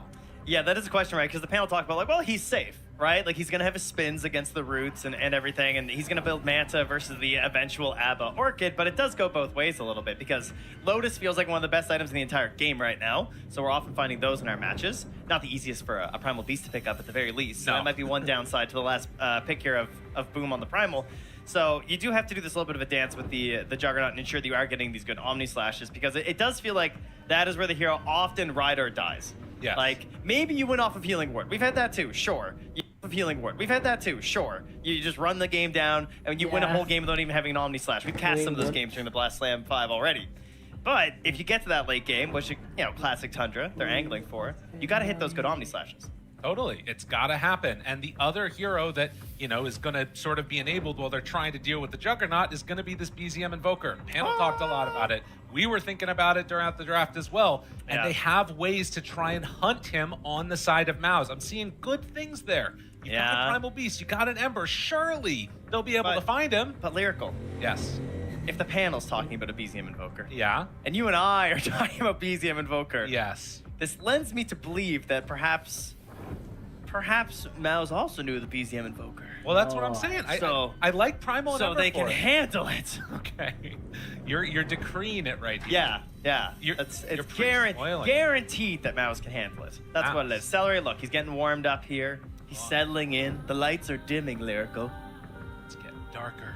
It's always darkest right before the dawn. For all the Maus fans out there the world over, you see the lights above you. Reach out, grab it, touch them. It's coming for you. That spark of inspiration. I can feel that hope. Can they make it happen? It's game number 2, Tundra versus Maus.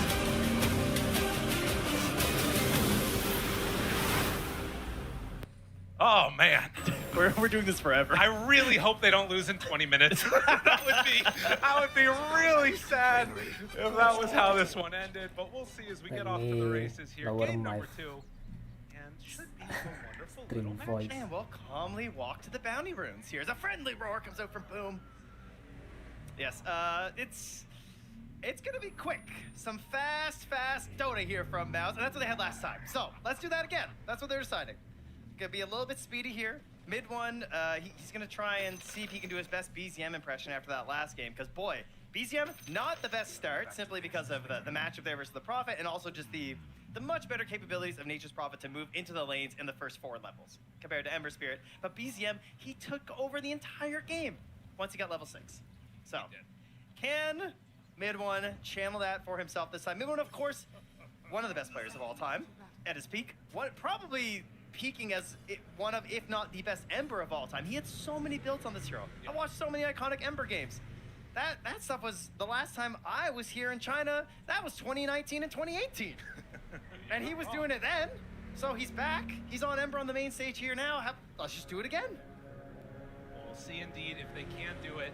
It is a tall order as he's going to step on forward. Cannot afford to give up any deaths to this one. And you're just going to get hit one time, back away. Your Celery, 33 pickup bounties. And that 4th one, going to go the direction of Tundra, actually. So 3 to start for them. All right. And then just gonna, last time Maus got 3 to 4 and they lost. So again, signs here for a game 3. True enough. I feel like I'm reading tea leaves. There's been a lot of that going on.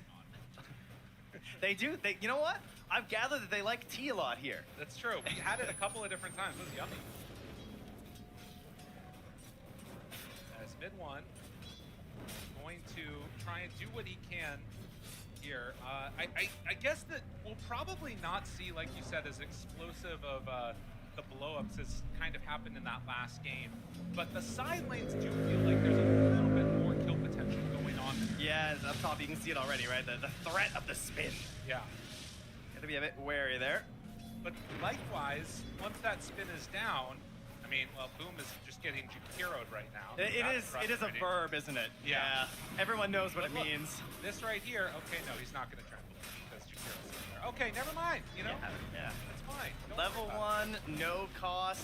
Yeah, every time this hero's on screen, Dove is just like cursing it in the green. She does not like Jakiro.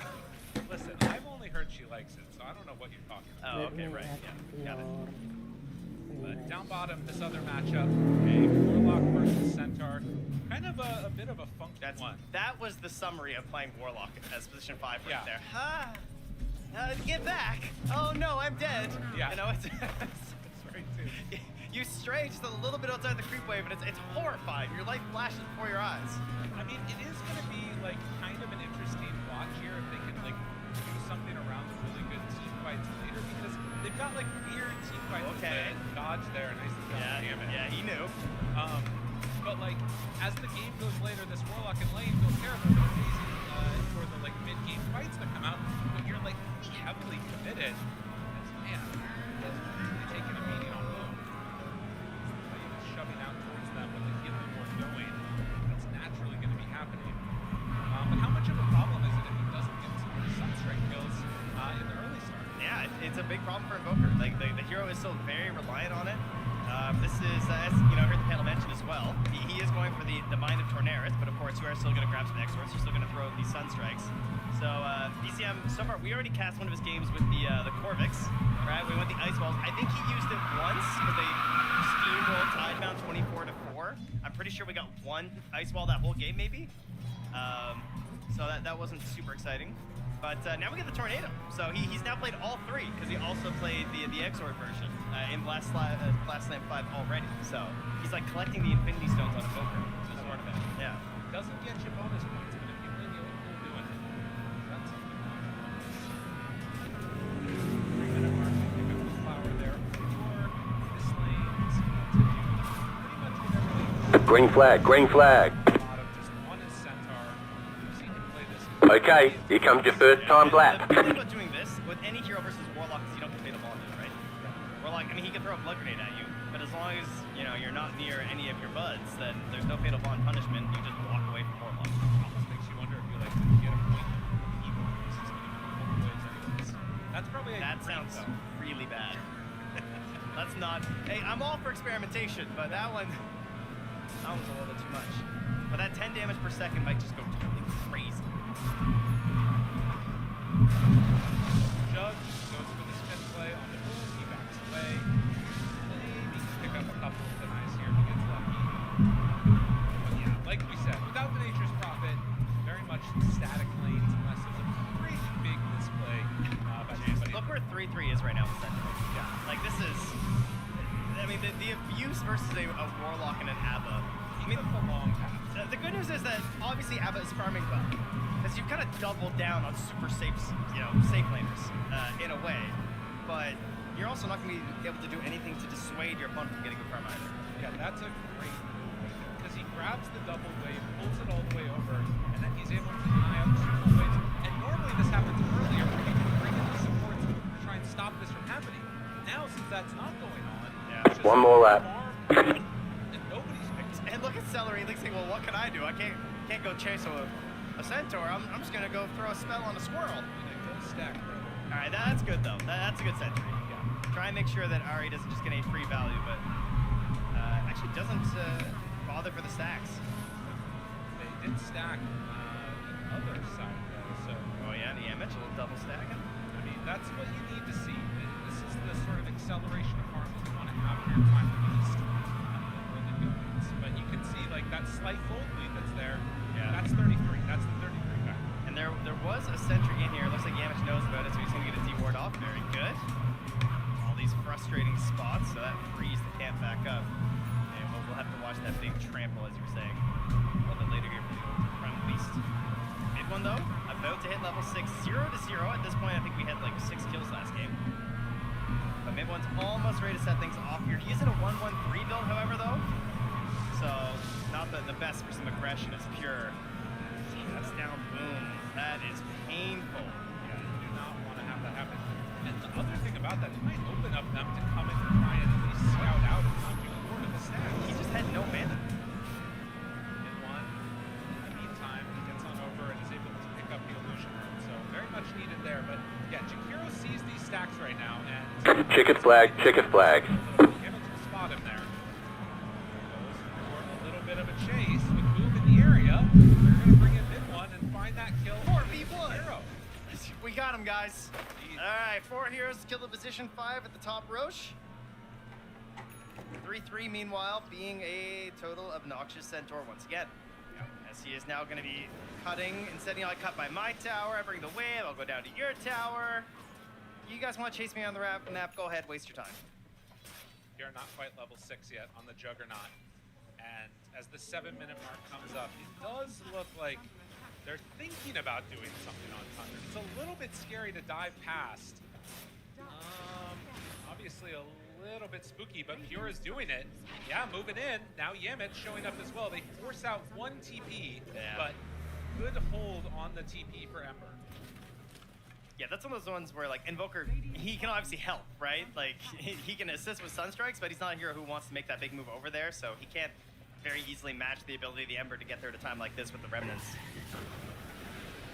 And in the meantime, Pure takes a little bit of a hit, has the healing ward still going. They do not have level 6 on Centaur. He's very close, though.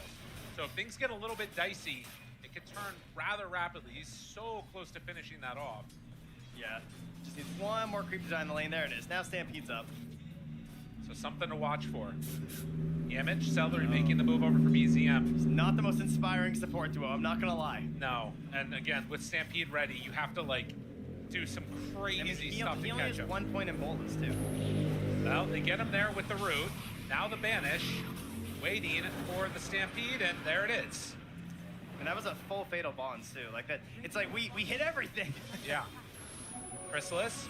Oh, he walks into it, but he gets the ulti pop just barely in time. Will he still be able to be brought down, though? Whitemon on his tail. This is a support taking down the carry. If he can get there quite enough damage, no. Oh, now you're gonna pay for it. Oh, that's so frustrating. Chrysalis, don't get greedy here. Don't walk back in. Just go home. Let mid one get this one. He'll clean up. Yeah, but he threw that sentry down the camp, so. That's true. Who gets the last laugh now? Whoever goes to farm it is gonna not be happy. Yeah, that one's not getting dewarded. Supports, we don't get to come down here. This is a no support zone, you know? Unless your carry's actively getting ganked, you're allowed to come down here. Other than that, you gotta go elsewhere on the map. You know, this is the backup carry farming territory. But with the incredible lane, Pure definitely starting off in a very happy place. He ends up getting stomped by that Centaur into the Omni, tries to trade it back over, and it will go over there for the Sunstrike. Ice Path, easy peasy, BZM gets him. Gets him with the slow pitch there. Nice and easy little softball toss thanks to the Ice Path. So a great early couple of minutes here. Tundra picking up where they left off in this game 2. And Mouse, they've got to come up with some type of an answer, because this is a lineup that, like you talked about, you can just sort of do the healing ward pushes. Oh, we're seeing it again here right now.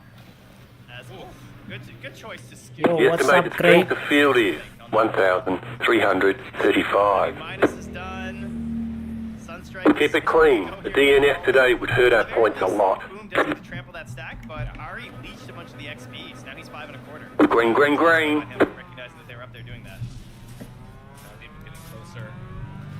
Still have those ancients available to them if they want to try and go for it. That's another one. But mid one not really able to find any opening. He's got no friends. Yeah, there's nobody to play with. Like, it's so hard to make plays work. Yeah, I don't know. I feel like we're getting these heroes that are just like begging for their Skywrath Mage or like a Techies or something. Any Ringmaster, I'll take anybody. Just give me some damage. Hypothetically, this is the role that you should be able to play a little bit with the Primal Beast, but has kind of been hampered a little bit and is trying to go and farm up towards items. Because that's the other thing, is if you don't get the kill, 33 is farming. So mid one trying to do it all himself here. Finds Whitemon, gets him there for the kill. Ari not going to be able to chase back the Ember. So something going their way. I also think, I don't know how Primal Beast plays this game without a BKB. Yeah. I almost would not be surprised if he ends up buying BKB first. Like, I know he's got the Blink Q, but honest to God, like, are you going to be able to hit any of your combos? Yeah, I don't know. Like, you just have to view it as the idea of just like, all right, well, it's fine. I'm tanking spells. My Ember gets to play the game. We'll be okay. So, for those of you that missed the group stage, this is the way that we've seen Warlocks use their Golem early, is just as a way to sort of secure a tower, make a move with it. Push one wave. Yeah, I mean, it's, you know, what you can do. As the hero does definitely struggle in other ways, but this is basically the formation that we've seen work. And Pure is going to drop that healing ward behind him. And They will Fatal Bond. Mid one, thinking about a chase. This is actually kind of hype. I don't know. I would have liked it, but I don't know about that one. They're not going. I'm good. I was like, wow, you know what's worth a lot of gold? Creeps. I'm just gonna chill here for a little bit, thanks. 10 minutes to go. Yeah, I mean, Boom is also, though, he just got that big ancient sack, no one interfered. So that is good news. He's still lowest in the cores, yeah, but it's gold. Yeah, he's good. Trying to move immediately into the Blink Dagger, and now they find themselves the Jakiro again.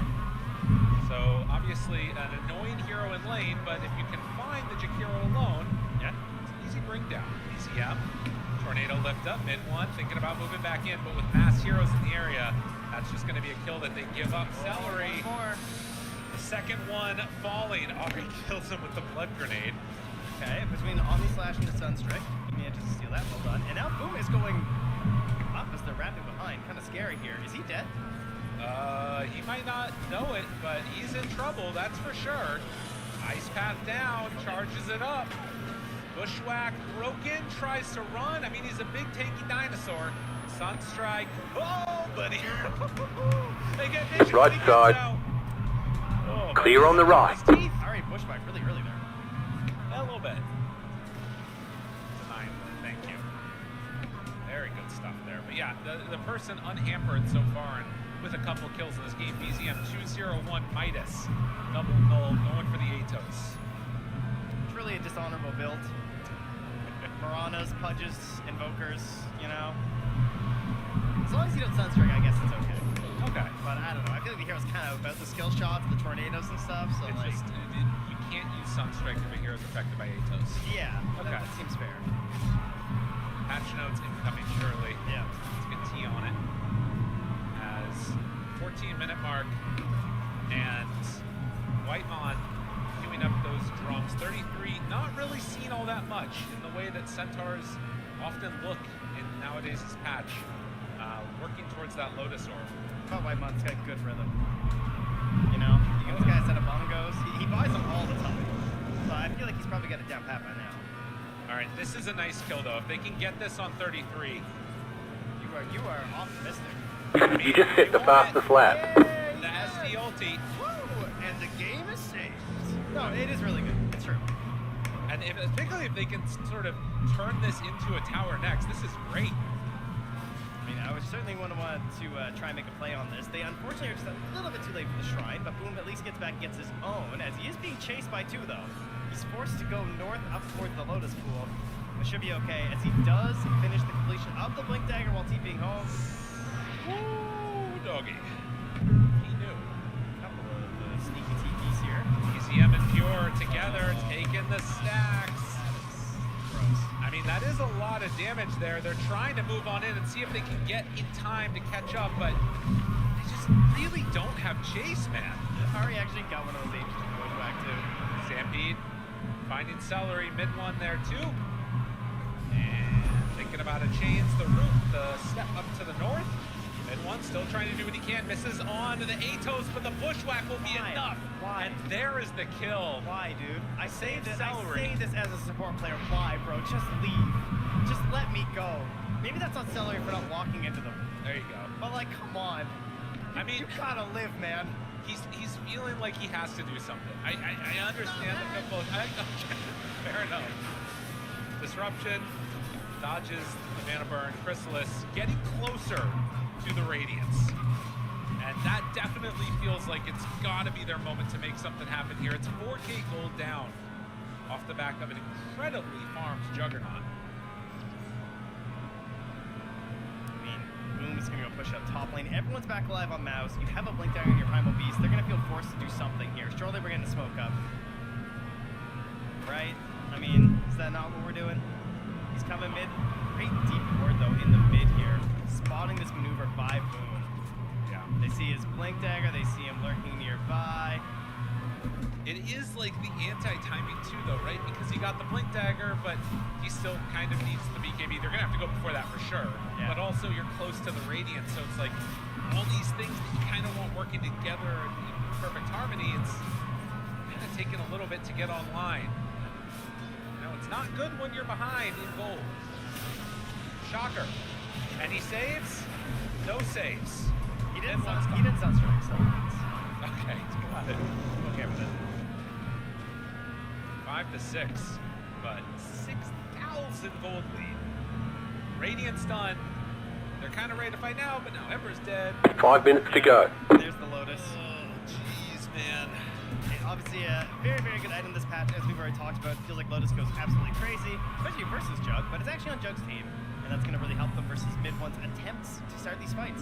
You know, honestly, I feel like they need to do something like steal a Roche with the Shadow Demon amp or something. Like, you gotta do something to try and stop the momentum. We're trying to find the sneaky plays here, okay. Like, that's where it feels like we're at right now. Try and use some menace. Because how are you gonna kill the Jug? Well, I don't know, they should have thought about that one. That's alright. Writing that down. Kill enemy cores. Okay. What is the pathway to that success? I mean, right now we have a case where BZM has just succeeded in what Mid-One was trying to do last game. When Mid-One tried to buy this Orchid to try and shut down the Ember Spirit, you have that successfully from BZM now, where he just has the Saditos. Now Mid-One's sitting on 1,150 gold. What do? Do you just count on your Abba? I think you have to. You count on your Shadow Demon? Yeah, I guess. You count on a Golem coming down? It doesn't feel great, but I think that's all you can do. I mean, I guess that's That car is a lap down. the idea that they want to go for. All right, Jug is now reconnecting. He's put back on his jacket. We're here. It's all good. Game will start in just a moment here as he's queued up the butterflies and going for that, has the Manta ready as well. Fucking moron you are.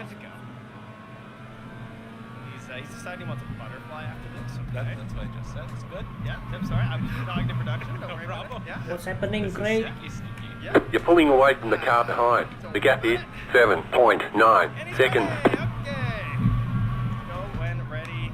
Everyone's favorite in the chat. It's Admin Dougie. Shoutouts. Yep. It's always that probably. Oh, up top. Boom, he jumps in. It's the Blink Dagger Lyrical. Is it gonna do something? They're trying. I mean, this is Radiance. Ari gets up to the high ground, still burning a bit, but not quite there yet. Oh, the squirrel's getting into the forest fire. And the rest of them are coming over too, but maybe you have enough damage to be able to make this work. Mid-One jumps forward, finds BZM. There's the pulverized connection that they need, and it's not nearly enough on the rest of them. I mean, sure, they lose image, but now it's Pure in trouble. It's the only answer they have. They find him. The connection is there. He used his Omni on the Shadow Demon. Holy. Suddenly, some signs of life from the crowd as well. They're loving it. His celery senses were tingling. What a find onto Pure. That was beautiful. That was so unbelievably necessary. And you know what? Pure paused it, so that is so deserved. Frankly. Thank goodness he was punished for that one. Trent with the call out as we're into this one. A 3K gold lead and a blink for Chrysalis. And now on to 3-3 as well. Here's a get out of my jungle. Dun, dun, dun, dun, somehow. He jumped in That's on that. crazy, but he's still in some trouble now. This Echo Shell is going to wear off in a moment. They're going to be able to bring it down. Oh, they're 33. crumbling? Are they crumbling here, Lyrical? They are crumbling, indeed falling apart at the seams. Keep pulling on that thread, Mouse. See where it takes you. They have found themselves a tiny, tiny window, and it's like a mouse with a tiny little pencil hole right now. Like they're just squeezing in there. That's a Kaya now picked up here for Mid-One. He's going full aggro. No All the defensive damage options. is He knows he repairable. needs the damage. He's got to just keep on moving in this game and count on his buds to keep him alive. And the roller coaster where we're up the little chains right now. We're going to the top. But will it continue, right? You've still got some dangerous stuff that's coming out here. That was about as perfect as a fight as you could get. Although now, Slight, just getting out of there in time. Nice. Wasn't sure if he had I guess he had already used Cold Sap, so he was fine. Yeah. Mid-One never in doubt. I mean, it is kind of horrifying, right? With the Shadow Demon on your team, trying to go for these saves, but you're versus the Jakiro. Real nice work. This is the white flag lap. Yeah. Jakiro pretty crazy right now versus many of the good heroes. This Boom is going to find Pure again. Goes for it. Pulverize. Creeps help. Force him to try and make some type of a play. Pure apparently not caring. That's kind of based, I'm not going to lie. That was cool. He's won me back. Well, the fortune swinging as much as the fandom of the cast apparently here in this one, as they're going in to take down the Tormentor. between Boom and Crystallis will be able to finish this one off. So a nice little win over these last couple of minutes for Mouse, and again, desperately needed. Yeah, things were looking very dire, as it were, one could say. As Pure, again, still just farming in their territory here. Yeah. So showing no remorse and still just saying, I have spin TP, it'll be fine. Surely they won't golem me again if I'm farming too dangerously, right? And Whitemon is backing him up here, though, if they try something. They're thinking about it. He's getting stunned as it's happening, and now trying to TP out. No siree. They have the Stampede to try and run, but Mid1 is there. They got him. Whitemon also gonna fall. No rest. Oh my God, the caster curse is so powerful. It really is. They killed the Yasha, though. That is a little frustrating. So Crystallis not gonna have it. I see. Yeah. That's fine. He's just buying it for the Manta anyway, right? True enough. That's what you tell yourself. And it was well worth it. I would take those kills for that. Interesting. Okay, I mean, so we've at least seen a really big recovery from Mouse. Tundra have this, like, window, it feels like, where things could look good to fight around the long cooldowns of Golem. You know, obviously, you're not really that many cooldowns on Ember or Primal, though. What do you think the next couple of minutes look like for Tundra? The question is, are Mouse just delaying the inevitable? I think is the question, right? Like, the good news is that all of this madness and these kills, even though it hasn't expanded their lead a lot, it's going to get Primal to BKB, and he'll be able to play the game. I've been impressed at how effective the ferocity stacks are at dealing with the Jakiro, though. Like, you saw Whitemon, right? He's trying to Ice Path there to try and stop that, but he's just incapable at that moment. Ahri is going for a Eul's, which will be a quicker cancel on that, which is pretty nice. But the BKB is just such a necessity, and Boom's about to have it, which means if they were to try and go for a Roche or something right now, there's a good chance he's ready for that engagement. Now you see the Manta and the walk away. Mid1 trying his best to get towards the BKB as well. What can they do versus Omni Slash, though? I mean, depends on who they're going. You've got Disruption, you've got, Slight, so his Omni Slash targets is like Primal, and you don't really want to Omni Abba either. I'm just worried, but there's a lot of stacking disable, though, I feel like, on Tundra, don't you think? That's true, yeah. You know, like, I feel like the safety of the Lotus would be so nice, but again, I just... It is on Yamich, right? He's going to need to get to a Blink Dagger, be able to come and save people in these moments. And then it's kind of like a game of chicken a little bit. Get him? He's too far. They're thinking about it. They move on in, get the stun for a moment. Sunstrike out, dead. Mid1, not a chance. And now well, he was channeling the Watcher. I thought it was a TP, but nope. He's going to pop the ulti now. Crystallis trying to run. Yamich trying to slow this down. Now Boom runs in, finds himself a Centaur, does have the trample damage out. Crystallis now is, whoa, he goes over to Celery, and they manage to find that kill. Crystallis blinks, does not have a TP, but they see him though. Can try and run this one off. Does he have enough movement speed to get out of here? BZM slowing him, and Aphotic Shield still looking. Eul Scepter lift up. Crystallis is in trouble as they finally find and kill that Abba. Tundra the strike back in a big Yasa way. bro. He had Yasa, he like survived. Like, they were waiting for this moment. This is the fight that Mao's been prepping for like 9 minutes. The hope that you can at least win this engagement. All right, Roche. Okay, all right. Roche is doing his best to get game 3, guys, okay? He's trying his hardest. See if he ends up going for a stomp or anything. In the meantime, wait, Boom! Oh, he throws the rocks! Fierce like, well, hold on. Oh, wait, Roche is... I mean, the healing ward dying is a big deal, and now it's back up again. He's thinking about it. It's like, oh, now he's in trouble! He's got to get out of there. The disruption is going to come in time. But now it's in trouble. BZM is low on mana. I don't know if it's going to matter, though. Tries to Remnant away. Ember still backing out, 33 on the hunt. Does not have a Blink Dagger, and Stampede's still 20 seconds away. I think they're... I don't know. Boom maybe could have done something there, but... No vision in time. Take a look at this again. Yeah, I mean, he's looking on Yamich, right? And he's like, I don't think he could quite reach with how far he was, unfortunately. And then there's just no save there, obviously. Yeah. You're just dead. And that's just from there, it's just all good. And they try and recover it, unfortunately, but I don't know what Boom can really hope for here, you know? Yeah. I mean, maybe a Pulverize. Yeah, maybe he didn't know about the Lotus, or I guess you try and force the Lotus out, you can maybe target someone else. Right. Maybe the Abba lives long enough to get the big damage. It's again a classic situation of feeling like you need to take risks because you're down. but that was certainly not the right one. And getting hit by the tornado on Invoker means that Sunstrike's going to come in time. And the Tornaris. It's really hard to time that, and like just because of the cast time of Disruption. Oh, they're hunting, but they guessed the wrong direction. There. Unfortunate. So I think, I don't know about you, I think I've only cast like one game of the Wex. Yeah. It was BZM's one. And from what I recall, it's just mega annoying because he just runs around throwing tornadoes that push every wave like this. Yes. And it's just like, as you'll see, whole wave. Just burning down, throw the Forward Spirits out to finish off the rest. And that's all he does. Sunstrike out. Chrysalis still holding on to ulti. They were not able to get that one used. But again... Oh, look at this though. Man, he is in there. I mean, this is the problem. Like, Invoker just doing so much in this moment. They do find themselves a moment over here onto Whitemon.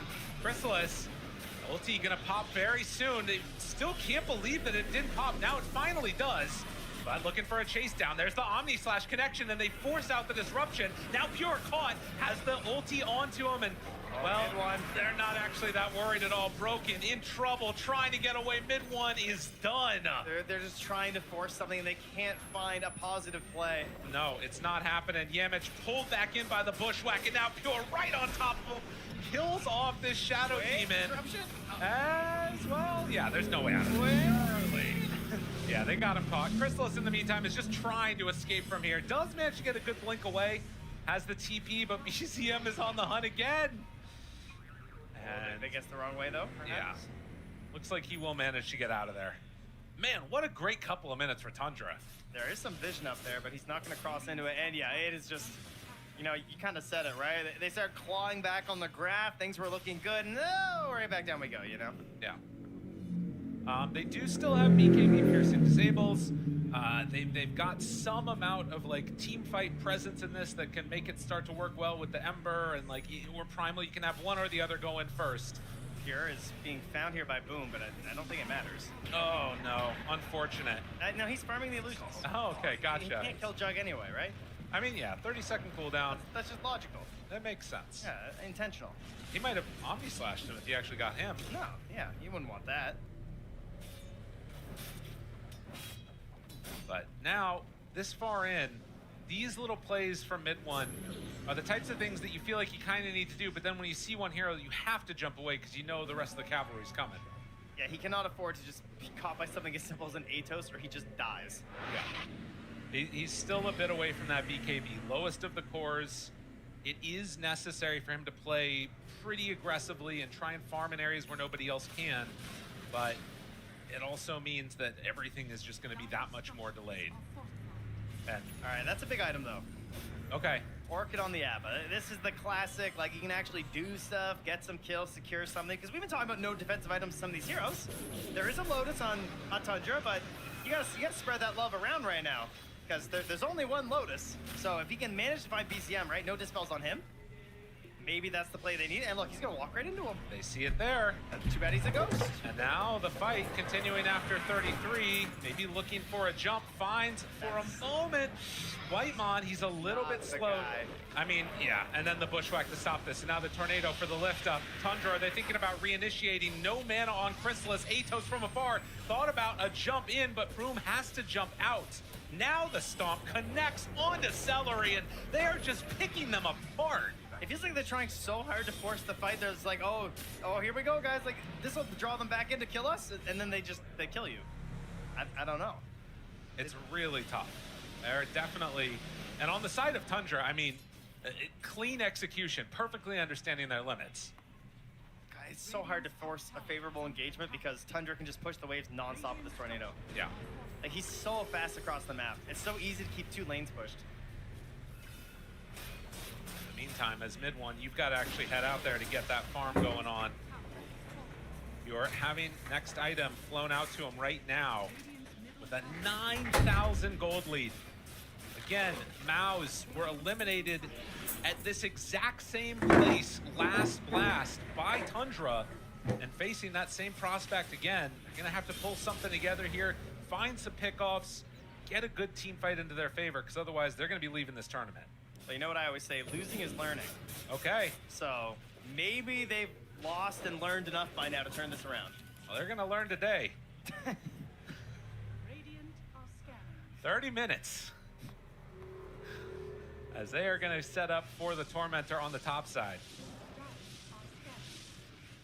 And it does not look like there's any potential effort here at all for Mouse to make their way up here. I wouldn't recommend it.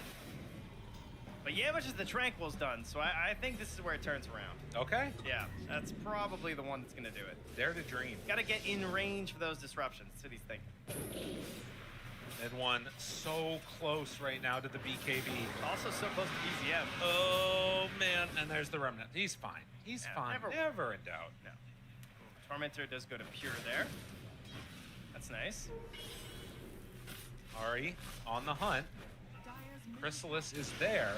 Spots him with the Yules. Bushwhack to follow. Manta. Works better with a tree. That does help. Stomp. He's going to have to manually pop his ulti now with the break used. There any silence that comes out? No, he's not going to get it yet. Finally, they do get that ultimate. And now Chrysalis just going to retreat. So a little while, I mean, they didn't want to fight anyways, but a little bit longer. Swift Slash, stopping the action. All right. You've got 35 seconds till a potential Roche spawn. You have a BKB on your Ember. You got that Orchid. You're almost into the Bloodthorn. This kind of feels like the big one. Aghanim Scepter done. Yeah. Boom, okay. This is, this would be a great time to try and find that Roche fight. Surely that's the main thought here, right? I can't imagine wanting to fight the Aegis. No. If Tundra have it. No, it's pretty tough to make that one work. They're gonna smoke up now. Go in with a couple, mid one following behind. The first point of contact looking to be 33. Not a hero that you necessarily want to catch, but if you can kill him before Stampede, maybe the rest of his team can't get there in time. They're also smoked up here on Tundra. The wraparound. Can a carry player walk past the boundary rune? He can, my god. Oh, they jump. They find one, mid one, trying to keep Pure away. He goes for the jump in, second salvo, and now the Omni Slash. Oh no, just Swift Slash. Still has it at the ready. Boom, BKB out. Good damage onto him. And now the Omni Slash is going to come and gets the disruption up. Okay, living for now. Do they have any more? This is not looking like nearly enough damage right here for Mouse. Did they do any damage? Tundra is just way too strong. All I see is Tundra just picking them apart one by one. That was so tough to battle into, and they're all just getting picked apart. They got Celery now too. The Swift Slash is there, the follow-up. Mid one, he is gone. 4 dead, barely a scratch on Tundra. They are way too good. Yeah, very good read on the whole situation. They knew exactly what was happening. Even though mid one, I feel like starts that decently well. Right, they get that catch from the Jug. They quickly hop on top of him, but the Manta's there. Geez, they're lucky he didn't Omni right away. I think yeah. Mid one was instantly dead if that had happened. But in the end, works out very well for Tundra. They're on your high ground. They're taking a lane of racks, and they're looking to repeat exactly what they did in the last Lamp. They've got a Bloodthorn done for Chrysalis. I mean, you understand, like, you got to get to these big items, but losing 2 lanes of racks here just feels like you're almost completely out of the game without even almost casting a spell, it felt like, in that last initiation. Fatal Bonds onto several. Obviously, lots of ways to dispel this at this point. Celery barely feeling like a hero at this stage. But if you banish him, you make versions of... Okay, they tornado. All right. Darkseer player. The stronger the enemy is, the better I become, team. It's okay. Yeah, I don't know if they're saying that right now. This is despair zone right now for Mouse. It is a tough one. They got Scotty done now for the Jug. Game is hard. Roche is roaring. They gotta go, but you also can't go. Sunstrike in, securing the Aegis. Pure gets it. Alacrity also has... Green flag, green flag. Anything else he's got? Not afraid. Okay, here comes your first time blap. Thinking, Yemich drops the ulti now onto Pure. Oh, get in the cart. Remember, he does still have an Aegis. Chrysalis getting hit with the Swift Slash, almost all the way done. They're killing the Croaker. That's all they got at the moment. Boom, trying to run away. And the Remnant back and forth. Mid one doing some damage to Pure, but the Bushwhack is there. Boom, Force Staff keeping him alive. Pure is killing himself. They're doing good damage there with the illusions. He's down low. If they can kill him without committing anything big, they have Golem for afterwards. But this healing ward is just so hard to fight. Oh, the Ice Path connection onto 2. Yimich, he saves his buddy, but I don't know if it's going to matter. Now the pulverized connection, it's taken off. Foam is gone. Mid one is soon to follow. They're out of there as they find themselves another kill onto mid one.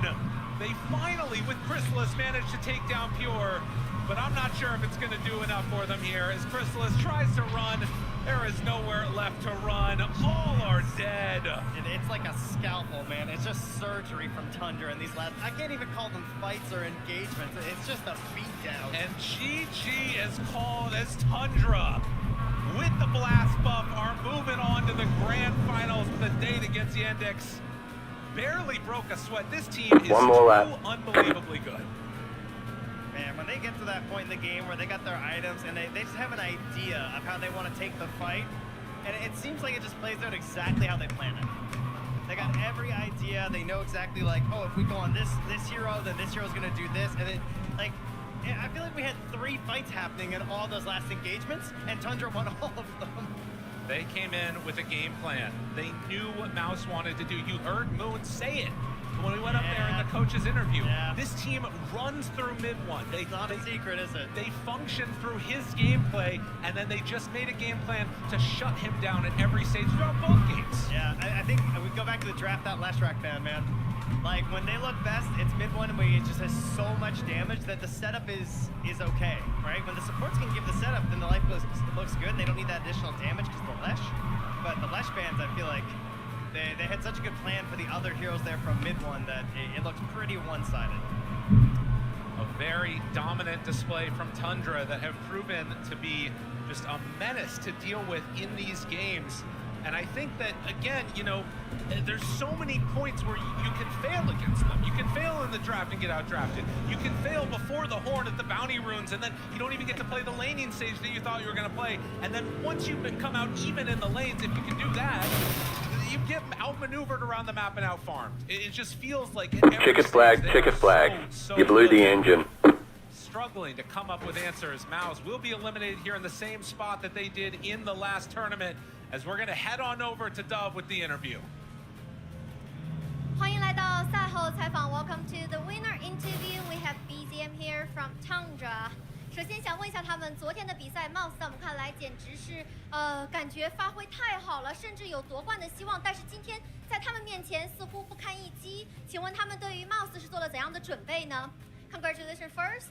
From yesterday's match, we see Mouse has the potential that can beat you in this game, but unfortunately they couldn't make it. What specific strategy you made for them?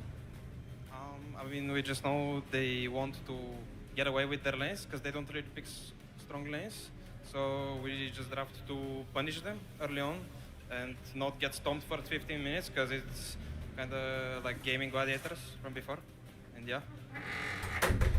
我们在针对他们的选择当中，其实就是发现他们在选人的时候有一点想要避开对线期，他们在对线期的时候选择不是很强势，所以在前15分钟的时候，我们尽量不跟他们进行一些不等价的兑换，然后在度过这个安全的对线期之 The 后， estimated SOS is 1,332. 一点点像之前 Gaming Glider 这个队伍的打法。 A lot of opportunities today. Head down. Pick your battle. 可以说我们今天的比赛就比较轻松了。Well, that was actually a very good strategy you prepared. For yourself, I'm gonna ask you about Invoker. This is kind of hero you play really good, and it seems like you're the only one that still can make this hero work. Can you give us some tips that for the fans who still play this hero? 我想问问他关于卡尔这个英雄，因为现在已经说实话不是什么版本热门，没什么人玩了，他可不可以给我们一些关于这个英雄的小窍门呢？ I mean, I don't sure I can give a tip, but because I'm playing the hero myself, and every game I feel like I make a different build because even I don't understand, like there is like 10,000 different builds you can do, and even this game I'm not sure. I want to play Invoker, but I don't know which facet to take, not sure which items to take, but I know the hero is good here. I'm not sure I can give that much tips besides just hit your cell strikes. I don't know. Play with your team. Yeah, I mean, give a Alacrity, like, yeah. 他刚刚说江卡尔这个英雄，其实他的打法太多变了，他的出装也有很多的选择，每一盘 Waiting on the final cast grid. 可能。你如果问我给玩家们什么建议的话，我觉得每一盘游戏都不一样，要根据当时的这个进入游戏之后，它甚至都是千变万化的。Green flag, green flag. 那我呢，就是根据我的队伍们，其实我选这个英雄也不是因为他有多强，而是我觉得这个英雄这一盘选出来，他就会比较好用，可以说是比较适合我们队伍啦。所以，然后我问他说，那其实就是跟你的队伍打得比较好，靠队友了嘛。然后他说，哎，可以这样讲啦，跟队伍契合的比较好。Alright, thank you so much, and we'll see you tomorrow. Congratulations again.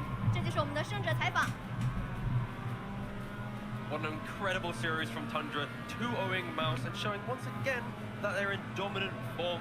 We are joined by Whitemon for an interview. It's going to be a quite interesting interview as we have 3 analysts and a player, so we'll see how this one will go.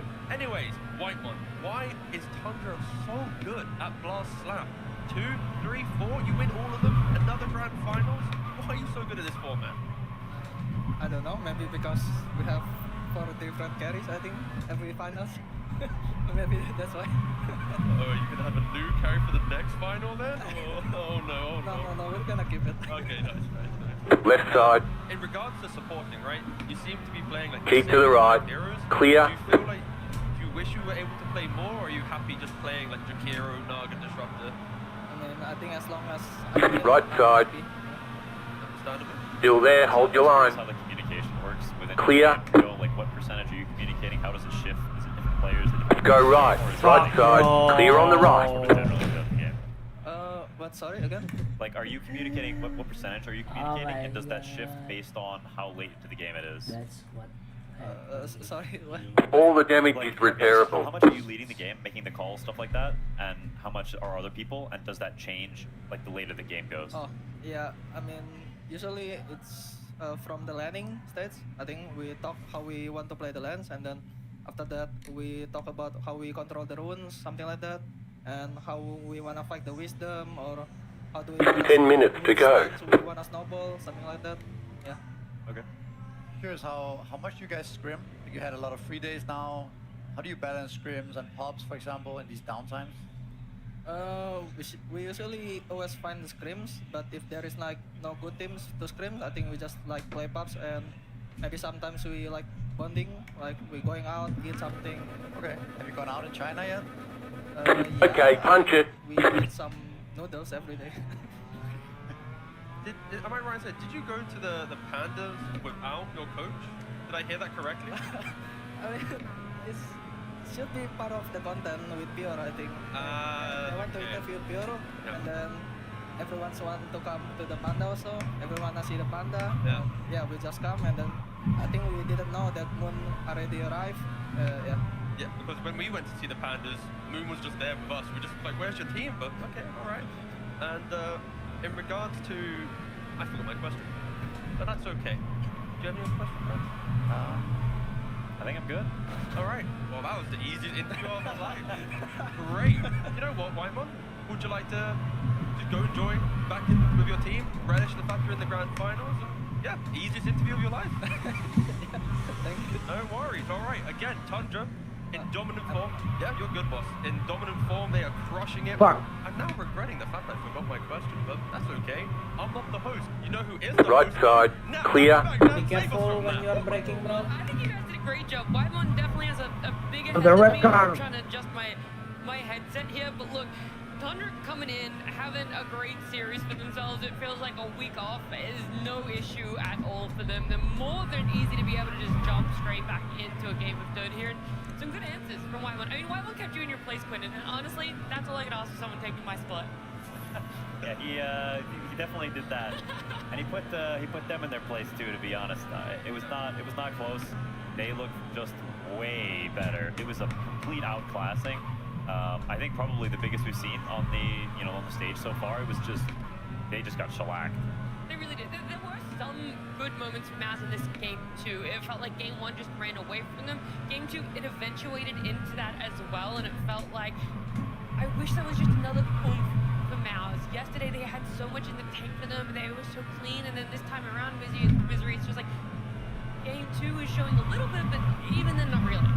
I feel like they got put in a situation where they couldn't play their game or their heroes. I feel like game 1 they ended up with this weird draft where Crystallis was last pick and he was playing Troll into a really bad Troll game, you know. And then I think game 2 again, we talked about it during the draft. Yamcha started playing Shadow Demon. He goes max poison. It looks kind of weird and I don't know. It just kind of falls apart. And then I think that also transcends into later on in the game where they make these weird plays and weird moves and kind of, I don't know, uncharacteristic moves from them, I think. I mean, we have it here actually, so yeah, this one they're actually up 2k, they doing pretty good, right? But look at where Warlock and Primal are, they're so far away from this fight. And yeah, they end up taking this weird fight where Emperor goes down first, and now That was your fastest lap of the session. full Yasha on his courier, he almost has full Manta in base basically, and he starts running away here, and it's just, yeah, I mean, from here it's pretty much over. I mean, Primal is fighting this without mana as well. It's just a complete disaster, honestly, fight here.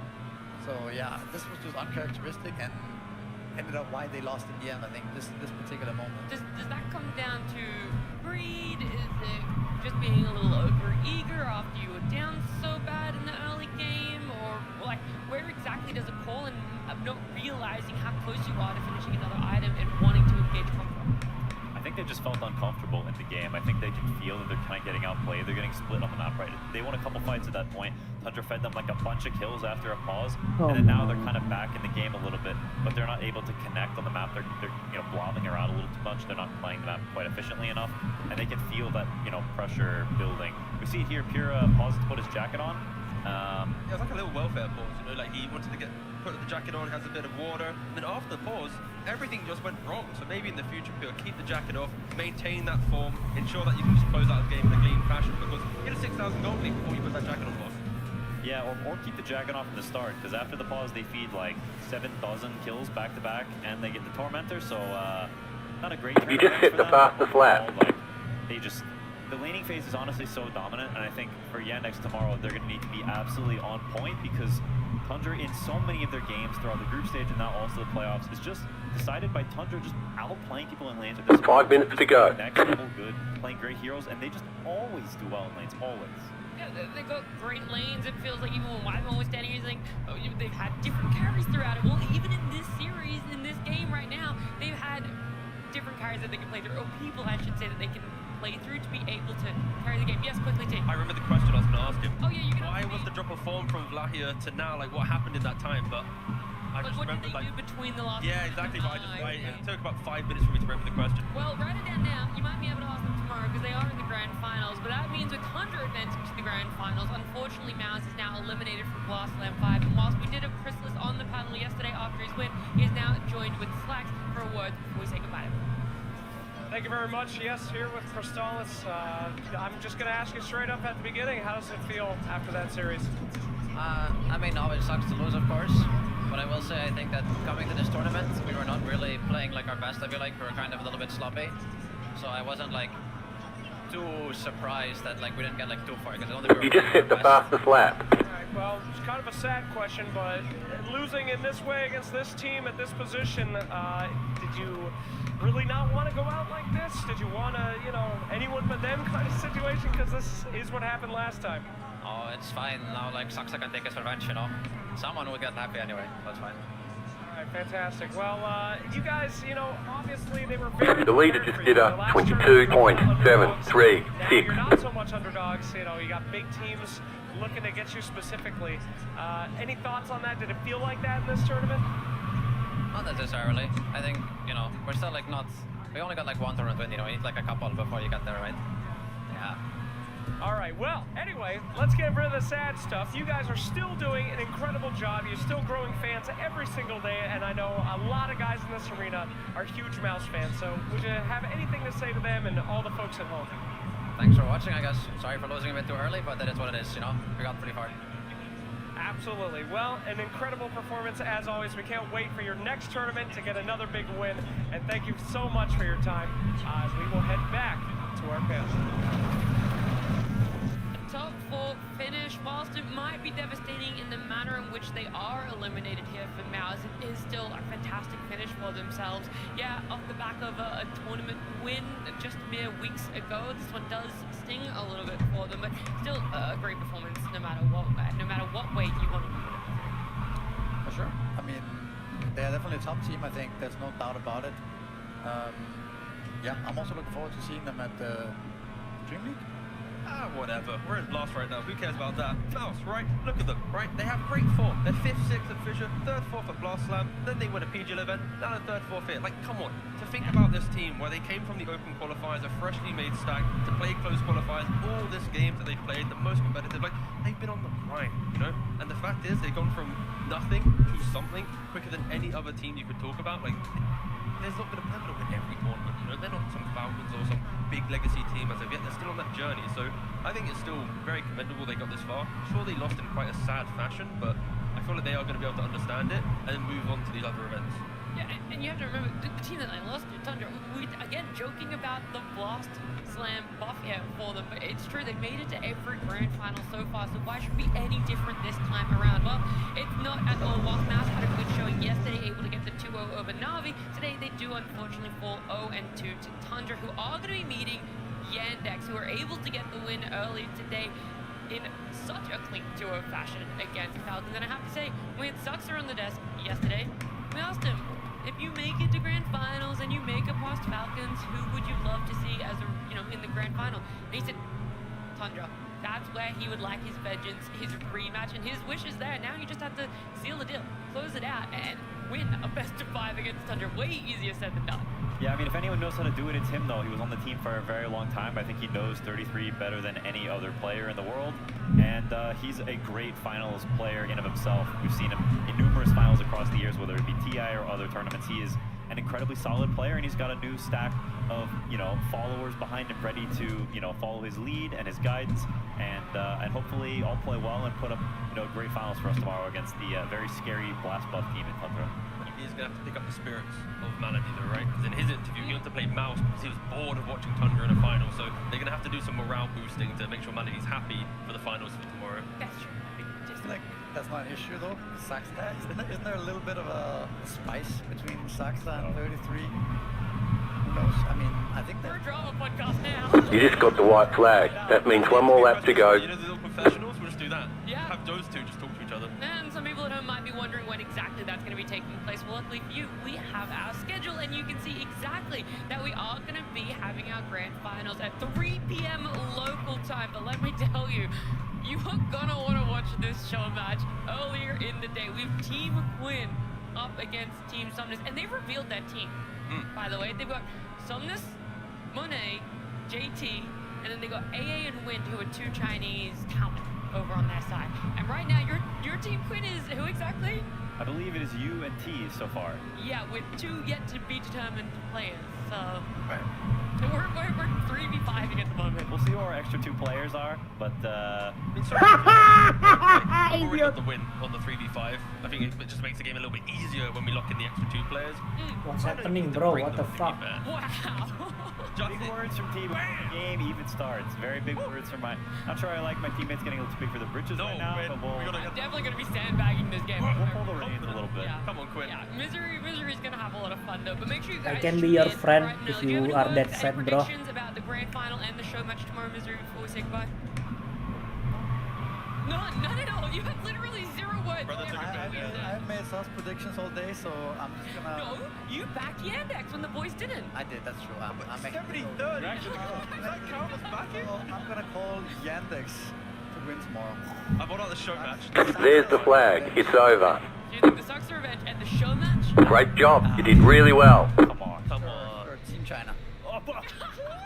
I got too delusional. Well, look, it's going to be a show match or a shit show. I'm not really sure what exactly is going to come first, but we're going to have a lot of fun. Make sure you guys tune in early, 1:30, low.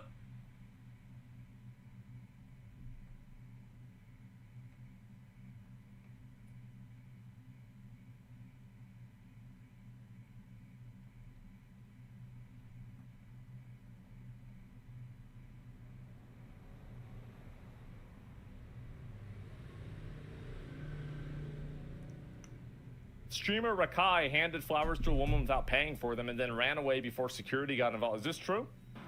Let me see. Oh, no. Okay, we should get this film out somebody. You do something like this? Why is it that we put up with this at all? Always approached racing and teamwork with a we win and we lose together approach.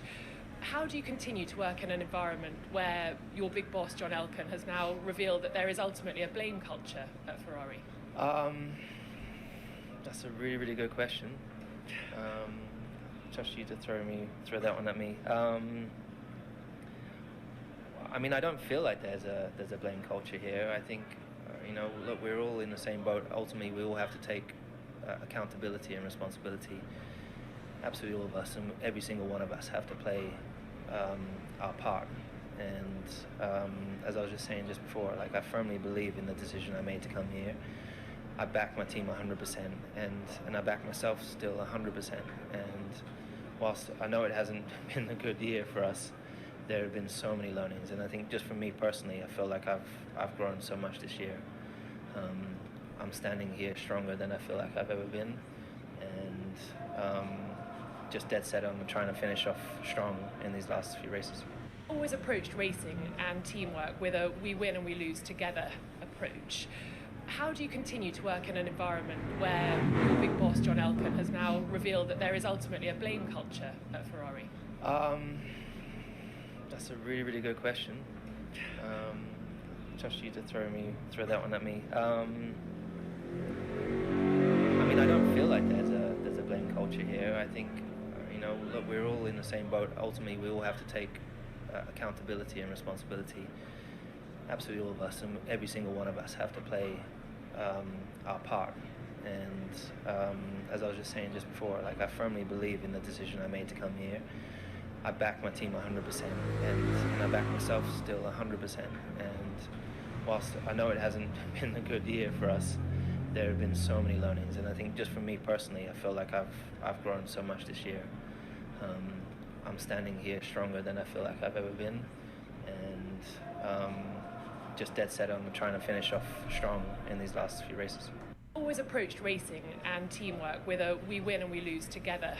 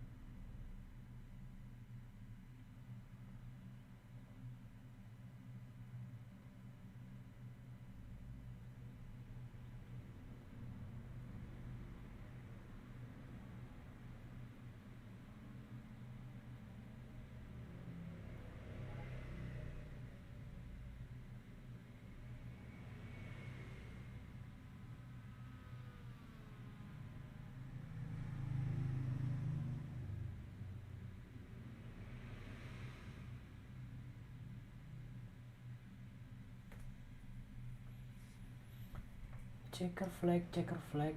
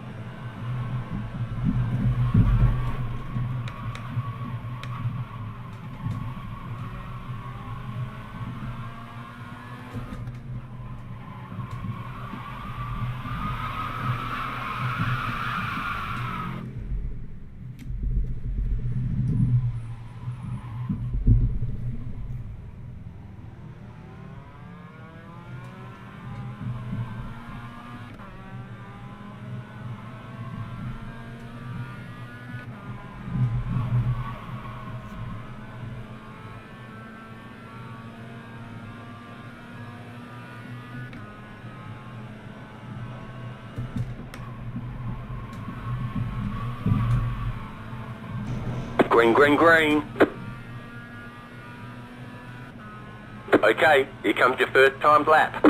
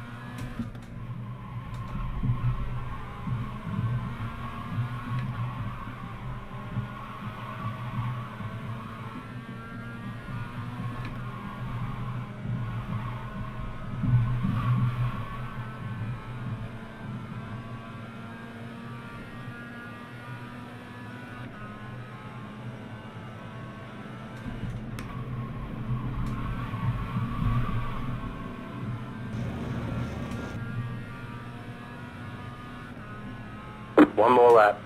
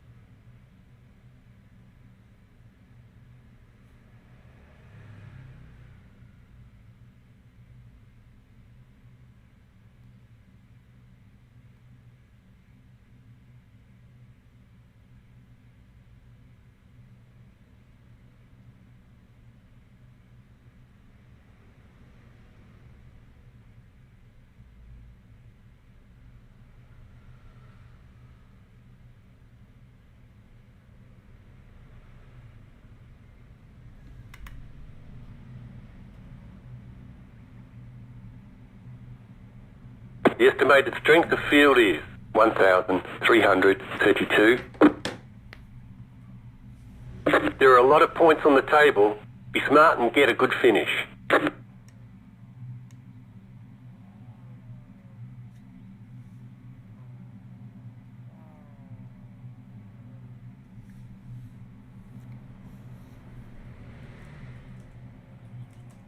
Waiting on the final carved grid.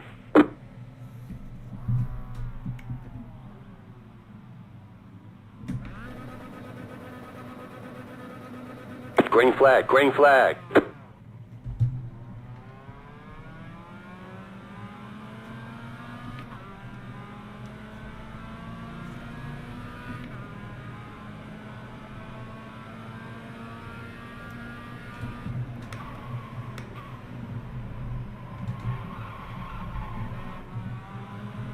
There's an incident behind.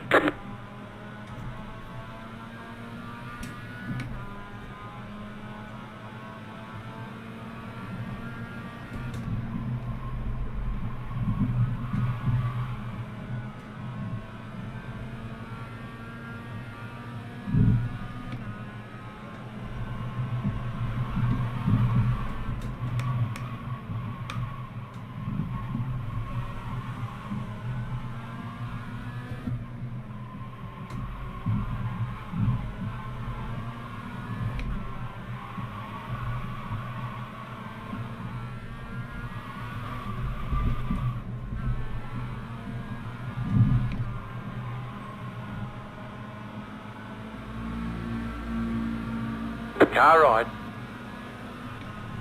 Still there. Stay on the left. Clear.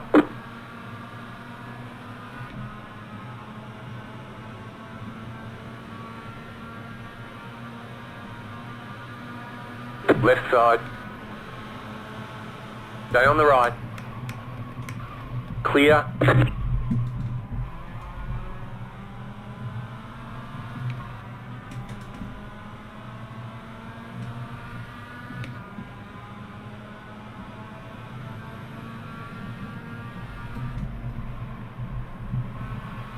Ten minutes to go.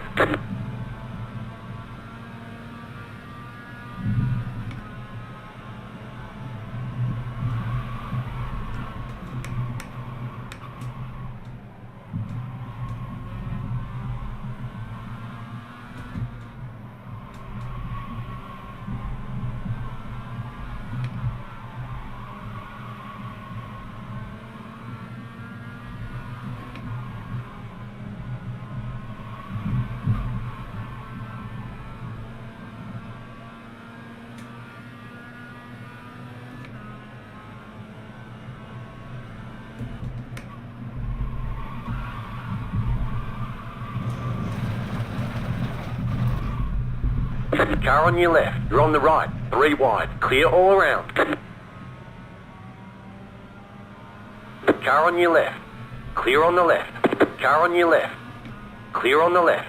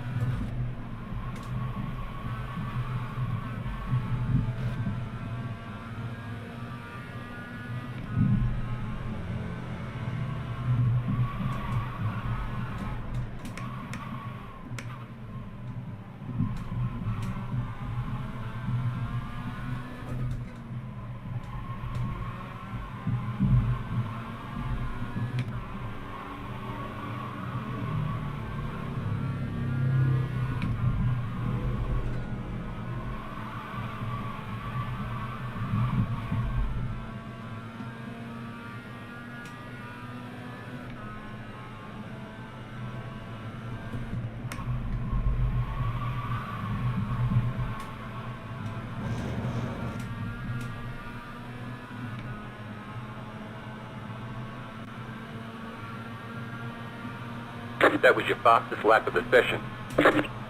The car in P1 just set the fastest lap, 21.619.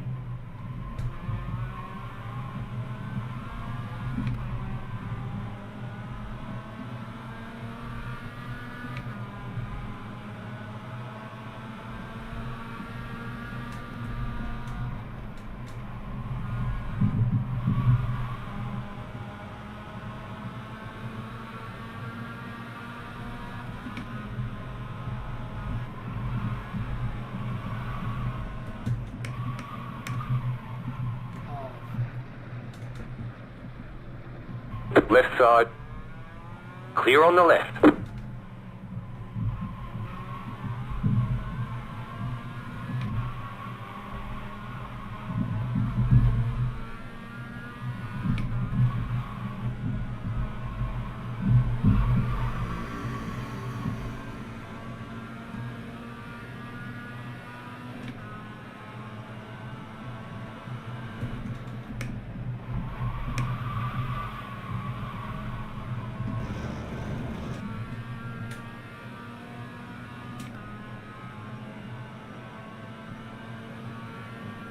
The car in P1 just set the fastest lap, 21.308.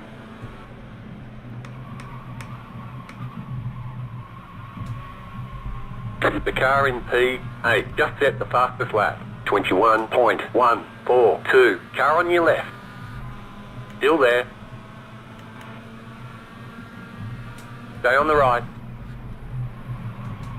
Clear.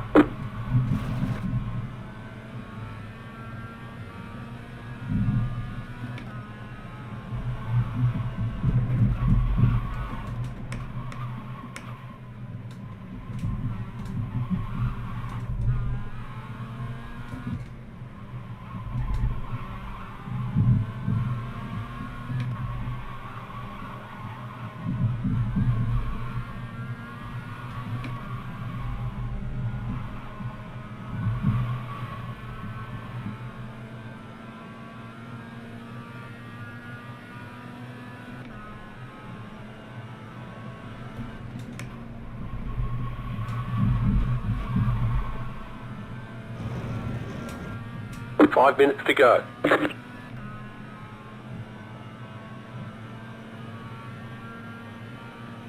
You've just set your fastest lap of the session.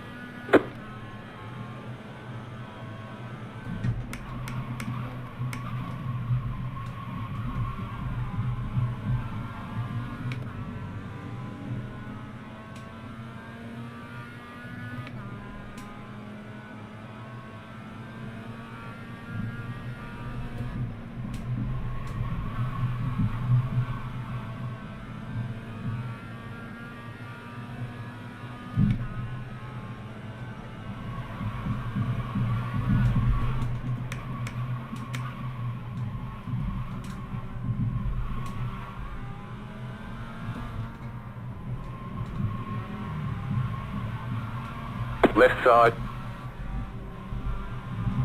Clear on the left. Left side. Clear on the left.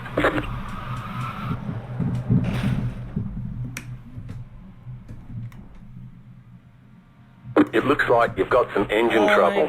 You've probably lost some power. Oh my god. All the damage is repairable.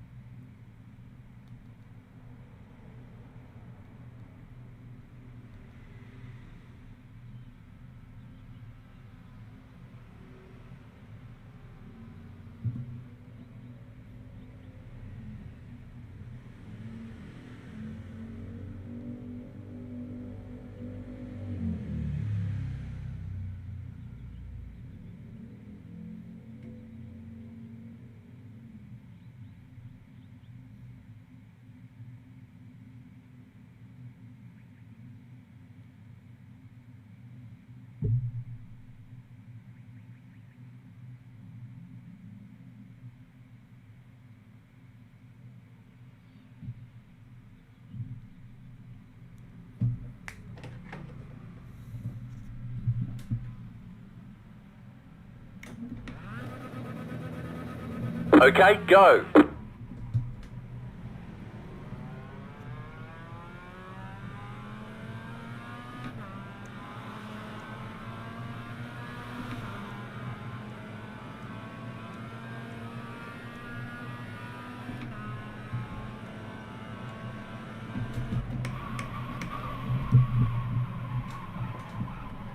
Right side. Still there. Stay on the left. Still there. Clear.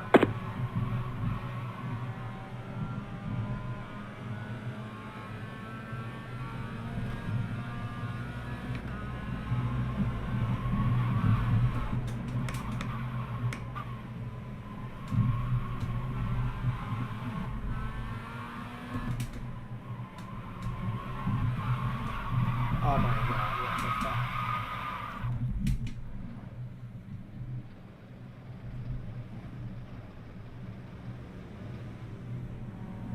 fuck? Left side. Clear on the left.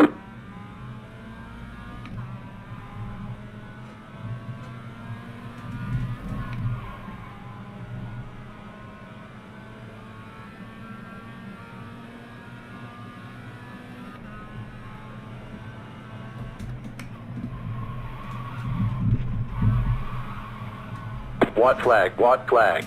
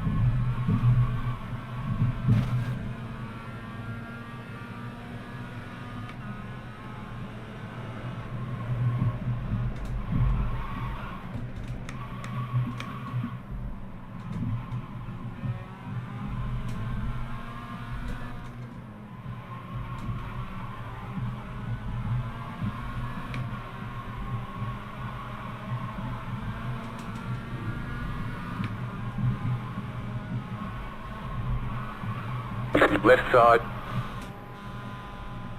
Clear.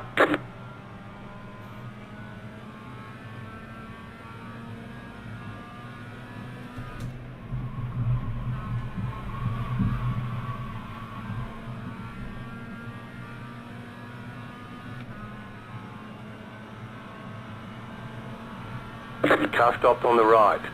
Left side. Checkered flag, checkered flag. Good job, very good job.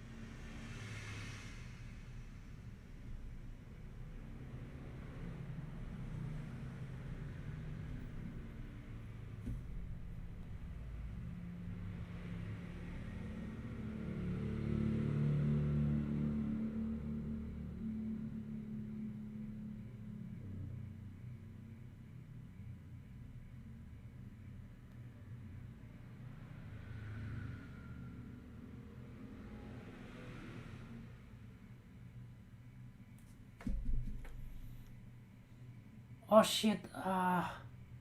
Oh no, I forget to register, bro. What the fuck? Oh no.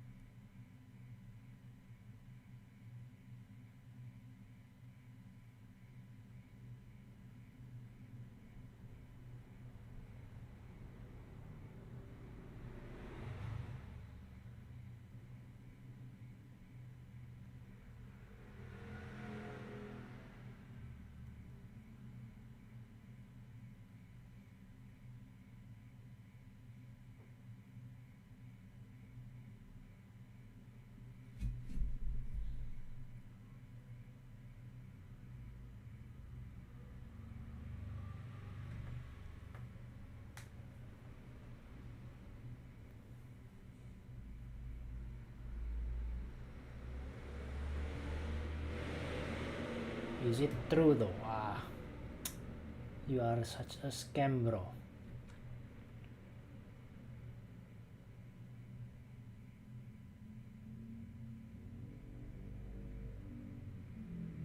Nah, it's a rage bait.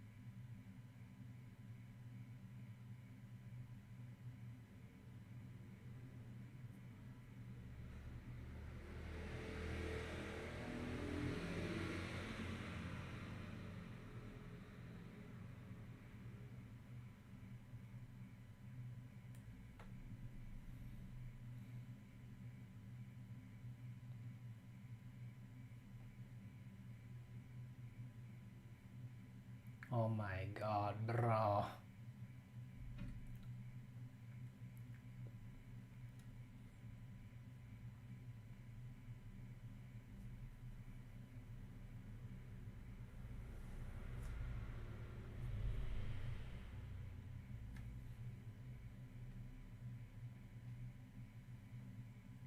I'm going to teach you everything you need to know about positioning, marketing, and sales from an unexpected source. A TV series called Better Call Saul, arguably the best TV show that's ever been created. So I just wanted to do a little setup and just want to be careful here. There's no spoilers, so you don't have to worry. It should be spoiler free. In season 4 or so, Saul isn't able to practice law anymore for a period of time, and he has to go get a regular job like a regular person. And so he gets a job selling cell phones, early days of cell phones at a company called CC Mobile. And in this clip, you're gonna see the store is dead. He's vacuuming, he's cleaning, and there are 0 customers. He calls up his boss and he asks his boss, hey, it's a little slow right now. What's going on? And this is pretty much the business. So Saul, being so industrious, has to come up with a new idea to find customers because he's not making any money doing this. Being the marketing genius he is, he decides to do something quite remarkable, and that is to create a different type of customer. Business guru Peter Drucker once said, the purpose of a business is to make profit and also to create a customer. And that sounds like a strange concept, to create a customer. How do you do that? Well, in this time and age, in this reference of this video, the people who bought cell phones were people who wanted mobile access to be able to call people, and these are early days. But there are not that many people who had a demand for this back then. Today, it's ubiquitous. So to create a customer, it means you take the product, and without changing the product, you move it to someone else, and you find a whole different category of people to sell to. So instead of talking about features and functions, about data plans, roaming, free access, hands-free, and all that kind of stuff, he focused on doing something very different. He decided, instead of selling technology, he sold privacy. Painted this beautiful sign across the window that said, "Is the man listening?" followed up with, "Privacy sold here." So they say if you want to get rich, teach people about the problem and make them problem aware. And then all he had to do was wait for the customer to walk in. Like a fly to honey, someone takes the bait. The gentleman pulls up in a truck, halts, and backs up, reading the sign, "Privacy sold here." And the next little part that we're going to see here is the beautiful part where he pretends he's on the phone with an existing customer, saying that they can't buy the phones because the demand on this phone is so high. He's created artificial demand. He pretends to have a call with a fake customer, and then he takes it and breaks it. A demonstration of what you're supposed to do, piquing the curiosity of this guy who's walking in the store, like, who destroys a brand new cell phone? Well, he's showing them what the purpose of this is. Single use, use it, destroy it, so it's untraceable. In fact, he's already rehearsed this whole thing. So when the gentleman comes in, instead of being eager to serve him, he's like, "I'll be with you," and he has a stack of cell phones ready to be purchased. So the guy walks in and is like, "What is this all about? I heard that you sell privacy. What do I need privacy from?" Well, he says, people are always listening, and we're doing a lot of business on the phone, cash-based business that we might not want everyone to listen to, which intrigues the guy. And this is where another genius thing that Saul does. He doesn't know what he's trying to hide from. He says things vaguely. So the guy says, "You mean like the IRS?" He goes, "Bingo, that's what we're doing." Like the IRS. Bingo. And so he knows this guy is trying to hide some cash transactions. They get into it a little bit more. I love how Jimmy even comes up with this expression, coining his own term, information hygiene. He wants to practice having very clean information so the government or the IRS isn't hearing anything they shouldn't be hearing. That's a great way to package this idea. So you can come up with a problem and even find a solution and give it a clever name. So clearly this customer's in for it. They get into it a little bit more. He goes, "Well, how would this work?" He goes, "Well, if you buy this with cash, it's untraceable, and if you use it just once, you want to remain private, will remain private." And that's the most genius thing that you can understand. So in marketing speak, the definition of positioning is this: it's the space you occupy in the heart and mind of the customer relative to your competitor. In this case, he needed to find a customer who had a problem where the thing that he sold is the perfect solution for. In order to do that, he has to agitate the problem, and it's not to sell cell phone technology or convenience, it's to sell something very different, privacy. Now, this is a purely fictitious story, but it kind of explains where the idea of burner phones come from. Because if you want to have a private conversation that no one else can listen to, you want a burner phone. So there, he creates an entirely different market. And to test this, in this next clip, we're going to see him drive. So here he realizes, because he's shown up as his old self, his former legal self, the kids don't trust him, naturally. So he has the bright idea now. He's got to go back home and change. And now we see him reemerge in that kind of Saturday night. Now he's walking around and he looks like the people. So a lot of this is about perception and packaging. So if he doesn't look like his customers have a problem with him. And now he's selling them and they're flying out of the trunk. He can't keep them in stock. There's another lesson to be learned here as he's selling these things like hotcakes. Go to where the customers are. Now he realized the traffic that came to the store was just once in a while because there's not a place where people are looking for this. If you're trying to sell your services, be where the customers are. For example, if they're on TikTok, create content on TikTok. If they're more business oriented, they might be more on LinkedIn or somewhere in the middle like Instagram. So there's a valuable lesson here. By bringing your product, your wares, your services, your offers to where the customers are, you're reducing the friction and you'll be able to get in front of them. Now this last scene is super cool because a biker gang. We don't know how this is going to work out because in other cases he's been beat up or people steal from him, but let's see what happens here. That's excellent right there. So he says private conversations in the correction facilities are few and far between. So he understands that gangs need to talk to each other, but the man is always listening. So he's speaking their language. He's highlighting a pain point they already feel. How do we talk to our people? Then he adds the solution, which is these phones are very small. They can fit in almost anything, suggesting to them potentially them smuggling the phones in all kinds of different ways. Pretty genius. The man is always listening on those landlines. So, word to the wise, if you want to talk to your friends on the inside, there is a simple solution. Once you agitate the problem properly and use the language that they understand and a problem they identify with, the sale sells itself. Bravo, Jimmy. He sells all of the cell phones. This is a beautiful lesson. So when you're trying to build your business, and if you're not selling an abundant amount, it could be you need to change the lane in which you're in. This is also referred to as blue ocean strategy. If you're in a space and there's lots of competition, it's called the red ocean. Everybody's fighting for the same piece of business. If you take your boat and you move it somewhere else, where there's less competition, you can have the entire ocean to yourself. Now, as it relates to me, in my life, I used to make commercials for a living, but we saw a problem. Fewer and fewer people were watching commercials. So if I was in an industry making something that there was going to be less demand for, this is going to be problematic. And we saw the market slowly eat itself up.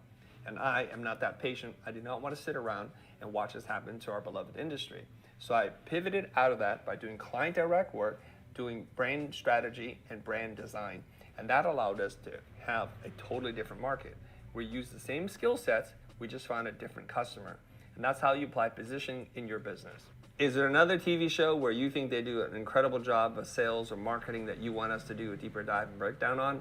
Let me know in the comments below. Of course, we're going to do Mad Men. Stay tuned for that.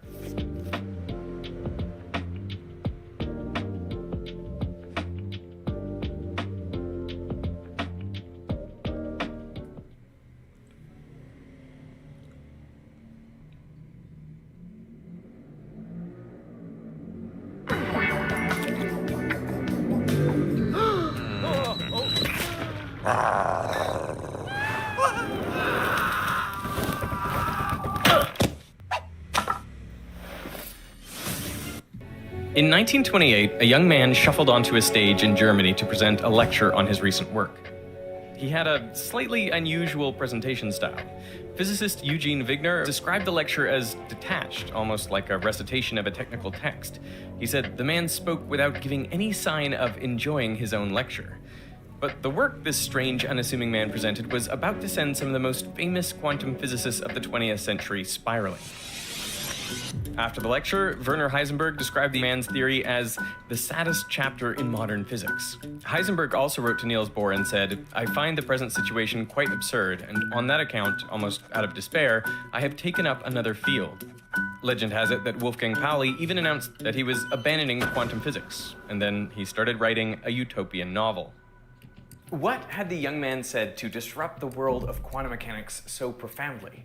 Well, he had been working on a problem that physicists are still tackling today, the unification of Einstein's relativity and quantum mechanics. And his work had revealed something troubling. A particle unlike any seen in the world. A particle with negative energy. In 1905, Albert Einstein published his special theory of relativity. It was based on the simple idea that for anyone moving with constant speed, the laws of physics should be the same. And this includes any measurement of the speed of light. So it doesn't matter how you're moving relative to a beam of light, you should measure its speed to be 300 million meters per second. This means that things that we ordinarily think of as fixed, like time and space, have to transform so that the speed of light is always measured to have the same value. In making this discovery, Einstein realized that space and time are not really separate dimensions at all. They're linked in a four-dimensional fabric called spacetime. When Einstein applied this idea to an object emitting light, he found something peculiar. When an object loses energy by emitting photons, its mass must also decrease. And the change in the object's mass is equal to the energy of the photons emitted divided by the speed of light squared. In other words, he found that energy must be equal to mc squared. E equals mc squared. Mass and energy output.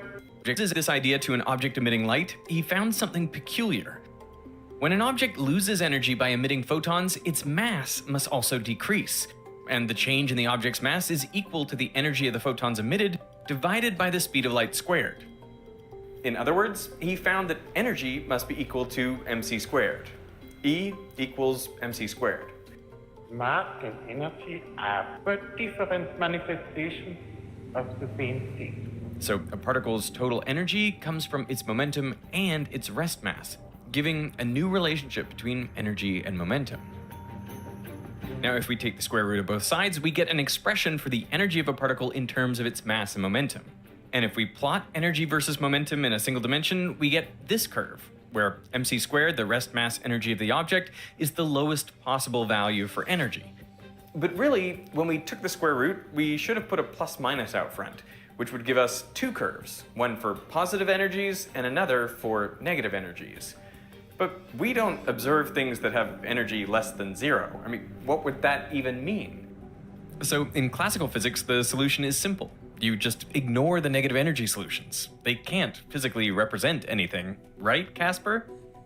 Well, sure, that sounds right, but around the same time that Einstein was coming up with his special theory of relativity, physicists began observing some strange phenomena in atomic physics that were overthrowing all of these classical assumptions. First of all, they noticed that when looking at the energy levels of subatomic particles like electrons, they weren't continuous at all. They were discrete. And they also didn't just behave as particles, but as waves. So if you would take electrons and fire them through two narrow slits, then they would create interference patterns, just like light does. What they were discovering was the new field of quantum mechanics. And in 1926, Erwin Schrödinger formalized this field by coming up with his now famous wave equation, which describes how quantum mechanical systems evolve over time. This was the most radical new theory of the 20th century and would remain so. This is not a bit like Newton or a bit like Maxwell. This was radically new.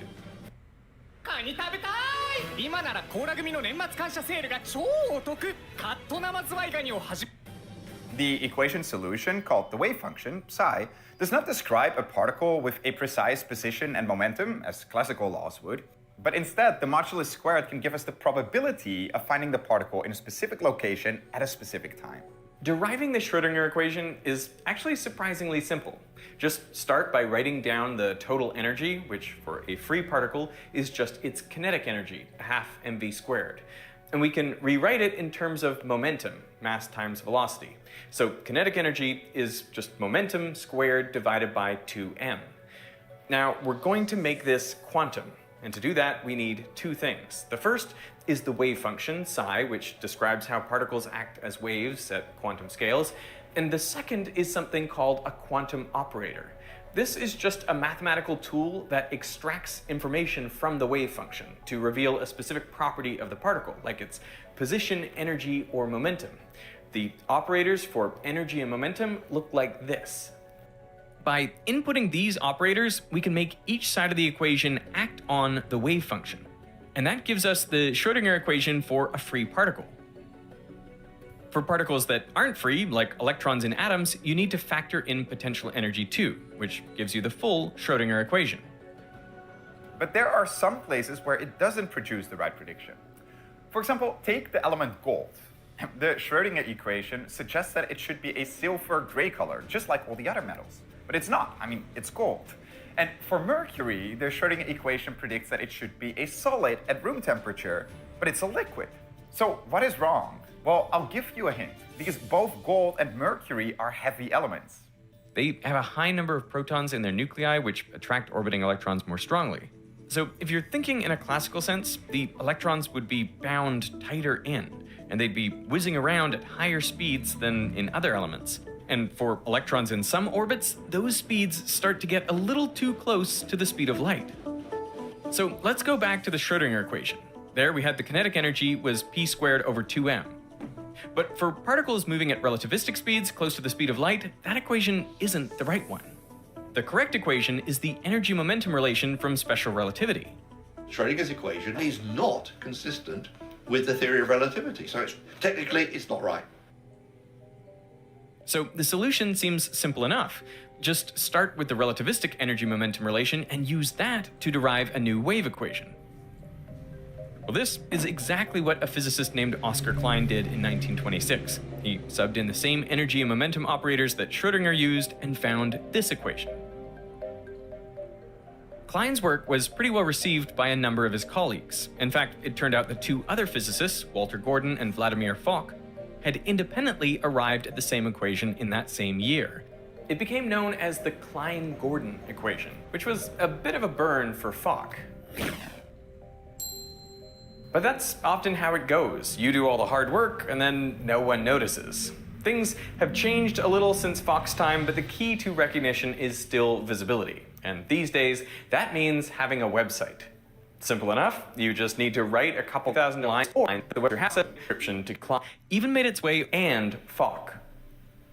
The Klein-Gordon-Fock equation even made its way over to one of the fathers of quantum physics, Niels Bohr, who must have been impressed, because at the 1927 Solvay conference, Bohr was chatting to a promising young physicist about what he was working on. The young man said, "I'm trying to get a relativistic theory of the electron." Bohr replied, "But Klein has already solved this problem." The young man disagreed. So who was this bold 25-year-old? He was Paul Dirac, a man who Bohr would later give the nickname the strangest man because he was truly one of a kind. First time I went to Princeton, I met a couple who invited Dirac and his wife, and Dirac, for the whole meal, which lasted 3 hours, didn't say a single word. Not one word. He wasn't sulky. He wasn't angry. He just saw no reason to speak. That's crazy. Dirac was a man of so few words that his colleagues invented a special unit, a Dirac, equivalent to speaking 1 word per hour. Legend also has it that he liked to relax by climbing trees in 3-piece suits. And that wasn't his only strange hobby. As a student, Dirac had attended seminars on Einstein's theory of relativity, and he'd kind of fallen in love with it. He was impressed by the elegance and beauty of its mathematics. To Dirac, this got to the core of what a good theory must do. He once said, "It is more important to have beauty in one's equations than to have them fit experiment." Do you know why Dirac was so drawn to relativity?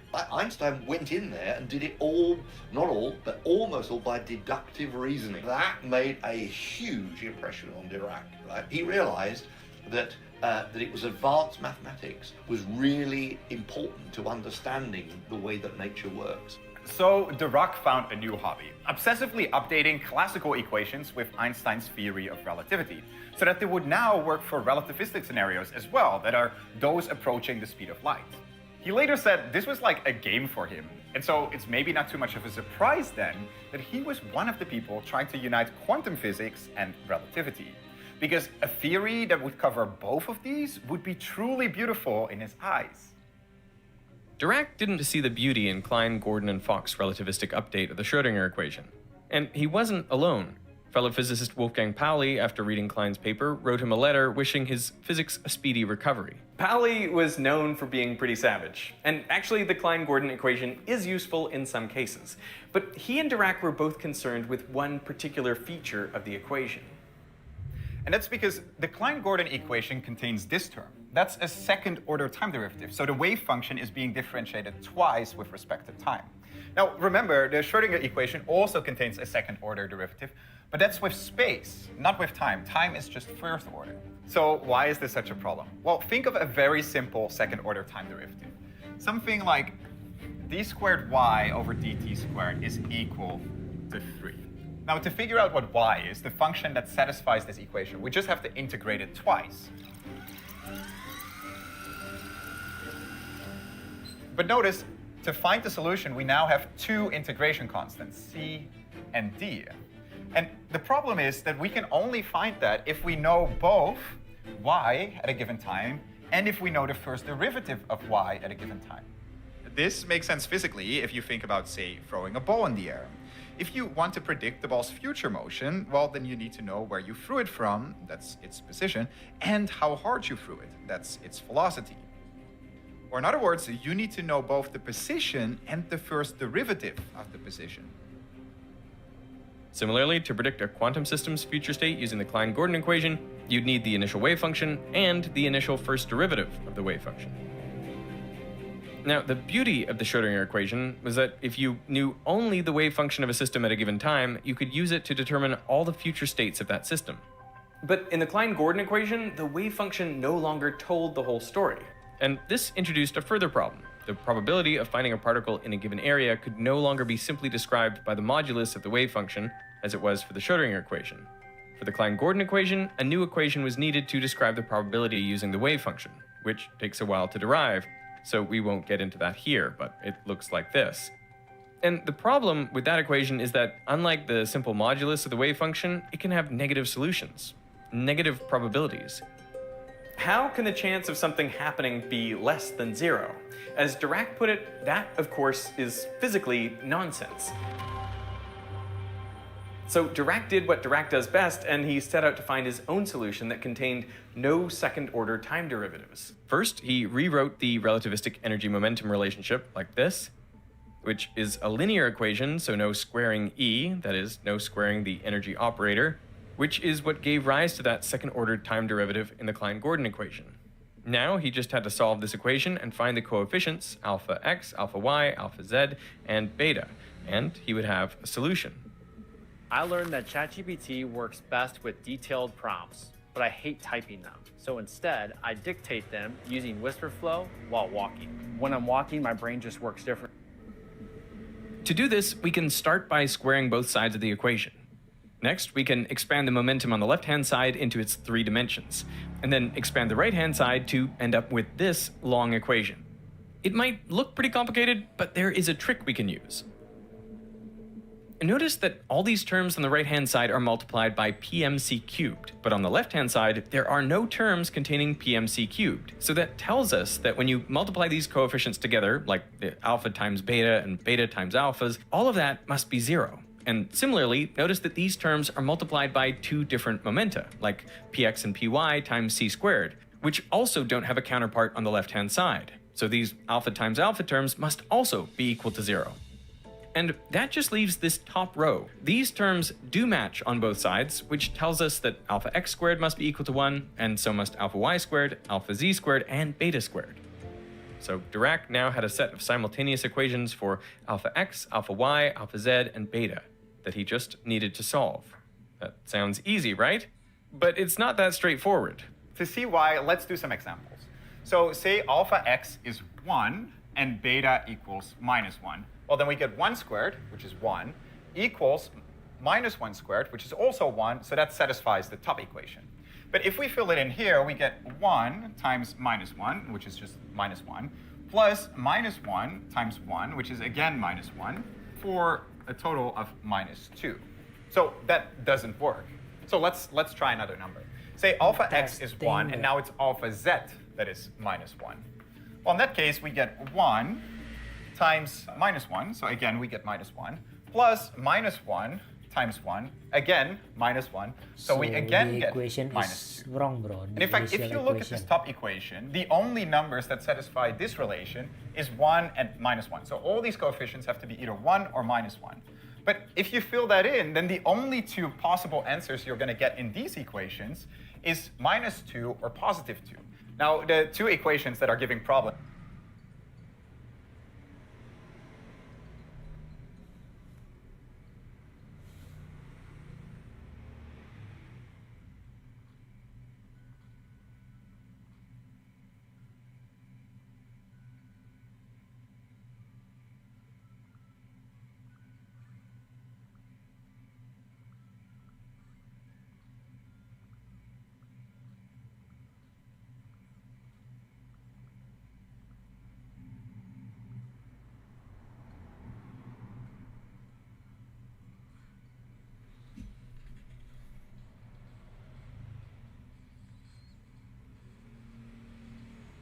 Are these 2. And that's because alpha times beta is the same as beta times alpha. So you're always going to get -2 or 2.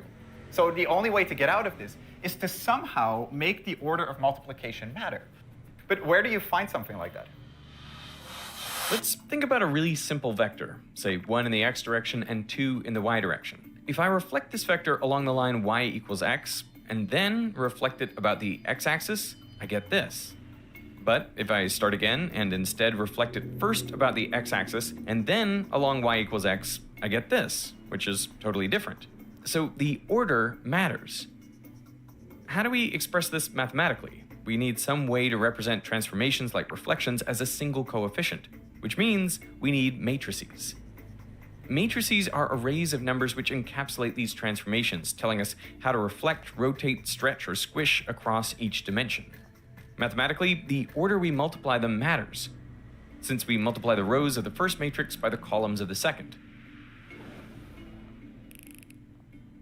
A matrix that reflects along y equals x looks like this, and a matrix that reflects about the x-axis looks like this.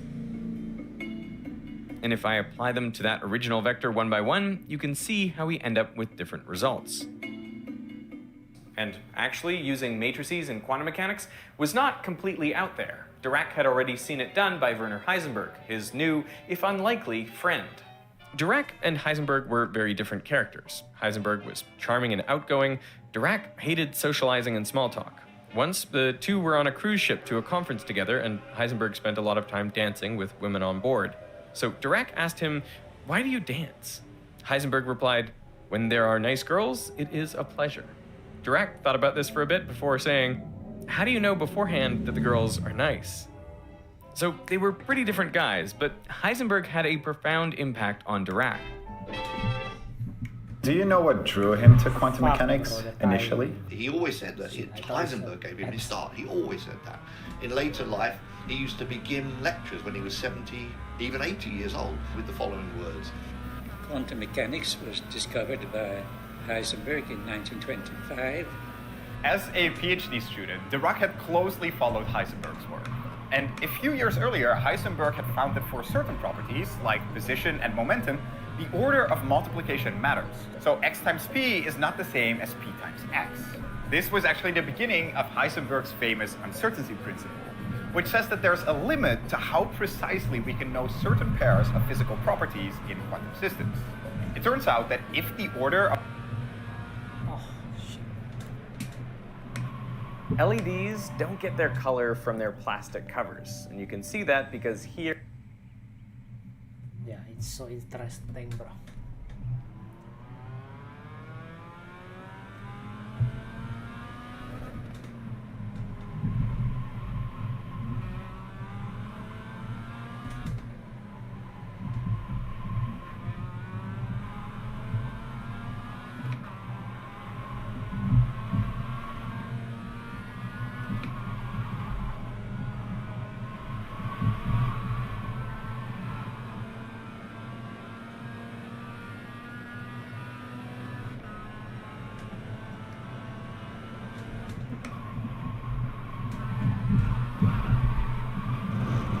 Green flag, green flag. Okay, here comes your first timed lap.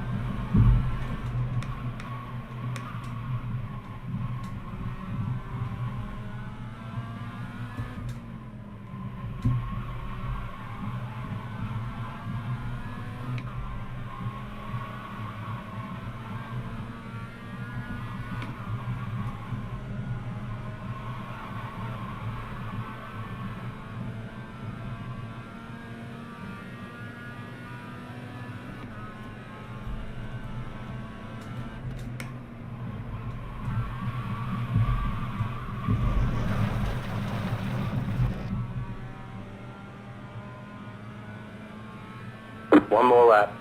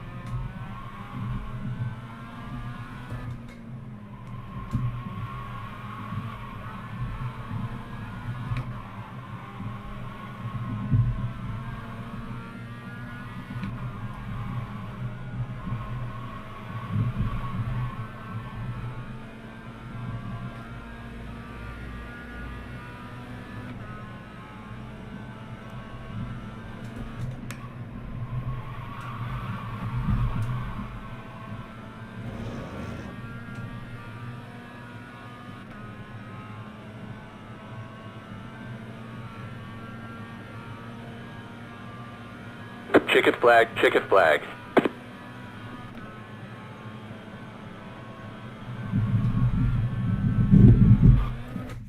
I'm going to pee first.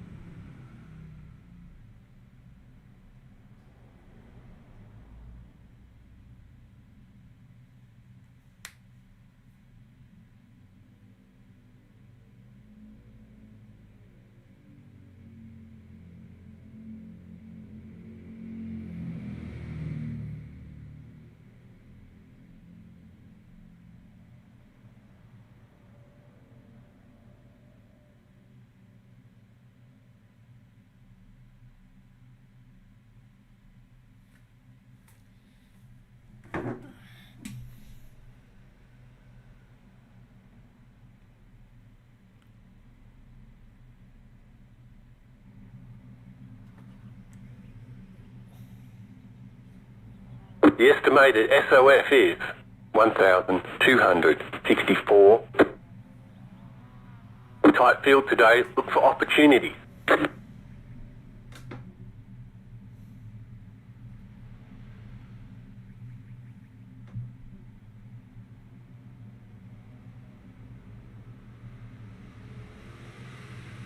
Waiting on the final car to grid.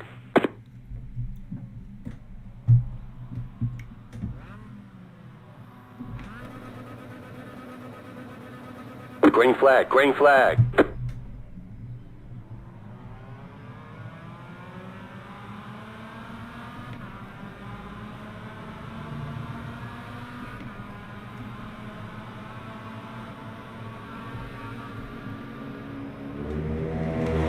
Right side. Still there, hold your line. Keep to the left. Still there, hold your line.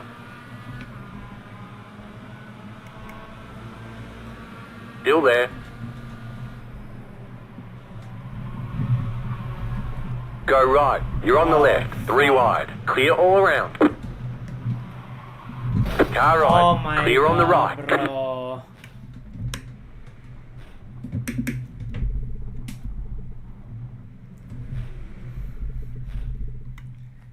Your car has too much damage. We've got to fix it.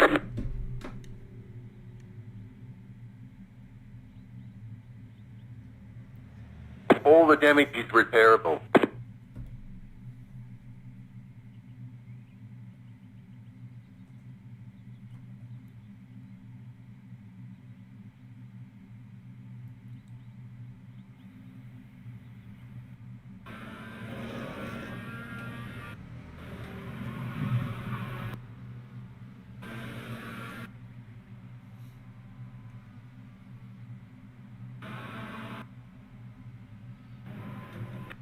Keep to the left. Keep to the left. Too much damage. We've got keep to the left. Still there. Hold your line.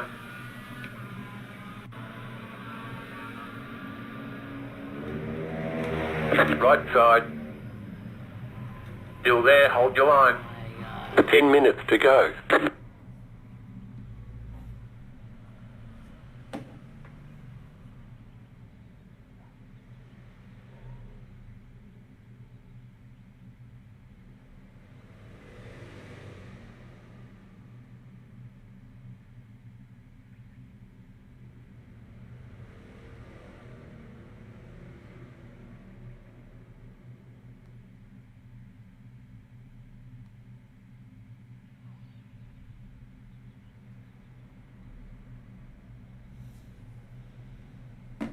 Okay, go.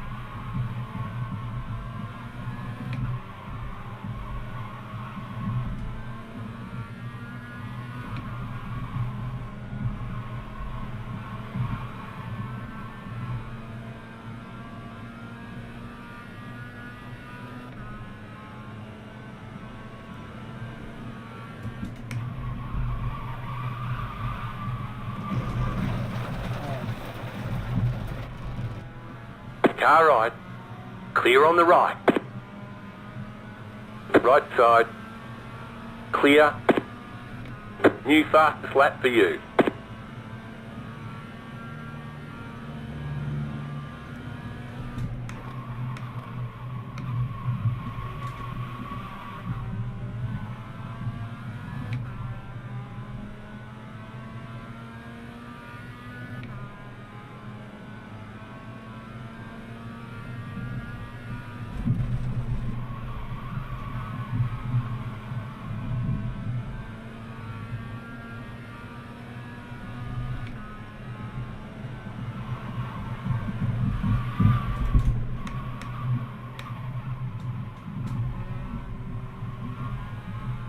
Go left.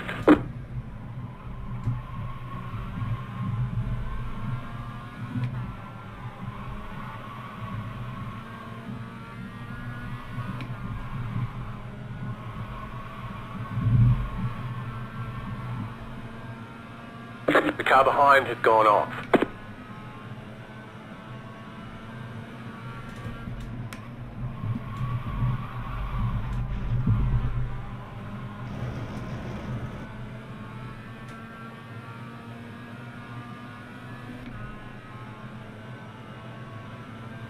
5 minutes to go. That was your fastest lap of the session.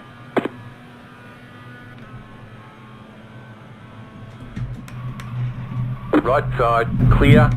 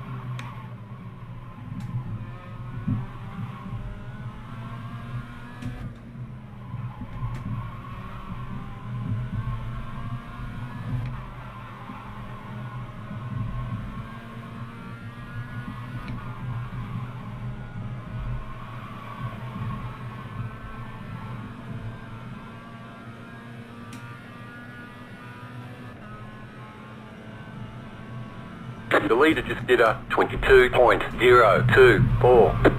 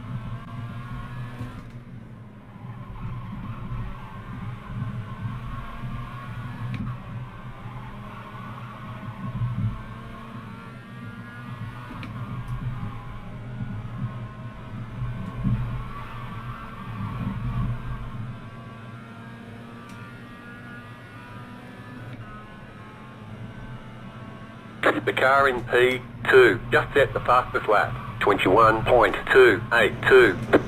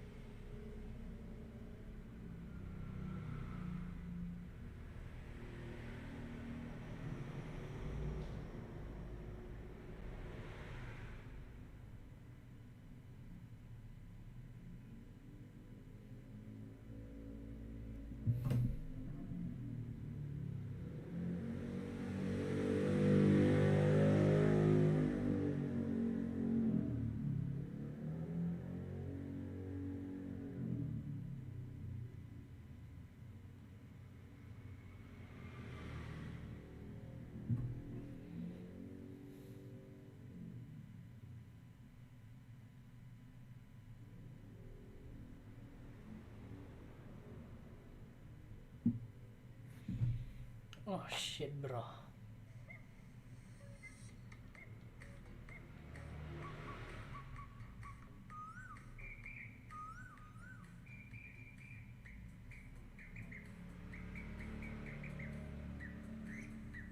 Keep to the left. Of multiplication matters for two properties like position and momentum, then that means there's an inherent uncertainty in their combined measurement. The order we measure them in will change the outcome. Heisenberg's mentor, Max Born, suggested that he could represent this mathematically by using matrices, because there the order of multiplication also matters. This led Heisenberg to a new form of quantum mechanics, which was mathematically equivalent to Schrödinger's equation, but it was based on matrix algebra.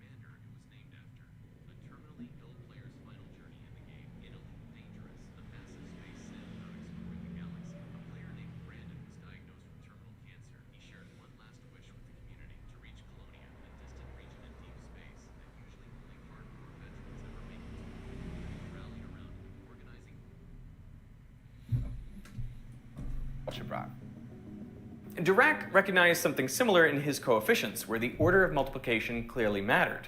So he thought matrices might be the solution. For his coefficients, he tried 2x2 matrices, since they're the smallest, simplest matrices that could make the order of multiplication matter. He found that some worked with the equations. In fact, those reflection matrices we tried earlier worked well. But he just couldn't find solutions for all 4 coefficients that all worked together. So this is not simple. You're Dirac, one of the smartest people of the 20th century in physics, right? But it was not easy. You don't have just to twiddle with bits of the Schrödinger equation. You have to do something completely radical. His working is in there, and you could see him really struggling. Then, Dirac had a stroke of genius.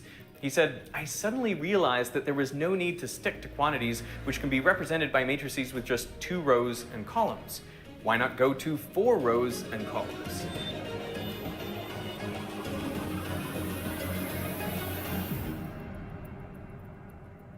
With these 4 4x4 matrices, Dirac got these solutions to his simultaneous equations.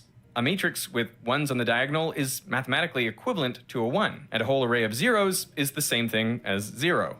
So all of the equations were satisfied. Dirac had found coefficients that worked. Now, we can substitute those matrices back into Dirac's linear equation, then rewrite the 3 momenta and alpha coefficients as vectors. And, just as we did with the Schrödinger and Klein-Gordon equations, we can use the energy and momentum operators to make both sides act on the wave function. If we substitute those operators in, we get Dirac's final equation for the relativistic free electron. The young man who spent his life looking for mathematical beauty had found, perhaps, his most beautiful equation of all. People were expecting the solution to be horrible, and it turned out to be a thing of beauty, right? It was something you look at and you think, that is absolutely amazing.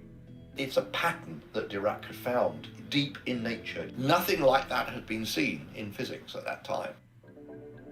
To see some of that beauty, you only have to compare it to the Schrödinger equation, which you can see right here. Now, the two look very similar, but there is a lot hidden in the Dirac equation. First of all, it's relativistic, so it works at really, really high speeds, because it uses Einstein's energy-momentum relationship, unlike the Schrödinger equation, which breaks down there. But what's even more beautiful is that if you look at this, The Rux equation isn't just first order in time derivatives, it's also first order in spatial derivatives, whereas the Schrödinger equation was second order in spatial derivatives. So you might wonder, well, why does that matter? Well, because not only does going first order in all derivatives solve the second order time derivative problem of the Klein-Gordon equation, it now also treats time and space symmetrically.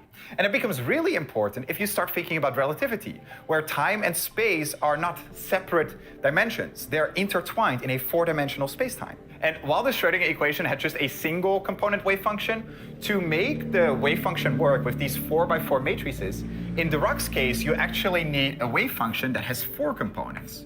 So it will look something like this. Psi 1, psi 2, psi 3, and psi 4. The 4-component wave function means that the Dirac equation describes 4 possible states for any quantum system, which reveals something Schrödinger's single wave function didn't. An electron at a given energy level actually has 2 possible states due to different orientations of its intrinsic angular momentum: spin up and spin down. This spin creates a tiny magnetic field, so these 2 states are like tiny magnets pointing in opposite directions, and that has an interesting implication. Take hydrogen, which has 1 proton and 1 electron. Classically, the electron whizzes around the proton, but if you switch to the perspective of the electron, well, now it's the proton that's moving, and since it's positively charged, that moving charge creates a magnetic field in the electron's frame of reference. So now you've got this electron, which has its own mini magnetic field, interacting with a larger magnetic field, and that interaction will be slightly different for a spin up and a spin down electron. And as a result, some energy levels of the electron split into 2 closely spaced energy levels. And you can actually see this if you zoom into the emission spectrum for a hydrogen atom. Schrödinger's equation didn't predict that splitting, since it just had 1 solution for each energy level. But with Dirac's 4-component solution, the top 2 wave functions now described 2 different spin states with 2 slightly different energies. Dirac admitted himself that he had never set out to capture spin in his equation. I started out this work. He had never set out to capture spin in his equation. I started out this work without any intention at all of bringing in the spin of the electron.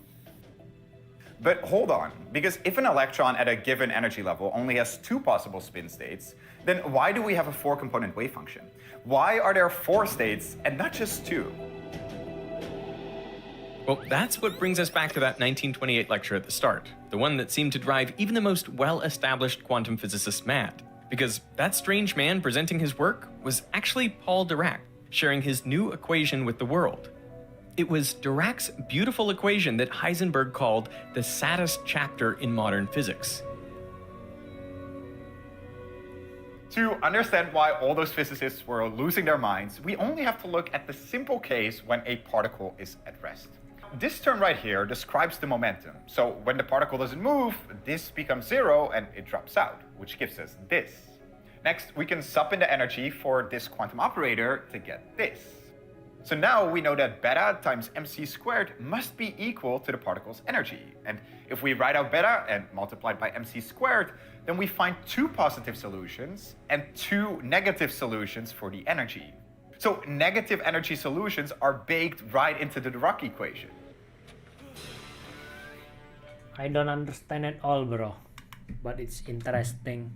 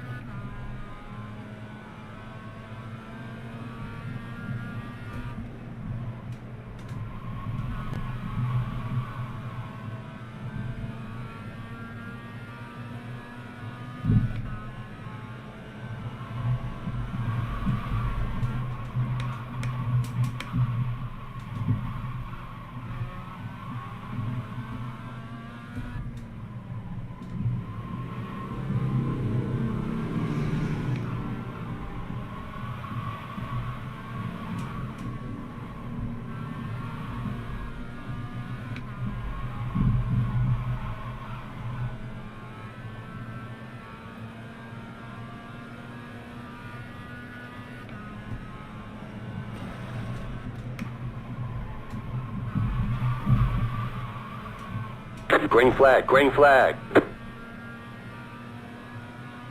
Okay, here comes your first timed lap.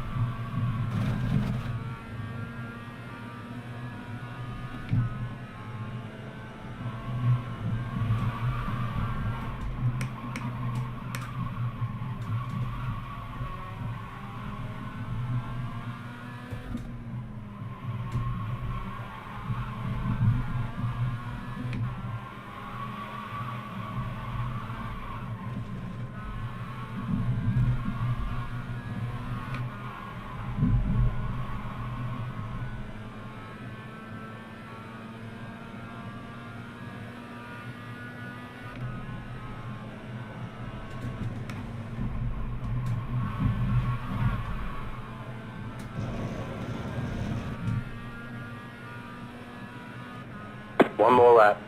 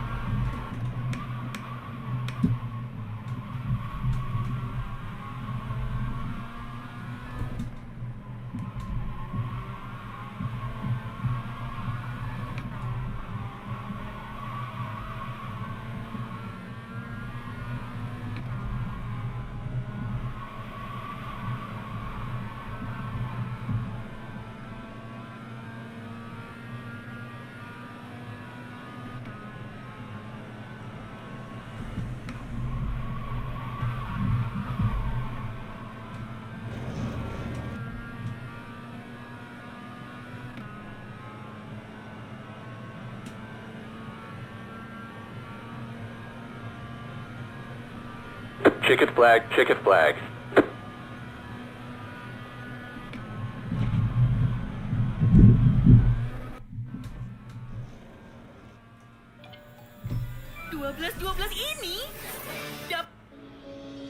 This idea that a free electron could have negative energy was impossible for any of these physicists to accept. Because think about it, if electrons can have a negative energy, then that means that they could continually radiate positive energy, that is, emit photons, and drop into lower and lower negative energy states. There would be no limit to how far they could fall into the negative energy abyss. It looked like, to many very smart people, and Dirac was smart enough to know they had a point, that this equation, it got the mass and the magnetic moment of the electron. Yes, but on the other hand, it predicts this ridiculous situation where they have negative energy values. Right. That's nonsense. So Heisenberg said, I give up. This is just ridiculous. So Dirac, he had in some very clear sense had to rescue his equation. Dirac spent 3 years sticking to his guns. He tried all sorts of ways to interpret his new equation to explain where the negative energy was coming from. Then, in 1931, he proposed something radical to explain the negative energy solutions. A new kind of particle, unknown to experimental physics, having the same mass and opposite charge to an electron. We may call such a particle an anti-electron. We should not expect to find any of them in nature on account of their rapid rate of recombination with electrons. So Dirac was proposing that those 4 states described in his 4-component wave function are a spin-up electron, a spin-down electron, a spin-up anti-electron, and a spin-down anti-electron. When Dirac said that, people didn't start running around saying, where's this anti-electron? They just ignored it. Yeah. Cut to the laboratory at Caltech, In 1932, a Caltech postdoc named Carl Anderson was working on a project trying to identify the charged particles produced by cosmic rays. He photographed the tracks these particles left in a cloud chamber containing a uniform magnetic field. Anderson noticed several instances of a similar track. It looked a lot like the tracks he'd seen left by electrons. Only it curved in the opposite direction in the magnetic field, kind of like the tracks of positively charged protons. But there was no way it could be a proton based on the length of the track. It had traveled farther in air, and therefore it had to be much lighter. It had to be something with around... Oh shit. Green flag, green flag.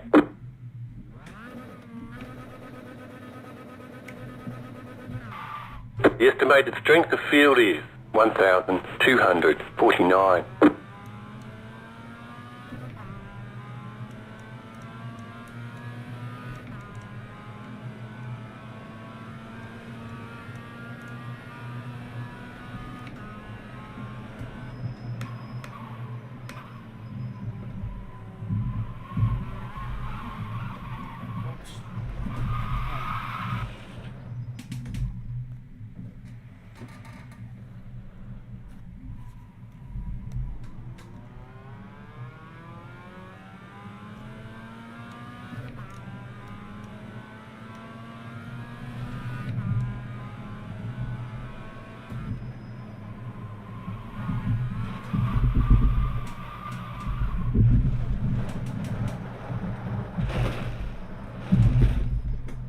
Oh my god, what is this, bro?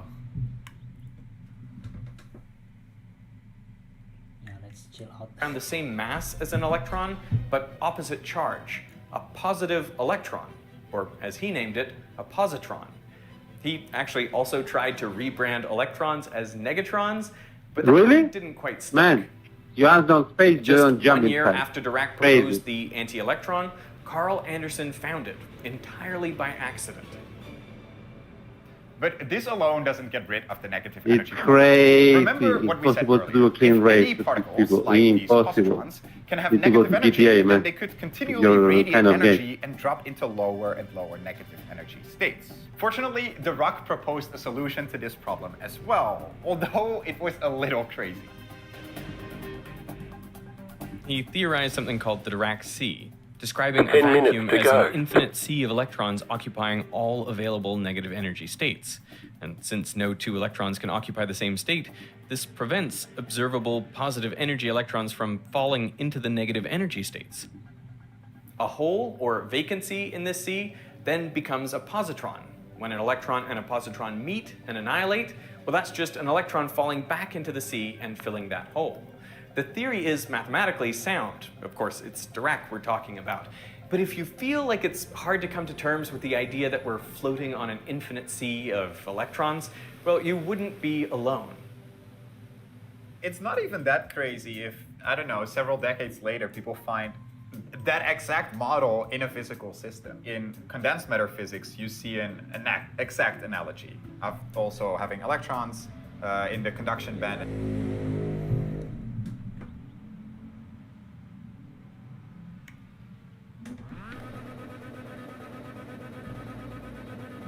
Okay, go.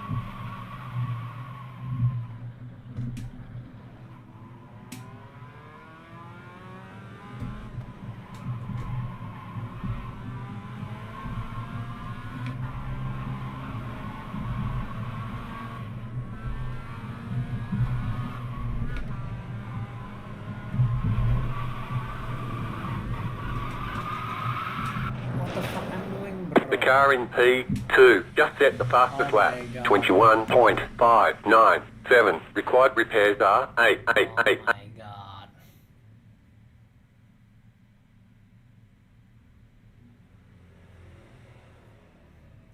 And safe valence band. Yes, that's true. That's true. But in the conduction band and safe valence band. yes, that's true. That's true. But Dirac really was, out there. You see what I mean? People like, really senior people saying this is nonsense. But it was a way of Dirac's rectilinear thinking, well, maybe this, and then it drove him to antimatter. Thankfully, in 1941, a Swiss physicist named Ernst Stuckelberg had a clever idea. The wave function contains a term that looks like this, where energy is multiplied by time. So we can see that if we just change the sign of time when the energy is negative, then we get the same result, because a negative multiplied by a negative gives us a positive. Stuckelberg took this and he suggested that negative energy electrons traveling backwards in time are mathematically equivalent to positive energy anti-electrons, that is, positrons, traveling forwards in time. A few years later, around 1948, Richard Feynman took this idea and used it in one of the most powerful tools in modern physics, the Feynman diagrams. In his sketches of particle interactions, he showed antiparticles traveling the opposite way to particles, backwards in time. It was a brilliant trick. Negative energy solutions no longer had to mean there was negative energy or a Dirac sea. They simply indicated the presence of an antiparticle. We now know that there's a corresponding antiparticle for every subatomic particle, with the same mass but opposite charge. So the proton has the antiproton, the neutrino has the antineutrino, and so on. According to his friend Heisenberg, that was the biggest leap in 20th century physics, to say there's a whole slew of antiparticles corresponding to particles. And Dirac got that through this crazy model. But all is not solved. This new anti-world introduces some big questions about the very nature of our universe. Because particles and their antiparticles are equal and opposite, when they come together, they annihilate and produce two photons with energy equivalent to their mass and kinetic energy. And this process is reversible. Two photons with the right energies can produce a matter and antimatter pair. This is called Bright-Wheeler pair production. During the first moments after the Big Bang, the universe was hot, dense, and full of these pairs popping into and out of existence. If an equal number of matter and antimatter particles were created, you would expect them to all annihilate each other in this dense environment, leaving behind only energy. But that didn't happen. We ended up with a universe full of matter. If we work backwards from how much matter and antimatter is in the universe today, it's actually estimated that only 1 particle per billion of matter needed to survive this hot, dense era and not get annihilated. That tiny difference would give us the makeup of our universe today, where matter dominates. So what allowed that 1 particle per billion to escape annihilation? Why did matter win out over antimatter? Oh my. Well, that's a pretty big question with some not so simple answers. So we're doing an entire second video where we have some pretty spectacular stuff happening. We're getting into the beast. It's absolutely insane. I feel like I should not be in here. So you're making anti-atoms? Yes. It's so cool. Dirac is probably less well known than people like Heisenberg or Schrödinger, but his contribution to quantum physics was immense, and he was recognized for it. He shared the 1933 Nobel Prize with Schrödinger for the discovery of new productive forms of atomic theory. And perhaps this gave strange, quiet Dirac some newfound confidence, because that physicist in the audience of his 1928 lecture at the start, Eugene Wigner, actually became a reasonable friend of Dirac's, and in 1934 introduced Dirac to his sister, Majit Wigner, a woman who would change Dirac's life, perhaps more than any equation or Nobel Prize. They were antiparticles, right? They had completely different personalities. He had almost no empathy, right? And he knew it. She had buckets of it. He hardly talked, she couldn't stop talking. You could just go on like they are completely different people. But the marriage did work. My great friend Lilia Harris Chandra, who knew them, she came out with a great line, which is, he gave her status, she gave him a life. So I guess there is one particle-antiparticle pair that never annihilated.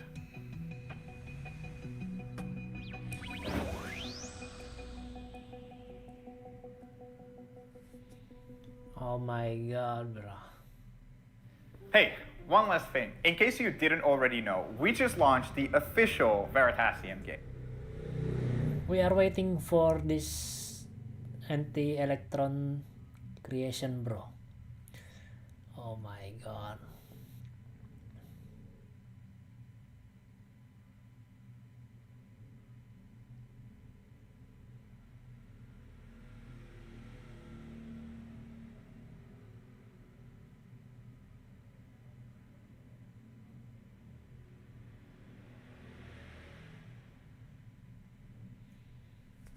I see. When one positive electron survives the Big Bang though, yeah, it will just bouncing and bouncing because the electron C is just fully occupied and he cannot go anywhere below the negative C. So yeah, they jump. It just jumping and jumping, radiating energy, and yeah, that's how our life created. It only took one surviving electron to do so. Imagine if multiple electrons survive, bro. Yeah.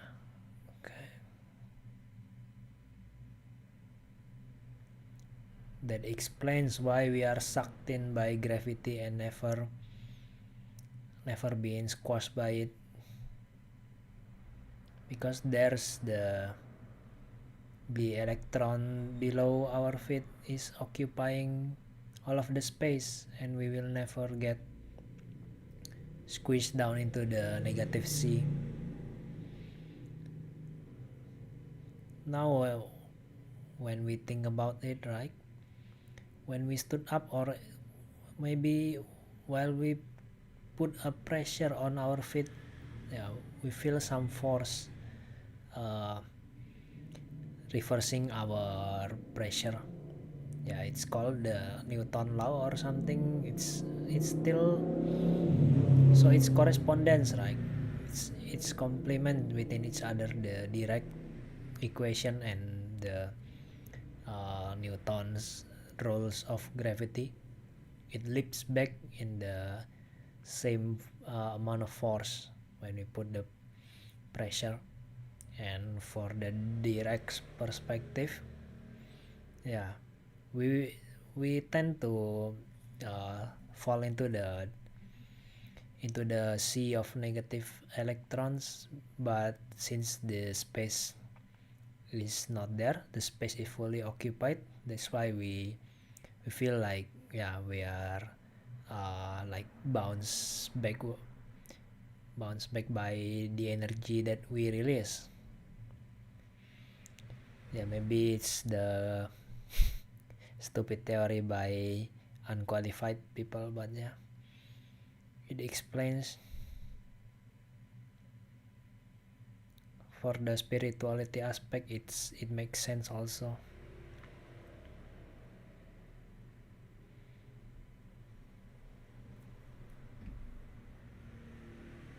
Wow, what?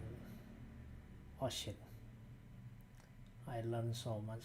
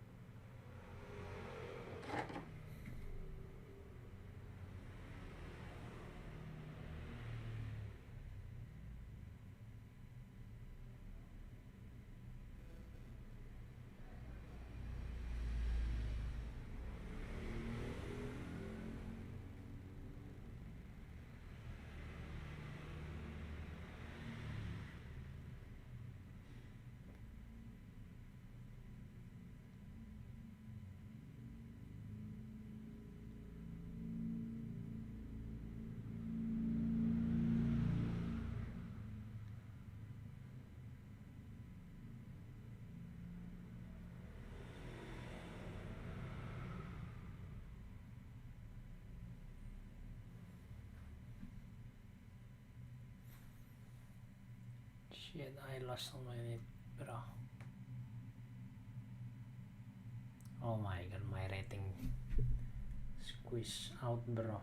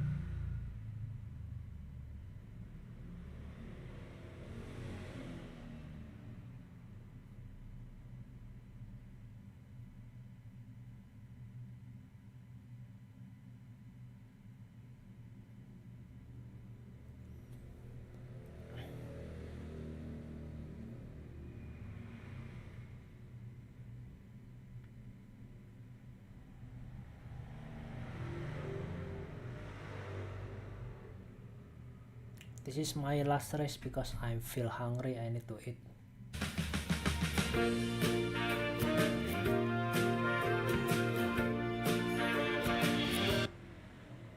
Verstappen, bro. Support the underdog, bro. And the green light has opened. So Q1 has started, everyone. Welcome to qualifying. The Alpines are going to be going out first.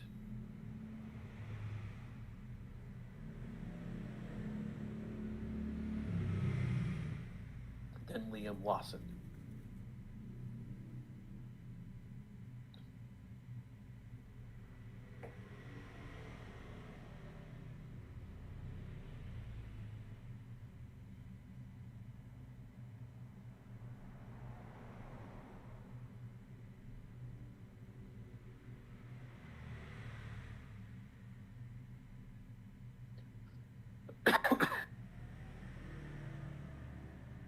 It's going to be a little bit before we get times on the board. Hamilton is out fourth, followed by Stroll, Hulkenberg, and Bortoletto. So the last hurrah of Sauber as Sauber under the stake name right now. After this tomorrow's race, Sauber will be no more. It will be 100% Audi. And the Sauber name will be effectively dismissed and retired.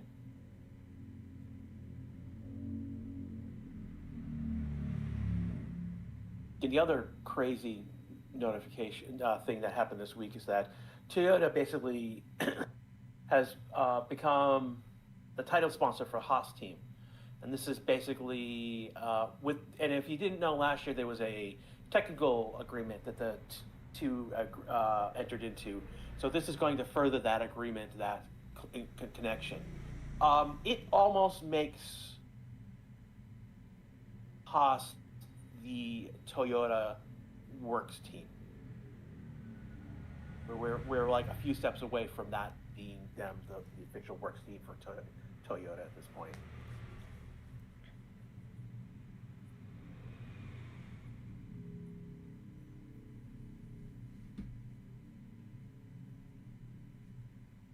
Again, Aston Martin is going to become Honda's new Works team after they've left. Now finally split with Red Bull.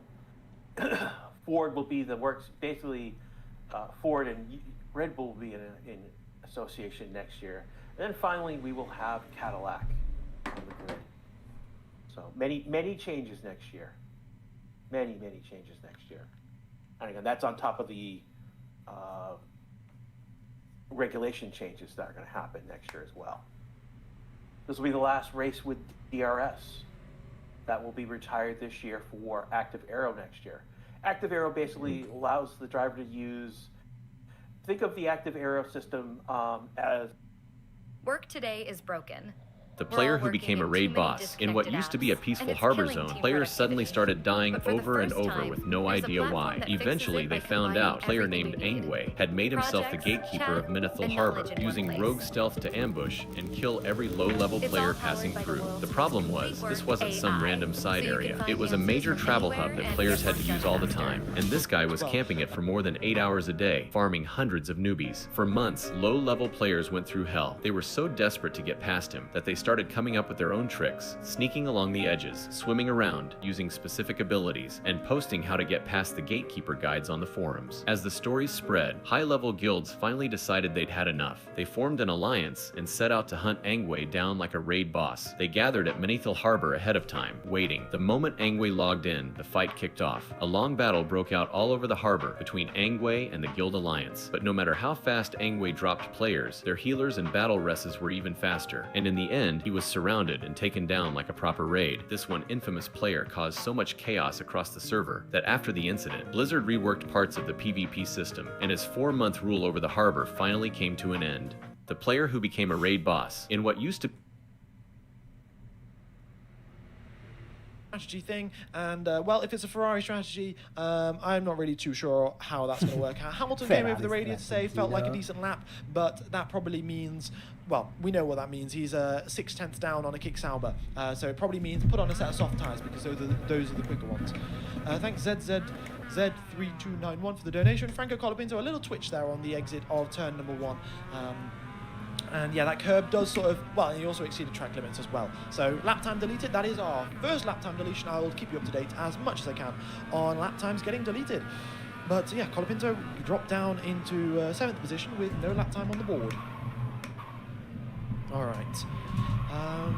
Yeah, so let's go qualifying. Max Verstappen makes his way out of the final corner. He's warmed up his tyres. He's done the left and right weaving. He's brought up the brakes to temperature as well.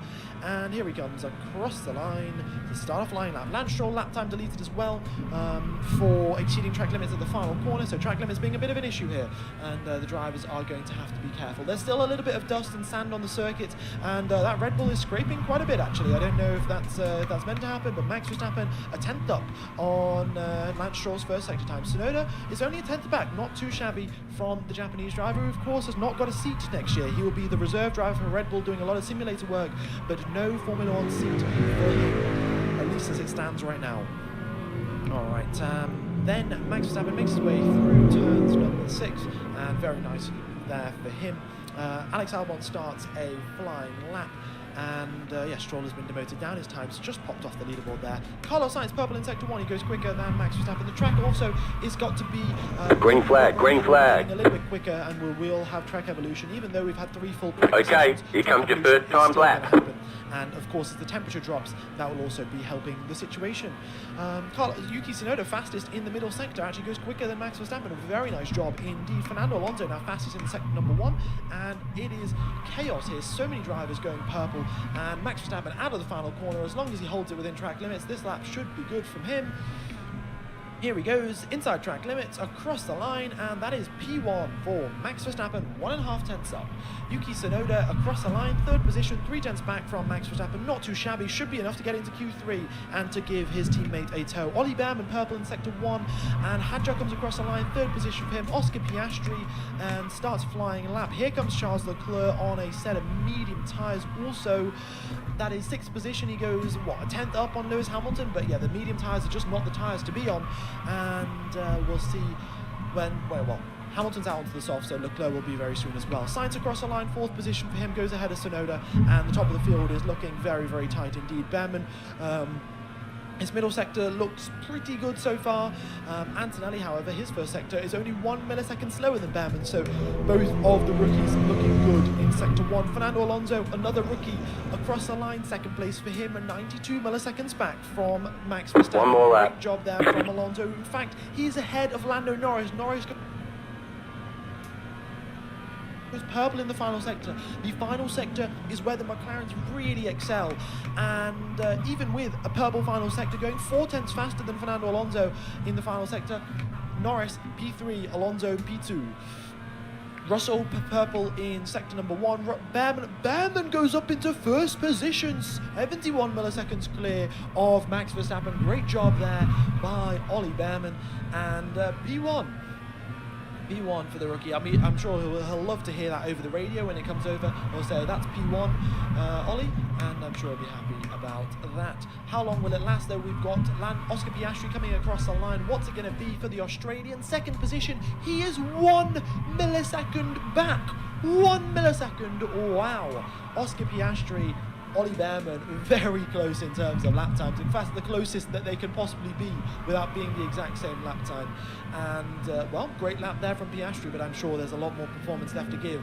Russell across the line, and he goes 7 milliseconds up on Ollie Behrman's lap time. What a lap there from George Russell. And look how close it is. The top 3 are 8 milliseconds apart. 8 milliseconds. Wow!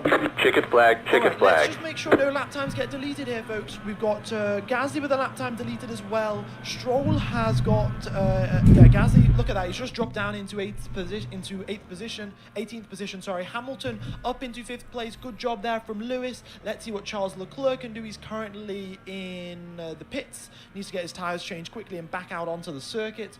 And, Verstappen. And wow. No, Tsunoda, where's your spectacular performance, bro? So, some more Colapinto lap time deleted at turn number 1. So that lap time is going off the board for Franco Colapinto, unfortunately. And that is his 2nd lap time deleted at the same corner again. Not ideal for Franco Colapinto. 2 lap times deleted, 2 lap times set. 2 lap times set, 2 lap times deleted in that order. All right. So here we go then, folks. Here we go. That has been the first runs. Charles Leclerc is currently out, but that's because Ferrari sent him out on a set of medium tyres because Ferrari doing Ferrari things. I mean, you know, classic stuff, to be honest. Very much appreciate everyone tuning in. We've got nearly 30,000 people. I think that might be a record, actually. Or maybe we're only 4,000 away. So 4,000 more people will break the record for a quality stream on the channel. Thank you all for tuning in. And yeah, be sure to hit the like button. Hopefully we can make our way towards, 3,000, maybe even 4,000 likes. Why did Colapinto get a lap time deleted? He got it because he exceeded track limits at turn number 1. Gasly got it because he exceeded track limits at turn 1 as well. And Stroll got it because he exceeded track limits at turn 16. Okay, how long is left in Q1? As you can see there on the left-hand side of the screen, it's just over here. 7 minutes and 10 seconds till the end of Q1. Okie dokes. So look, let's have a quick look at the speed traps here. Quickest in the speed traps, Yuki Tsunoda 330, Max Verstappen 329, and Lando Norris is 3rd fastest, 329. So Norris running slightly lower downforce than Piastri. Piastri did only 327, but of course that's also marginally affected by the exit out of turn number 5, because that is where the speed trap is, down the straight after turn number 5. Yeah, pretty nice. Okay, yeah, very close, very marginal between Piastri and Colapinto, but you know, that was pixels between Gasly and the white line there. So maybe Gasly might get his lap time reinstated. I'm not sure, but either way, he's going to have to go set another lap because if it gets reinstated, he's still going to be back of the pack. George Russell for pole position, maybe. I mean, Liam Lawson's complaining about traffic. He's honestly having to dodge left, right, and centre and ask, does he even look in his mirrors? And yeah, Lawson not happy about that, getting blocked in traffic, but he's still up there in 8th position ahead of his teammate who's in 12th. Okay, all of the drivers pretty much come into the pits now. They're all going to be putting on a fresh set of tyres, putting just a little bit more fuel in the car just to make sure that they can do one more outlap, and then we're going qualifying. Okay. Let's go, ladies and gents. Let's go.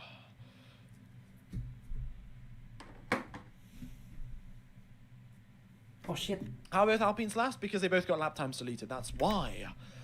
Alrighty. How's that qualifying Ferrari's diabolical? I mean, it's been happening for the past The estimated SOS is 1,190. And it's not been a good look for the Scuderia Ferrari.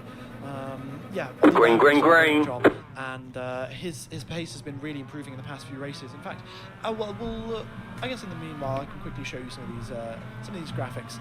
You can look at the quality head-to-heads between the two drivers. You can see where is it? Yeah, Bortoletto and Hulkenberg, 11-11 between those two drivers. Then if we look at Hadjar Lawson, it's 15-5. So Hadjar's doing a pretty good job there. Russell, that's pretty standard to be expected, really. But yeah, Ollie Behrman against Ocon.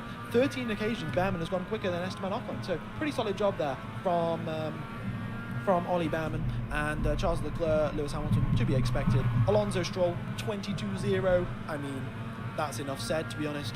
And Gasly out qualifying Colapinto, again, not really much of a surprise. Anyway, drivers back out onto the racetrack now. We've got, the McLarens coming out first. They don't want to get held up by yellow flags. That is their big sort of issue. You know, if yellow flags come out and you can't improve your lap time, then you get eliminated. Lando Norris, a little bit more at risk of getting eliminated than Oscar Piastri. He's about 2/10 back is Lando Norris.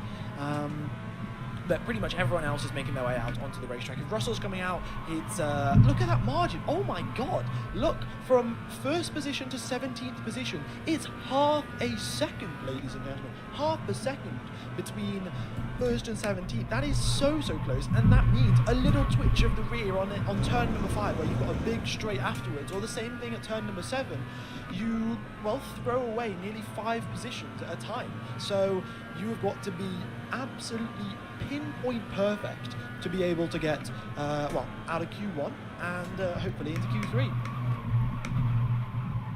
All right, keep the gaps tight. Yeah, so Tsunoda's just been told do a little bit of extra weaving, and we are getting ready to go racing, ladies and gentlemen. Not racing, we're getting ready to go qualifying. But either way, I'm going to have some water, otherwise my throat is really going to start to hurt. 10 minutes Remember to go. Stay hydrated, very important indeed.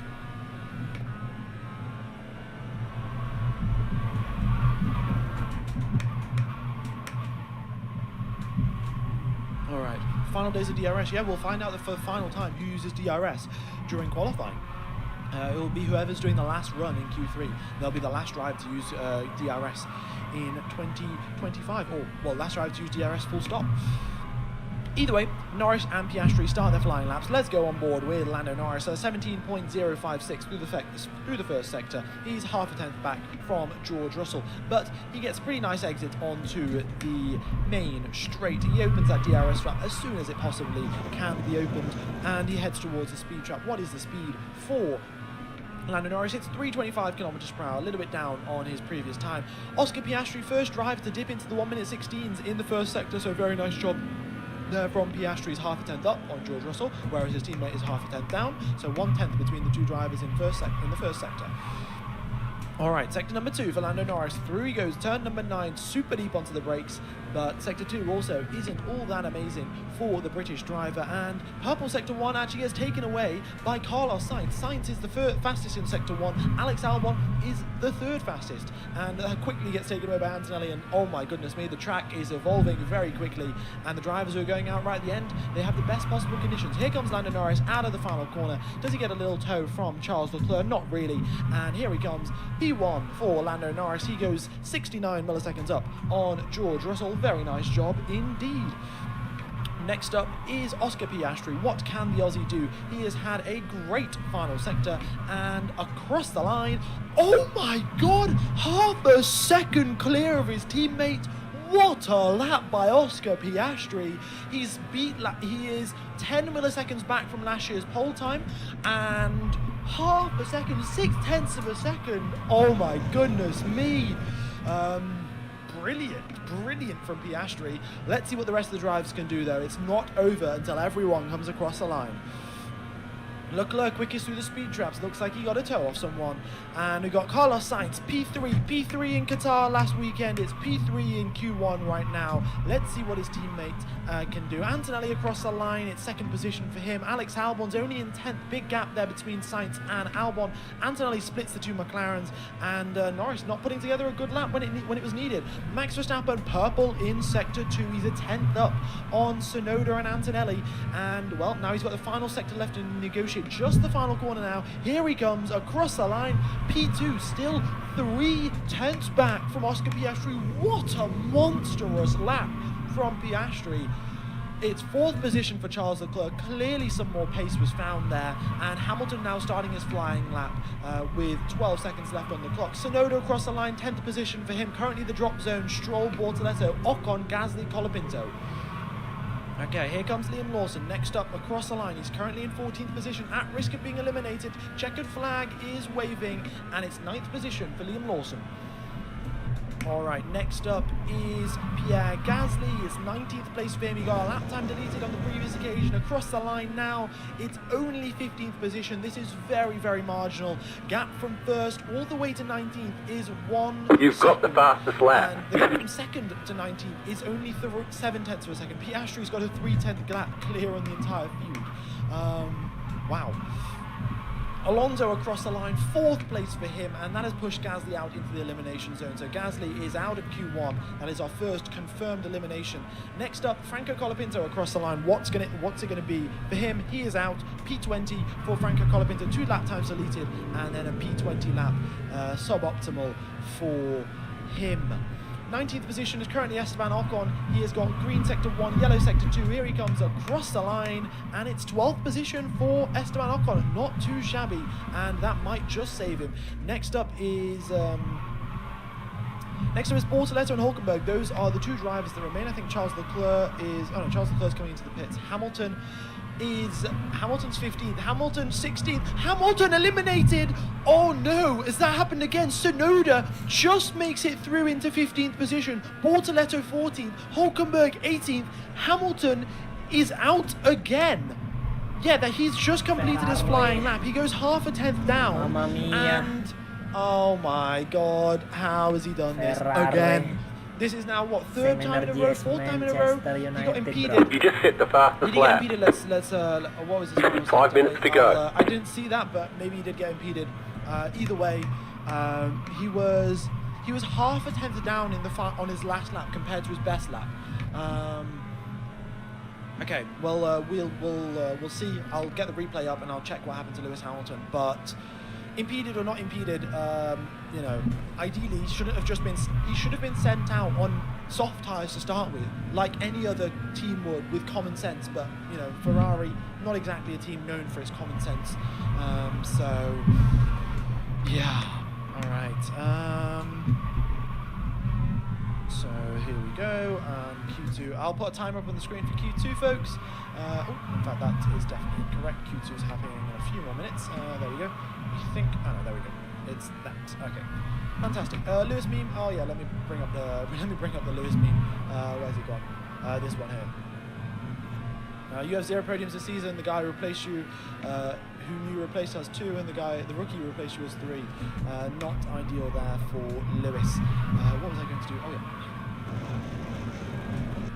Why the suit? I said I would wear a suit if there's a 3-way fight for the championship. That car is a lap down. Season, I will wear a suit, and you just hit the fastest lap. And I've delivered. Beautiful suit. It suits you. Well, thank you very much for that. All right, so drivers eliminated, just to confirm. Lewis Hamilton eliminated, Alex Albon eliminated, Hulkenberg, Gasly and Colapinto. Tsunoda just scrapes through by 8 milliseconds. That is how close the margins were. And yeah, Tsunoda has made it through into Q2 by 8 milliseconds. And well, he's got to make it through into Q3 if he wants to give Max Verstappen a tow. Okay. All right then, 3 minutes now till Q2. Who do you think is going to be getting eliminated in Q2? What, which drive is it going to be? Are we going to have any surprise eliminations, or is it going to be is it going to be something boring, like the normal drivers that are getting eliminated? All right. Let's see, 32,000 people tuned into live stream. Thanks all for tuning in. Q2 gets underway in 2 minutes and 57 seconds. Okie dokes. Here we go, boogity boogity boogity boys, let's go qualify. All right, no more lap times deleted as well, folks. So just to clarify, nobody else has got their lap time deleted. I think that is the end of it. The stewards would have put it through by now if anyone had gone wide or anything like that. So yes, the positions stay as they are, and that's how it goes.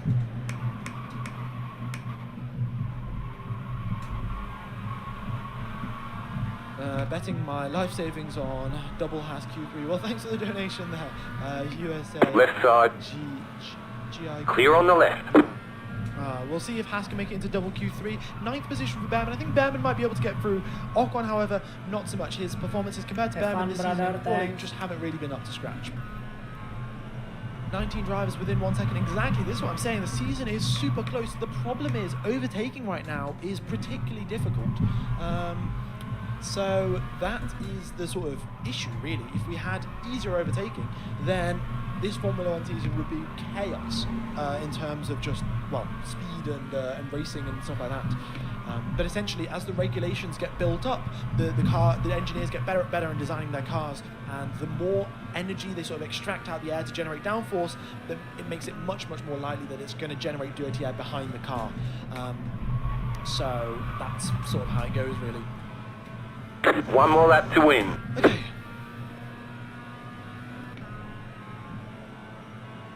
And yeah, 1 minute now, 1 minute 15 seconds, and we'll be getting underway for Q2. Thank you all for tuning in. Hope you're all enjoying the coverage. If you haven't hit the like button, be sure to do so. Looks like we have just broken the record for the biggest quali stream on the channel, and it's only Q1, so, well, it can only go up from here. Is the new regs better for overtaking? Indeed it is. New regs will be better for overtaking. Smaller cars as well, lighter cars, so step in the right direction. Okay. Who won Q1? I mean, Piastri won Q1 by a country mile, but winning Q1 does not mean anything. He was 3 tenths up on Max Verstappen. Wow, it was mega. All right. The car behind is closing on you. The gap is 3 seconds.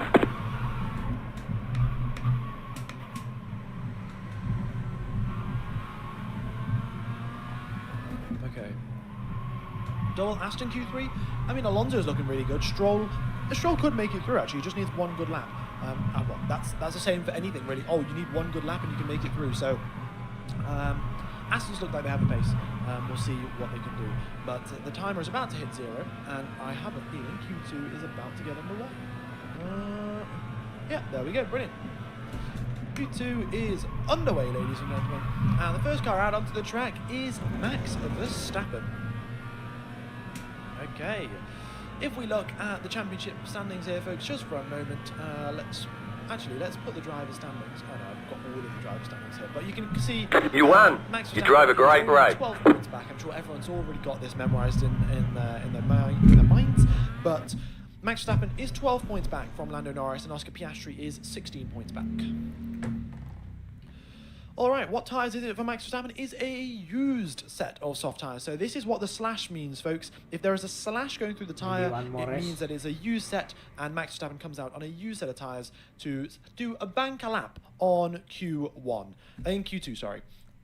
However, since he's the only car out on the track, I'm it might be grinding. appropriate to start playing Skyfall, because I have a feeling that we're going to be getting a pretty monstrous lap here from Max. He's going to look at Piastri's telemetry. They can get the GPS trace, see what Piastri's doing, and, well, Max is going to try and carry a little bit more speed into, I think it's sector 2.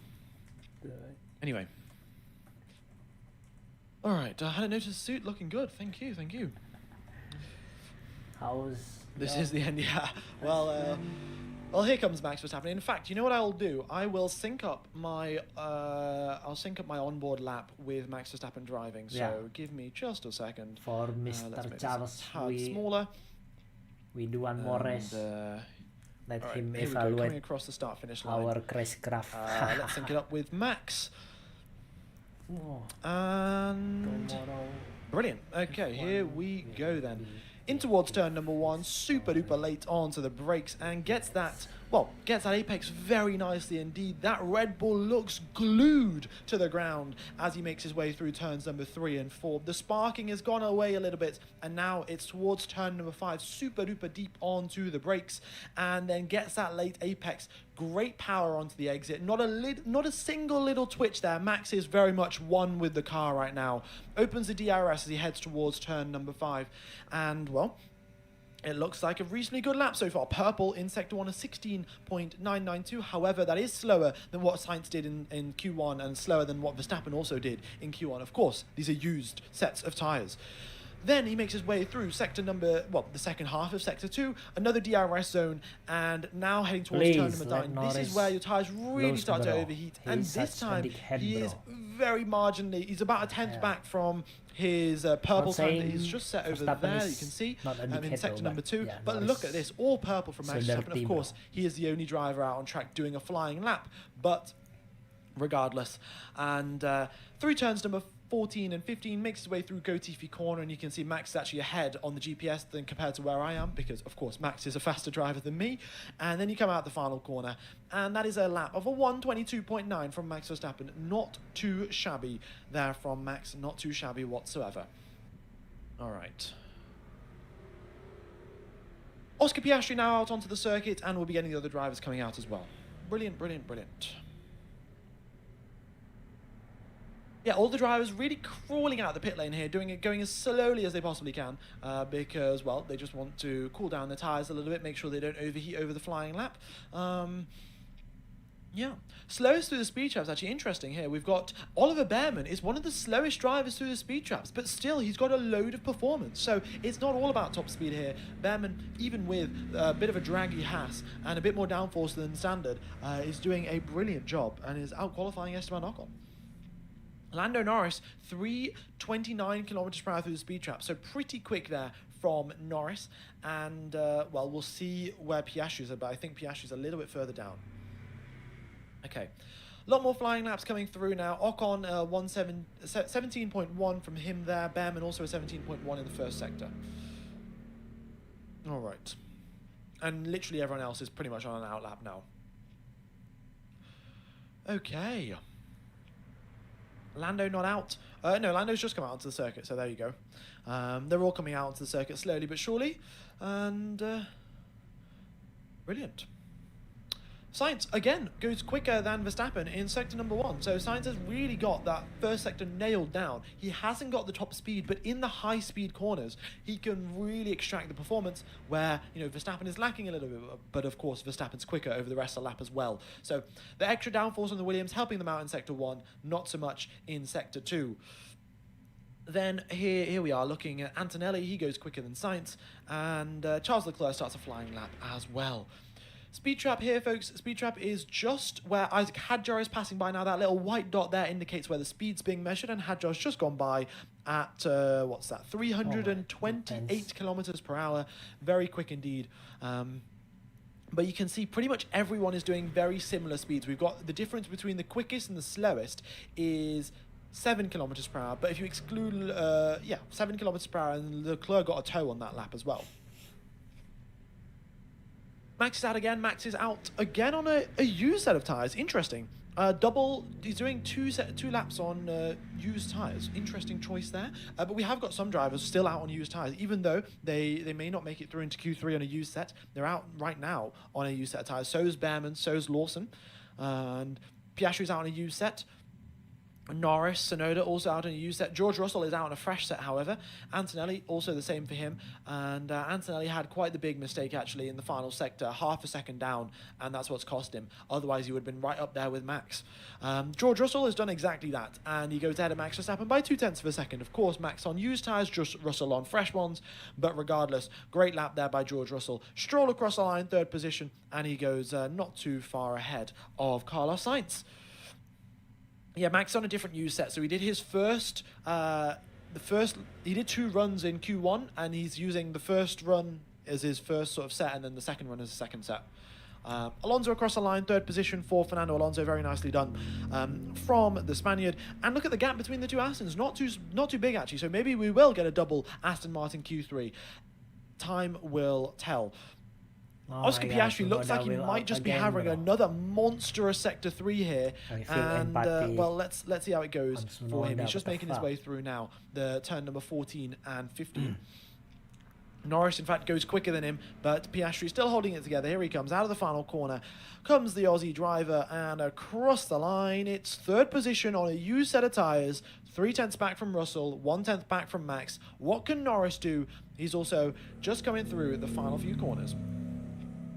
All right, across the line is Lando Norris, and where does he go? 2nd position, not too shabby. He goes, what's that, 0.2 clear of his teammate, 1/10 clear of Max Verstappen, and 1/10 back from George Russell. So very, very close indeed from those drivers. Nice suit, mate. Thank you very much. Thank you very, very much. All right, so here we go then. 7 minutes remain of this session. Of course, Piastri and Norris yet to do their laps on fresh set of tyres. Same thing for Max. And then we'll have Charles Leclerc. He's currently out on a used set as well, so we'll see what Leclerc can do on a used set of tyres. Please, on a fresh set once he comes into the pits. 35,000 people tuned into the live stream. Thanks all for tuning in. Folks, I will be streaming for the race tomorrow. It's going to be an absolutely incredible race, as you can imagine. If Verstappen does get pole position, he will be backing Lando Norris up for 58 laps out of 58 laps tomorrow, and well, it'll be a very, very exciting watch indeed. So Verstappen comes across the line, used set of tyres again, but it's 2nd position this time, and he's only 22 milliseconds back from George Russell, so Verstappen's still got some more pace left in the tank, and he might just be able to pip George Russell once he's out on a fresh set of tyres. Are you going to be wearing the suit during the race? Indeed, I will. All right. No, Sonoda, you die. Sonoda, can Sonoda make it through into Q2? That's what Max needs. Max needs a free 0.3 of lap time via a tow from Yuki Tsunoda. Charles Leclerc, bit of a twitch there on the exit of the final corner, and that cost him a little bit of lap time.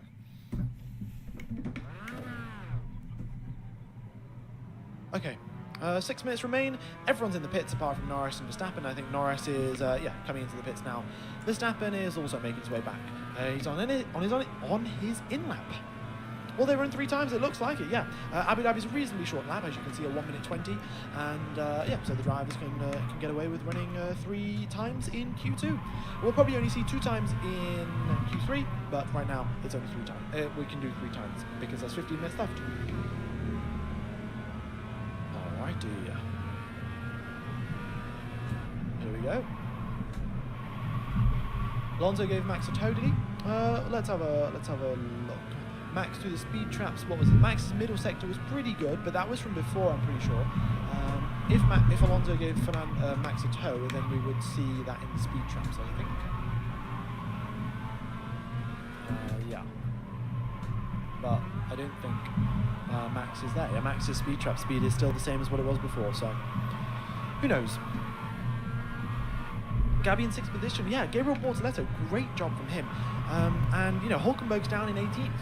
And Gabriel Bortoleto's up in 6th position. Fantastic qualifying performances from Bortoleto all around. Where can I watch? Folks, if you want to watch the Formula 1 coverage, all you have to do is get Surfshark VPN using the link in the description. You can join it. Green flag. Search Service TV Formula 1 on Google. Once you've done that, you can watch Okay, here comes your first time lap. 700 or so people using it right now, and it works fantastically. The commentary is in German, so you just mute it. You listen to me instead, but you still get to watch the cars go around the track. Oh, nearly released Max Verstappen out into a little bit of traffic there as they're coming out of the pit lane, but avoided that one narrowly. And they've given the thumbs up to the Williams team, and yeah, again, they've released them out into traffic. I mean, honestly, what are the mechanics doing? Either way, we've got drivers making their way out of the pit lane now, all of them slowly but surely crawling their way out, trying to cool off some of that surface temperature on their tyres. Okay. Piastri will say multi 2-1 after the race. We'll see how it goes. What Piastri says. If Piastri was to win, I have a feeling. Well, I don't think Piastri is the kind of guy that'll come over the radio to say whatever. But the scenes. If he would say not bad for a number 2 driver, that would be quite the wild circumstance. But let's see how it goes. Are they going to do another lap? Indeed they are. So there is 3 minutes and 20 seconds left on the clock. They're all making their way out of the pit lane now, single file. They'll go weaving left and right, getting those brakes up to temperature, getting those tyres up to temperature as well. And then they'll be lining themselves up to go qualifying when the timer hits 0. One more lap. Yeah, it'll definitely be a mic drop if Oscar Piastri says not bad for a number 2 driver. But he might just also disconnect the radio. What you wearing for the last race of the season? Banana suit. No, I think I'll stick with this suit. Maybe a banana suit next year at some point. If Charles Leclerc is looking like he's winning the title, then a banana suit will be on the way. But I sort of committed to that now. I should really stop saying things on streams because you guys are going to remember this. And if Leclerc's winning the championship next year, I'm going to have to wear a banana suit. So, yeah. How can someone look this good? Oh, damn. All right. Everyone is out on a fresh set of soft tyres, with the exception of George Russell. Max Verstappen is still in the pits. George Russell's out on a used set. He doesn't care. He knows he's going to make it through. He's got about half a second margin to the drivers that are getting eliminated. And, well, let's go qualifying here, ladies and gentlemen. Norris and Piastri just calling out the pit lane now. They'll be going right at the end of the session. We'll see how they perform. But Leclerc starting his flying lap now as he heads towards turn number 5. He is 1/10 back from, 1/10 down from George Russell's first sector time. Not looking so good for the Ferrari team. Of course, as it currently stands, we've got the Kick Sauber of Bortoleto ahead, and we've also got Esteban Ocon ahead as well. Which is not ideal, but let's see how it goes. Tsunoda, he goes green in Sector 1. A lot of drivers not actually improving here. Bortoleto doesn't improve, neither does Antonelli. Tsunoda does, however. And Sainz does. Sainz finds some more pace in Sector 1. Brilliant job from him. Okay, Tsunoda 322 kilometers per hour through the speed trap. That is very fast indeed. And here he comes through turns number 9. Now, can he make it in to Q3? Because if he can, then Max Verstappen gets a free 3/10 of lap time. And it's been confirmed that Tsunoda will help out Max Verstappen. The thing is, Tsunoda has to make it into Q3 to help him out. So here comes Yuki Tsunoda. We've got a few more drivers coming across the line. Leclerc, 4th for him. Next up is Ollie Behrman, who starts his flying lap.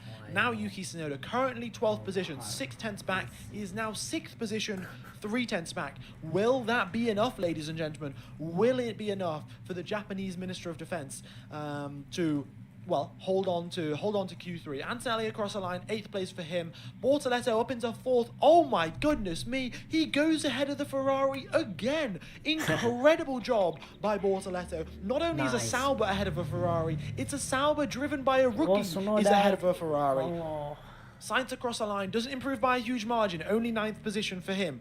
Lawson across the line, 10th position. We've still got another 4 drivers currently in the drop zone yet to cross the line. Here comes Hadjar, currently in 14th position. 6th position for him, pushes Tsunoda down into 8th and pushes Lawson into the elimination zone, eliminates his teammate in fact. Next up is Ocon, it's 8th position for him, 9th for Tsunoda. It's getting more and more borderline as the time passes. Here comes Lance Stroll, here comes Ollie Behrman as well. Okay, Lance Stroll comes across the line. What's it going to be? Stroll eliminated out of Q2. That is out for Lance Stroll. Fernando Alonso currently in 10th position. 4th position for him. Yuki Tsunoda is on the brink of elimination. Oh, no. It all comes down to Oliver Behrman. He's currently in 15th. Across the line, it's 11th. And Tsunoda scrapes it through by 7 milliseconds again. No, He Behrman made it through out of eliminated. What the Q2, fuck? out of Q1 You in gotta 7 milliseconds. qualifying. He's done the exact same thing in 7 milliseconds, in now making it through into Q3. Nice. Absolute cinema. Looking Absolute. forward for your spectacular Yeah, absolute shows, cinema there Tsunoda. by Tsunoda. Very, very fine margins. And now Max Verstappen is getting it will be getting a tow. Unless there are any lap times deleted, and I will confirm that over the radio, over the stream. But There's the flag. I will It's let you know. over. Nothing has come through just yet. Okay. Yeah, good job there from Tsunoda. He is still, 0.3 back from Max, but solid improvement overall. Okay. Yeah. Everyone else sort of aborted their lap and is now coming into the pit lane. Did Lewis get impeded? I actually didn't see The this on the estimated replay, strength so of field I is do not know, 1,259. if Lewis got impeded. Charles Leclerc had a little twitch of the rear on Let's exit take turn number 1, opportunities. managed to stay within track limits. And we got a replay here of Tsunoda going through turn 1. Is that? I think that's just within track limits. Let's have a look at the replay. I'll up on Q1. Still waiting on This 2 is cars to borderline. grid. Gasly got Waiting on the eliminated for final something car to just grid. like this. Hold on, folks. Hold on. Also, let me put the timer up for Q3. Give me just a second. But I don't know how many of you are watching the coverage, but that looked very, very close for Tsunoda. And it looks very similar to what Pierre Gasly had, and Gasly got eliminated for that one. Yeah. Let's see, though. Let's see. Nothing has come over race control just yet. I'll put the timer up on the screen for the start of Q3. But Tsunoda, as of right now, has made it through. All right, that was a good lap, Isaac. Isaac Hadjar, very great lap from him. 7th position. He's ahead of Oscar Piastri. I mean, Piastri, of course, aborted his lap at the end. But solid job. 8 different constructors in Q3. Exactly. This is how tight it is. First position to 10th position. 0.3 of a second. Like, how is it Green this flag, close? green flag. Yeah. All right. So we have got Behrman out, Sainz out, Lawson, Antonelli and Stroll. Not that big of a surprise. Fernando Alonso out-qualifies. That is confirmed. Left side. Fernando Alonso has out-qualified Lance Stroll every Keep to the right. single race of the season. And Clear on the left. Fernando Alonso is still hanging on there, even though he is he is the oldest driver in Formula One. He's still doing a brilliant job. And Bortoletto now beats out Hulkenberg in the qualifying head-to-head as well. So Hulkenberg beats. Hulkenberg gets beaten by the rookie Gabriel Bortoletto. So nice job for him. There are a few other things to run through. I think Hadjar, of course, beats Liam Lawson, so that's now 16-5 that way. Pretty nice. Max was out on used tyres, you can see here. He was out on 6-lap old tyres, and then he also just came into the pit, so he wasn't really pushing all that hard. All right, Fernando Alonso still a rookie, yeah. Okay. Well, here we go then. It is Q2. The car behind has gone off. I think it's, I've also set up the timer wrong. I think it's starting in 2 minutes and 40 seconds. So, yeah. Thanks everyone for tuning in. Hope you're all enjoying the coverage, folks. I will be commentating tomorrow's race. So if you Go tune left. into the race, I'll have all of the data, Car on your all the left. times, all of the team radios. Oh my God, everything I'm sorry, will be bro. Still there, hold your line. So Look hope at how you all do tune in. intense If the you haven't crash subscribed is. to the channel before, Keep to the right. We can hit 222k. Well, not too far away from that actually. Stay on the right. Clear on the left. Well, let's see. Left side. We'll get an Alonso podium. Alonso 4th position for him.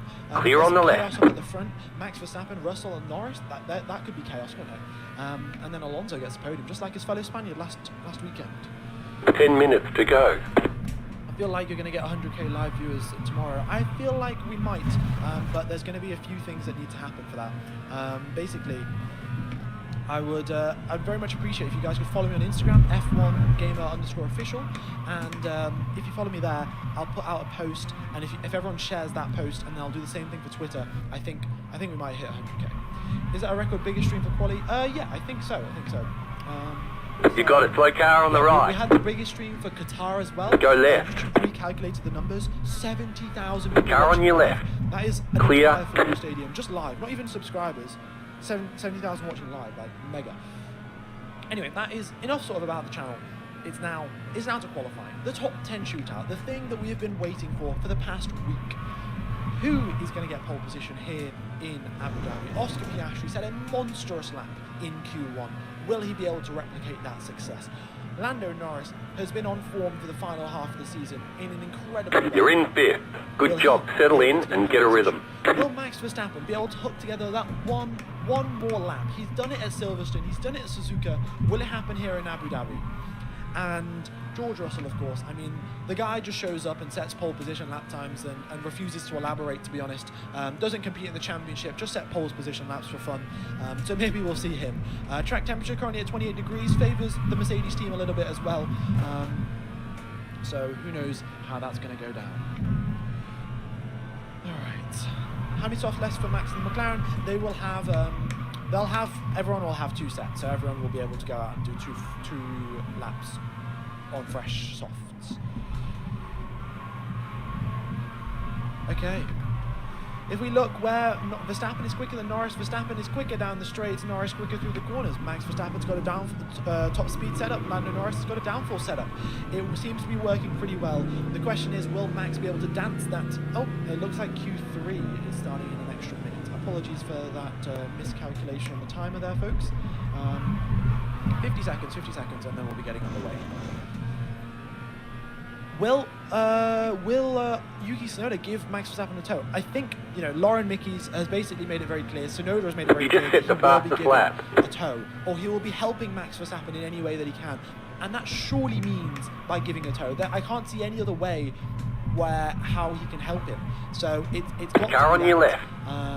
Clear. And unless it means block Lando Norris, which could be questionable strategy choices to say the least. But 15 seconds now till we get underway for Q3. Is Oscar being set up for a fall? No, Oscar's been on a brilliant run, and I think that he'll be able to put it together. In fact, let's have a momentary look here at the theoretical best lap times. And if we do look at the theoretical best lap times, who comes out on top? Oscar Piastri. He is the driver, in theory, who has got the quickest lap around here. But of course, in theory and in practice are very, very different things. And then we've got, I think, second fastest being Max Verstappen, and then it's Norris, actually. So it's that order. It's Piastri, then Verstappen, then Norris in terms of theoretical bests. But, well, we'll see what happens in terms of practicality. Let's move this over here. All right. Are we going to beat last year's pole time as well? Last year's pole time, a 1:24.1226. So maybe we'll be beating that as well. Red Bull toe build-up, maybe. I mean, Tsunoda's out quite significantly ahead of Verstappen, but that might just be on purpose. We'll see. Plan C for chaos. Yeah, plan C for combat. All right, well, here we go then. This is it, ladies and gentlemen, boys and girls. Welcome along to the coverage here in Abu Dhabi. The final stages of Q3, the top 10 shootout. It goes down to the top 4 drivers: Max Verstappen, Lando Norris, Oscar Piastri, and George Russell. All 4 of these. You got a slow car on the left. Doing their absolute utmost best to try and get pole position. George Russell does not have the help of Kimi Antonelli to give him a tow. Neither does Piastri or Norris. Tsunoda, I have a feeling, will be giving Max Verstappen a helping hand. But let's see how it goes. Tsunoda, first driver to come out of the final corner. He's going to start a flying lap. And Max Verstappen will be doing the same behind him. Right Here side. comes Yuki Tsunoda, folks. Here we go. Still there, hold your line. Makes his way through. Clear on the right. Very, very smooth on power for him, but we don't really want to be looking at what Tsunoda's doing. We want to look at what Max 5 minutes to go. The quickest that we have seen in Sector 1 is a 1:16.9. Let's see what Max Verstappen can do. Tsunoda is nearly 6/10 down in sector You're in one, fourth so position. a lot more improvement left for him. He's obviously out on a used set of tyres. Max Verstappen is out on a fresh set. Max Verstappen is getting a tow from Yuki Tsunoda. Tsunoda's The car going in slowly by the looks of it, I P6 think. just set the fastest lap. I'm not sure, but I think 21.315. Tsunoda backed out of his lap. Either way, here we go then. Max Verstappen, 16.8 in sector 1. Fastest out of anyone so far is Max Verstappen. And here he comes then through turns number 7, and Tsunoda's slowing down, and there we go. That's the toe that we were talking about. Out the way gets Tsunoda, and in towards turn number 9 goes Max Verstappen with a purple sector 2 thanks to his teammate. Now the final sector is all that remains. That's Red Bull is sparking away, but Max Verstappen is dancing on the limit of grip. It is an absolute perfection lap so far, and look at all of these purple mini sectors. Here comes Max Verstappen out of the final corner. Will it The be car a behind is triple closing on you. purple for The him gap is across the 1.2 line? seconds. And it is a 1:22.3. That beats last year's pole time. He's purple sector 1, purple sector 2. However, The leader just did a 22.977 left side. Quicker for the final sector. Still there, hold your line. Max Verstappen is starting to believe, ladies and gentlemen. Clear. But here come the McLarens. What can Lando Norris do? What can Oscar Piastri do? Car Norris ride. 2/10 down in sector 1. Piastri Stay is on the also left. 1/10 down in sector 1. However, here comes Lando Keep Norris to the out left. of the final corner. What's it going to be for the British driver? The final sector is Clear good, on the right. but half a second back compared to Max Verstappen. It's a used set of tyres. Calm down, folks, calm down. It's a used set of tyres for Lando Norris, and Piastri's also out on a used set. That will change things. That will change things indeed. Fernando Alonso across the line. That's 4th position for him. Charles Leclerc puts him up into 3rd, and Fernando down to 5th. Good lap there by Charles, and he's not too far back from the McLarens, but Leclerc, of course, fresh set of tyres for his car. Piastri across the line, 2nd position. He goes a 10th up on Lando Norris, and yeah, they were both out on used tyres, but the gap is 0.3 of a second. And where did that 0.3 come from? It came from Yuki Tsunoda. Yuki Tsunoda is doing God's work if you're a Max Verstappen fan. George Russell coming out the final corner. What can Mr. Saturday do across the line for him on a fresh set of tyres? Only 5th position, half a second back. Where did it go wrong for George Russell? It was sector 2 and sector 3. 2/10 down sector 2, 3/10 down sector 3, and the time just went leaking away. So that has been the first runs, ladies and gentlemen, of Q3. This is it. 6 minutes and 50 seconds remain. The drivers will be coming back into the pit lane. They'll be looking at the telemetry. They'll be putting on a fresh set of soft tyres. And, well, they'll be setting their final laps. Will it be a pole lap? Only time will tell. George Russell about to crash at the Nicholas Latifi corner. We'll see what he can do there. All right. Well, this is it, folks. This is it. Is Yuki even going to set up lap then? Or are they going to send Yuki out first? Because Verstappen will probably want a tow on his second lap The car in front has gone off. You're gaining on the car in front. The gap is 3.2 seconds. Make him give him a tow. Essentially, make him give Verstappen a tow. I think that's how it would work. So they'd have to send out Verstappen first. Oh no, they'd have to send out Tsunoda first, and then Verstappen would come out later, or the other way around, and Tsunoda gives Verstappen a tow on his out lap. Either way, no lap times deleted in Q3. No lap times have been deleted. 5 minutes and 50 seconds remain. And this is it, ladies and gentlemen. Piastri and Norris, they've had their entire careers building up to this point. Oscar Piastri left Australia at the age of 16. He moved over to Europe to pursue single-seater racing. And since the age of 16 till right now, he has been going after that dream. And, well, today, it may be mere moments away. Alright. Yeah. This is it, 5 minutes, 20 seconds. Who do you think is going to be getting pole position, ladies and gentlemen? Put it in the chat below. We've nearly got 40,000 people listening to the stream. Thanks everyone for tuning in. I will be streaming for the race tomorrow. Be sure to tune into the start of the race stream. It is going to be absolutely incredible. Yeah, let's see if we can hit 7,500 likes. I think that's possible. We got a lot of people saying Max here, but I think Piastri, with that final sector that he said in Q1, there's a glimpse of potential for the Australian driver, and we'll see what he can do. Lando Norris, of course, don't count him out because, well, his form has been pretty incredible, but here in quali in Abu Dhabi hasn't been all that outstanding. Okay. They've said, yeah, so they were telling Tsunoda, you gave him a really good toe, watch out for him in your mirrors. So, there we go. I still have a feeling that they could have given Max a way stronger and a way better toe. Like, it was a little toe, but, like, he was still way, way ahead. I have a feeling that, you know, surely Tsunoda should just be waiting pretty much at the exit of one of these corners, foot flat to the floor, and just toes Max Verstappen. Checkered flag, checkered flag. Bro, no. Good job, very good job. Max Verstappen. Let's see, 0.3 is the gap between Piastri and Verstappen. Of course, used tyres for Piastri and Norris. They're now going to be coming out on a fresh set of Pirelli C5 rubber. There they go. First car out onto the circuit. Who is that? I think that is Tsunoda's car? I can't see. But Lauren Mickey sending out Yuki Tsunoda first. With 3 minutes 43 left on the clock, that sounds about right. Tsunoda's going to go out to do his hot lap, and then Max Verstappen will do his... yeah, Tsunoda's out. Tsunoda's going to do his hot lap, and then on his in-lap, he will give Verstappen a tow. That is the plan. Verstappen have done this, Red Bull have done this before. Hannah Smith will be doing the strategy, and Hannah Smith is pretty good at strategy, let's put it that way. All right. Okay. Wind speed down to 2 kilometers per hour, not an issue for any of the drivers. Track temperature 28 degrees Celsius. Quickest through the speed traps, Yuki Tsunoda. I have a feeling that that's going to get changed to Max Verstappen pretty soon. And then we have, of course, yeah, I don't know where I was going with that one. Big brain Hannah Smith. Yeah, Hannah Smith, the strategy queen. Didn't fumble like McLaren fumbled back in Qatar. Okay, I think I need to go. Update the lap record. I mean, this isn't the lap record. This is just last year's pole time. But Max Verstappen, quickest so far.